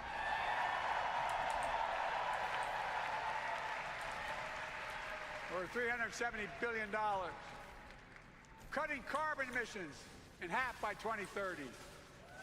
Launching a climate corps, similar to AmeriCorps and Peace Corps, creating tens of thousands of jobs for young people of the future who are going to make sure this continues. Creating hundreds of thousands of jobs in clean energy for American workers, including the IBEW installing 500,000 charging stations all across America. And in the process, reducing carbon emissions. And we're seeing it. We're seeing to it that the first beneficiaries of environmental initiatives are those fence-line communities that have been smothered by the legacy of pollution. Louisiana and Delaware, Route 9, all the factories, all those chemical factories are right next to the poorest neighborhoods. They're the ones we're going to bring back.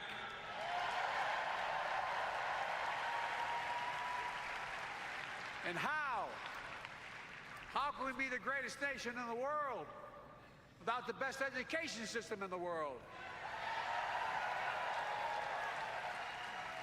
Donald Trump and the Republican friends, they not only can't think, they can't read very well.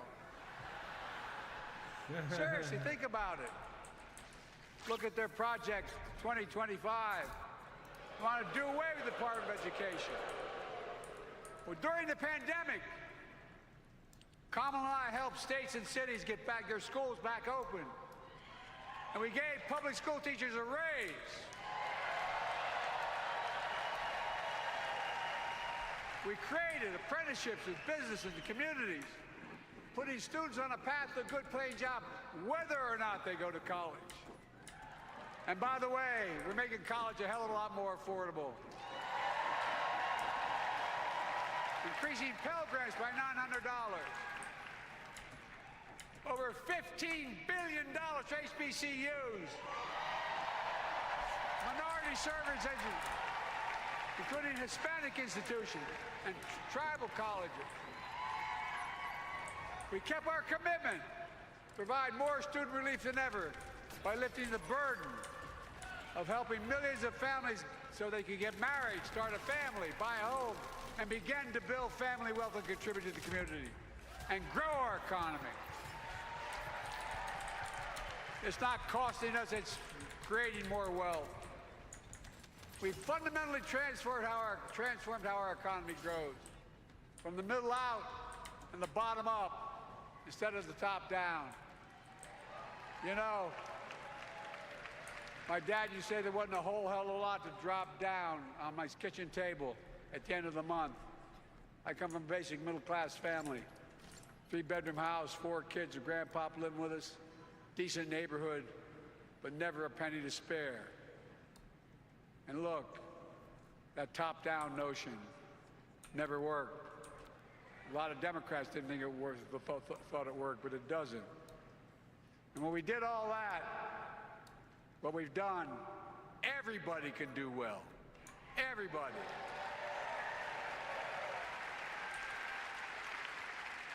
Donald Trump calls America a failing nation.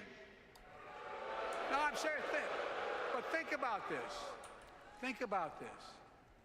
He publicly says to the whole world, I'm going to say something outrageous. I know more foreign leaders by their first names and know them well than anybody alive. Just because I'm so damn old. But I'm not joking.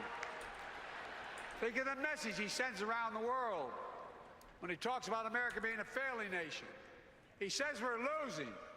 He's the loser. He's dead wrong.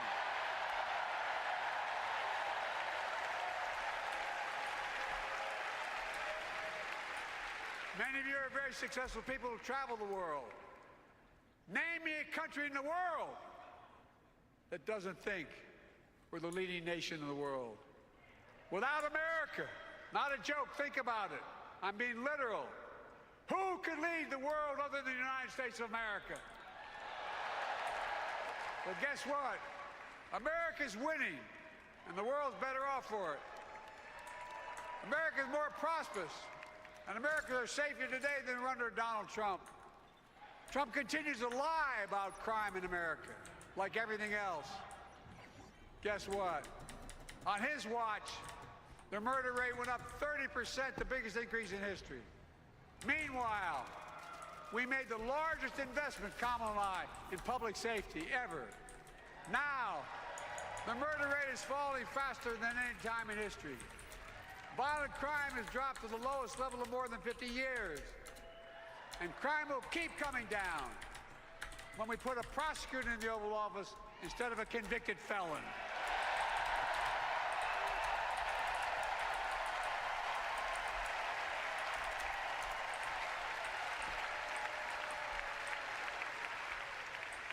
And folks, the distinguished senator from the C Senate from California and I passed the first ban on assault weapons. And guess what? It worked. If we care about public safety, we need to prevent gun violence. And what makes me ashamed when I travel the world, which I do, more children in America are killed by a gunshot than any other cause in the United States. More die from a bullet than cancer, accidents, or anything else in the United States of America. My God. That's why Kamala and I are proud. We beat the NRA when we passed the first major bipartisan gun safety law in 30 years.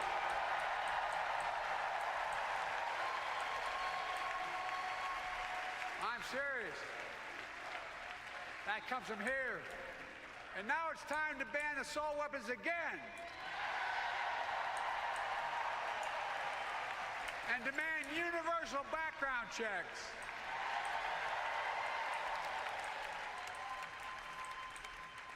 It's hard. I never thought I'd stand before a crowd of Democrats and refer to a president as a liar so many times. No, I'm not trying to be funny. It's sad. Trump continues to lie about the border. Here's what he won't tell you. Trump killed the strongest bipartisan border deal in the history of the United States that we negotiated with the Senate Republicans. It took 4 weeks. Once it passed, and never acknowledged the most expansive border change in American history. He called senators to say, don't support the bipartisan bill, because he said it would help me politically and hurt him politically. My God. No, I'm serious. Think about it. Not a joke. Ask even the press who doesn't like me. They'll tell you that's true. Typically, Trump, once again, putting himself first and America last. That is true. I had to take executive action. The result of the executive action I took Border encounters have dropped over 50%. In fact, there are fewer border crossings today than when Donald Trump left office. And unlike Trump, we will not demonize immigrants, saying they're the poison of blood of America, poison the blood of our country. Kamala and I are committed to strengthening legal immigration, including protecting dreamers and more.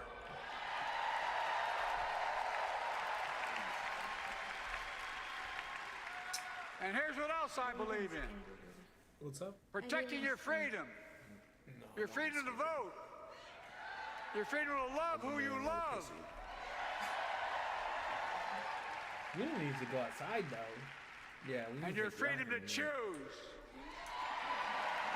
I was gonna say, honestly, if you start taking an abuse, you get some attention. It's decision overturning Roe v. Wade, as you heard earlier tonight. She's getting fat as fuck. The United States Supreme Court majority wrote the following.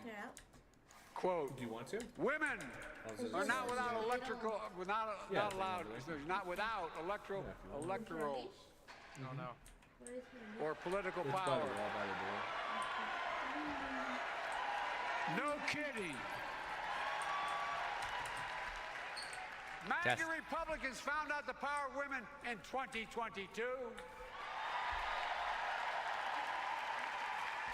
And Donald Trump is going to find What is out it, Tubby? the power of women What in is it, Tubby? 2024. Watch.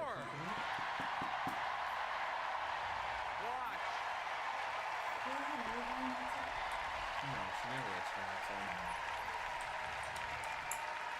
And where Trump and his mega Republican right-wingers seek to erase history, we Democrats continue to write history and make more history. I'm proud to have kept my commitment to appoint the first black woman in the United States Supreme Court.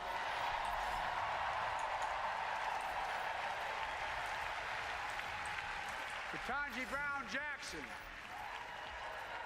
a symbol for every young woman in America that you can do anything. I'm proud that I've kept my commitment to have an administration that looks like America and that taps in to the full talent of our nation. The most diverse cabinet in history, including the first black woman of South Asian descent to serve as vice president. And will soon serve as the 47th president of the United States. Woo! Yay! She is good. Look. Thank you, Kamala.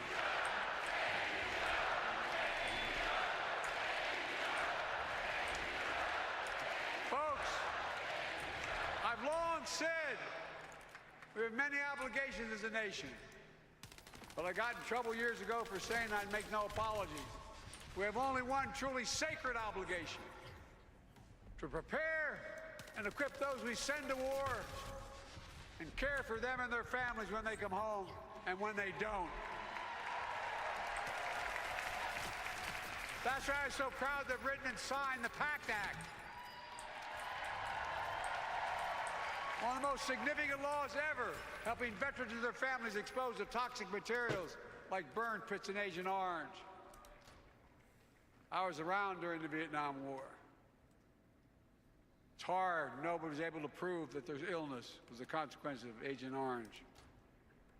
And no one was able to prove initially that because they lived in burn pits like my son lived next to in Iraq for a year, that is the cause of their illness. But because of the PACT Act, a surviving spouse with 2 children is now eligible for a stipend of about $3,000 a month. And those children who lost a parent are eligible for tuition benefits to go to college and to get job training. It's already helping over 1 million veterans and their families just so far. Well, I love them, and I'm so proud of my son's service. We get it. But guess who doesn't get it?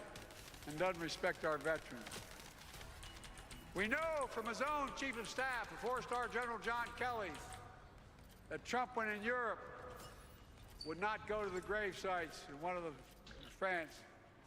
Fuck off. The brave servicemen who gave their lives to this country. He called them suckers and losers. Who in the hell does he think he is? Who does he think he is? There's no words for a person. They're not the words of a person not worthy of being commander-in-chief.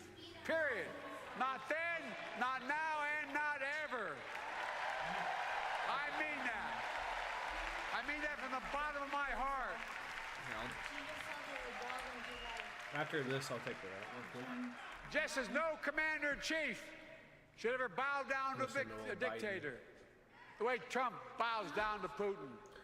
Listening to I Biden never right have, and I promise you, Kamala Harris will never do it. The DNC's will going never bow down.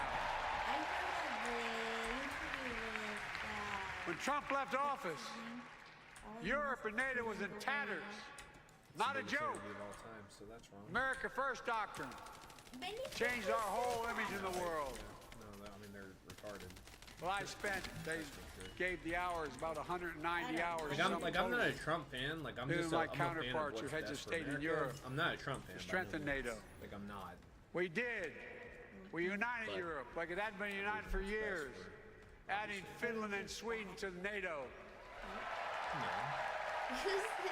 I call him Daddy Trump. 10 days before he died, Henry Kissinger called. Daddy Trump? Yeah.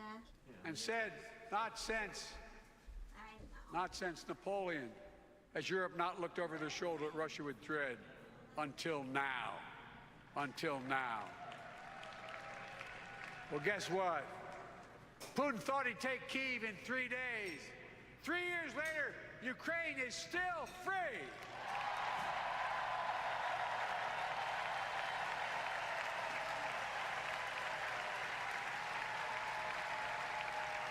When I came to office, the conventional wisdom was that China would inevitably surpass the United States. They haven't noticed. No one's saying that now.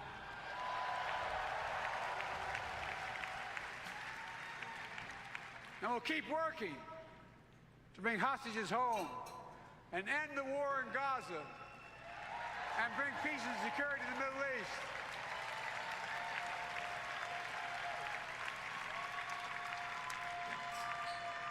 As you know, I wrote a peace treaty for Gaza. A few days ago, I put forward a proposal that brought us closer to doing that than we've done since October 7th.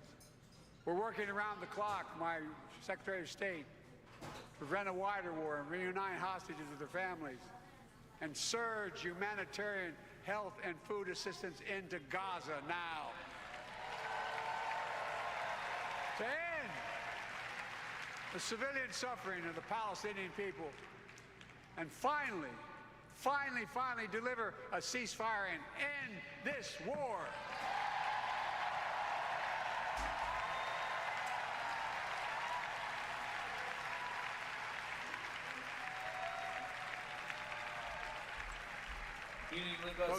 Those protesters out in the street, they have a point. A lot of innocent people are being killed on both sides. Just as we worked around the clock to bring home wrongfully detained Americans and others from Russia in one of the most complicated swaps in history, but they're home.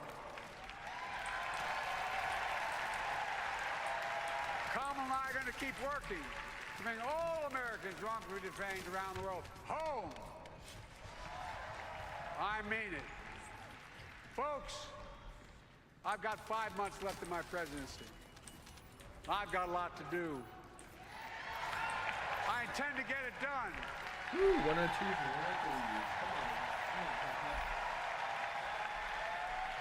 It's been the honor of my lifetime to serve as your president. I love the job, but I love my country more. I love my country more. And all this talk about how I'm angry at all those people who said I should step down. That's not true.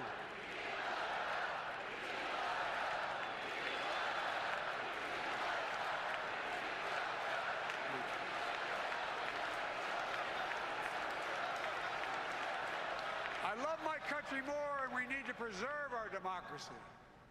In 2024, we need you to vote. We need you to keep the Senate. We need you to win back the House of Representatives. And above all, we need you to beat Donald Trump.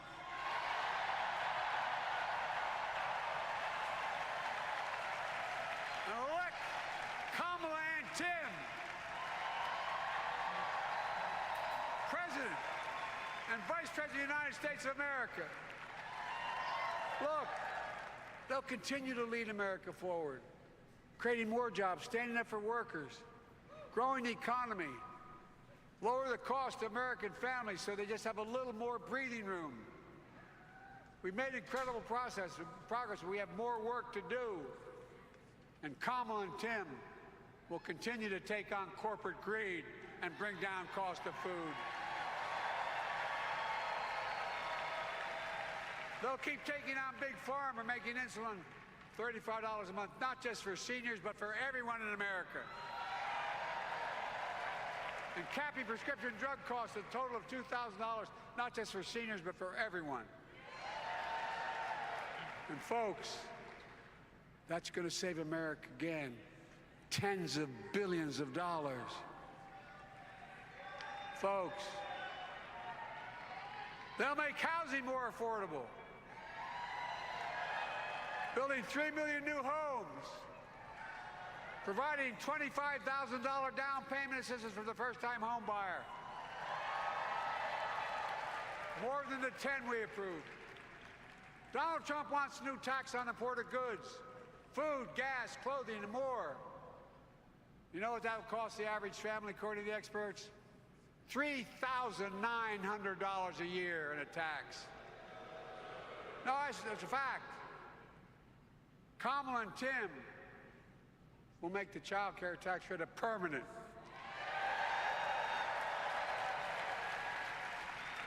Lifting millions of children out of poverty and helping millions of families get ahead. But you know what Trump has? He created the largest debt any president had in 4 years with his $2 trillion tax cut for the wealthy. Well, Trump has a new plan. He wants to provide a $5 billion tax cut for corporations and the very wealthy. Read it. Put us further in debt. And folks, you know we have 1,000 billionaires in America. You know what their average tax rate they pay? 8.2%. If we just increase their taxes we proposed to 25%, which isn't the highest tax rate even, it would raise $500 billion new dollars over 10 years. They'd still be very wealthy.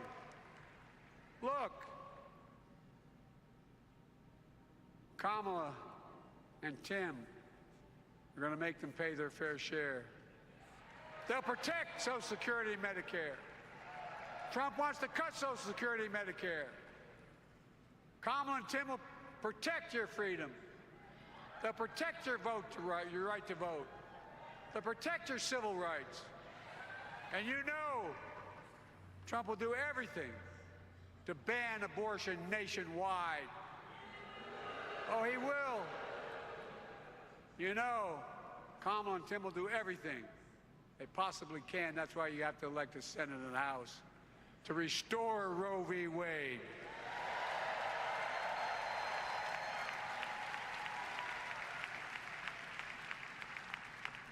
The ancient Greeks taught us that character is destiny. Character is destiny. For me and Jill, we know Kamala and Doug are people of character. It's been our honor to serve alongside them. And we know that Tim and Gwen Waltz are also people of great character. Selecting Kamala was the very first decision I made when I became our nominee. And it was the best decision I made my whole career.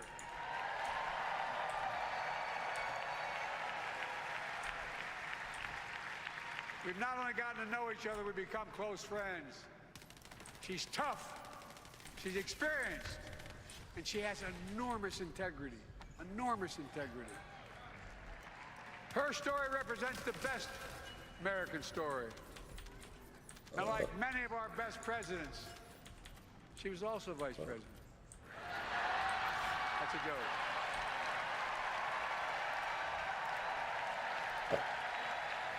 But she'll be a president our children can look up to. She'll be a president respected by world leaders because she already is. She'll be a president we can all be proud of. And she will be a historic president who puts her stamp on America's future.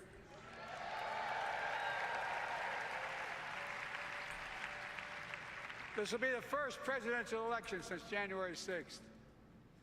On that day, we almost lost everything about who we are as a country.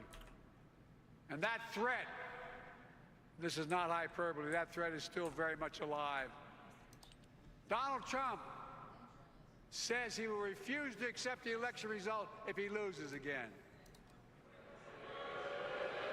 Think about that. He means it. Think about that. He's promising a bloodbath if he loses, in his words. And that he'll be a dictator on day one, in his own words. By the way, this sucker means it. No, I'm not joking. Think about it. Anybody else said that in the past, you'd think he was crazy. He is crazy, but you'd think it was an exaggeration, but he means it. We can't let that happen. Folks, all of us carry a special obligation. Independents, Republicans, Democrats. We saved democracy in 2020, and now we must save it again in 2024.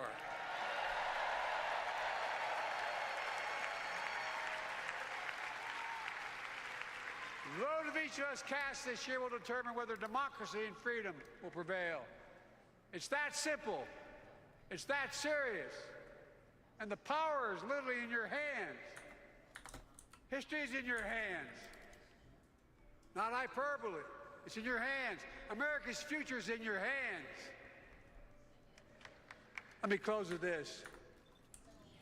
Nowhere else in the world could a kid with a stutter and modest beginnings in Scranton, Pennsylvania, and Claymont, Delaware, grow up to sit behind the resolute desk in the Oval Office.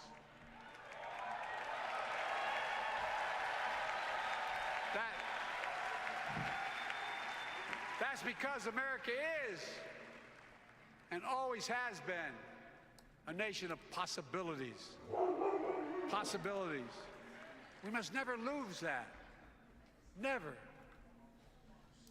Kamala and Tim understand that this nation must continue to be a place of possibilities, not just for the few of us, but for all of us. But join me in promising your whole heart to this effort, and where my heart will be. I promise I'll be the best volunteer Harrison Waltz has Cam ever seen.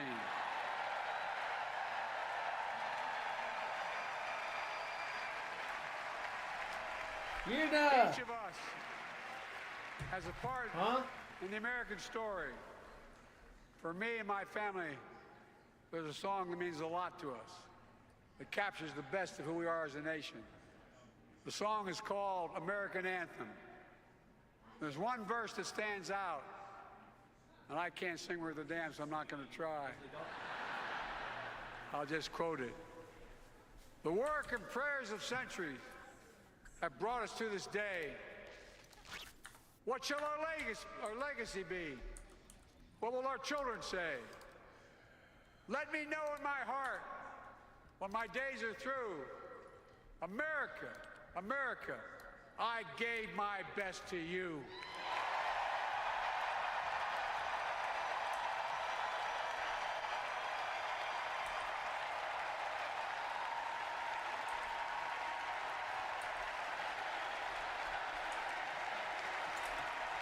Yay, Daddy Biden.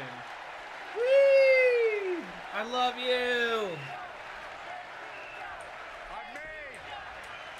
I've made a lot of mistakes in my career, but I gave my best to you.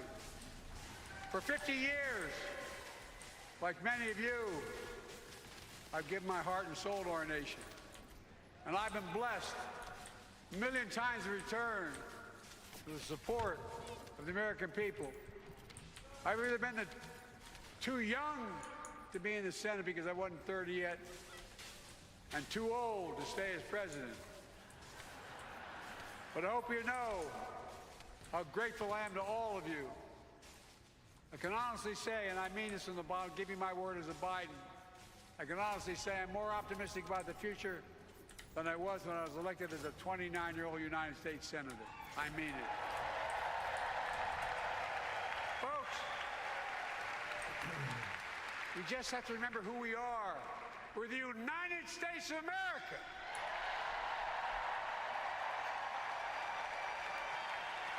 And there's nothing we cannot do when we do it together. God bless you all, and may God protect our troops. All right, we did it. Who's ready for a summary? I got a juiced old summary for all of us. We're going to go through the whole thing. Thank you so much for hanging out. I'm at a 5-hour and 45-minute live stream. All right. Dang. Let's do this. I'm going to switch. Make sure y'all can hear this one all right. I think y'all can. All right. Y'all ready? All right. It's gonna be my first time trying to use this setup, so let's see what we can do with it. All right, here we go. Probably gonna screw it up, and I don't want to, because I spent 5 hours getting content for this. My summary took a long time. Better be good. All right. Anyway, y'all ready? I think I'm ready. Okay. Hey everyone, me Kevin here. Tonight was night one of the DNC, the Democratic National Convention, and wow, I have to say there is a lot to cover, so we're gonna see how quickly we can get through all of it. It took me 5 hours and 45 minutes to live stream cover all of it, so here are the big takeaways from everything. First things first, we heard today that Kamala Harris might be interested in choosing Gary Gensler as chairperson of the SEC. Even though he's anti-crypto, Bitcoin actually moved up today. We're now...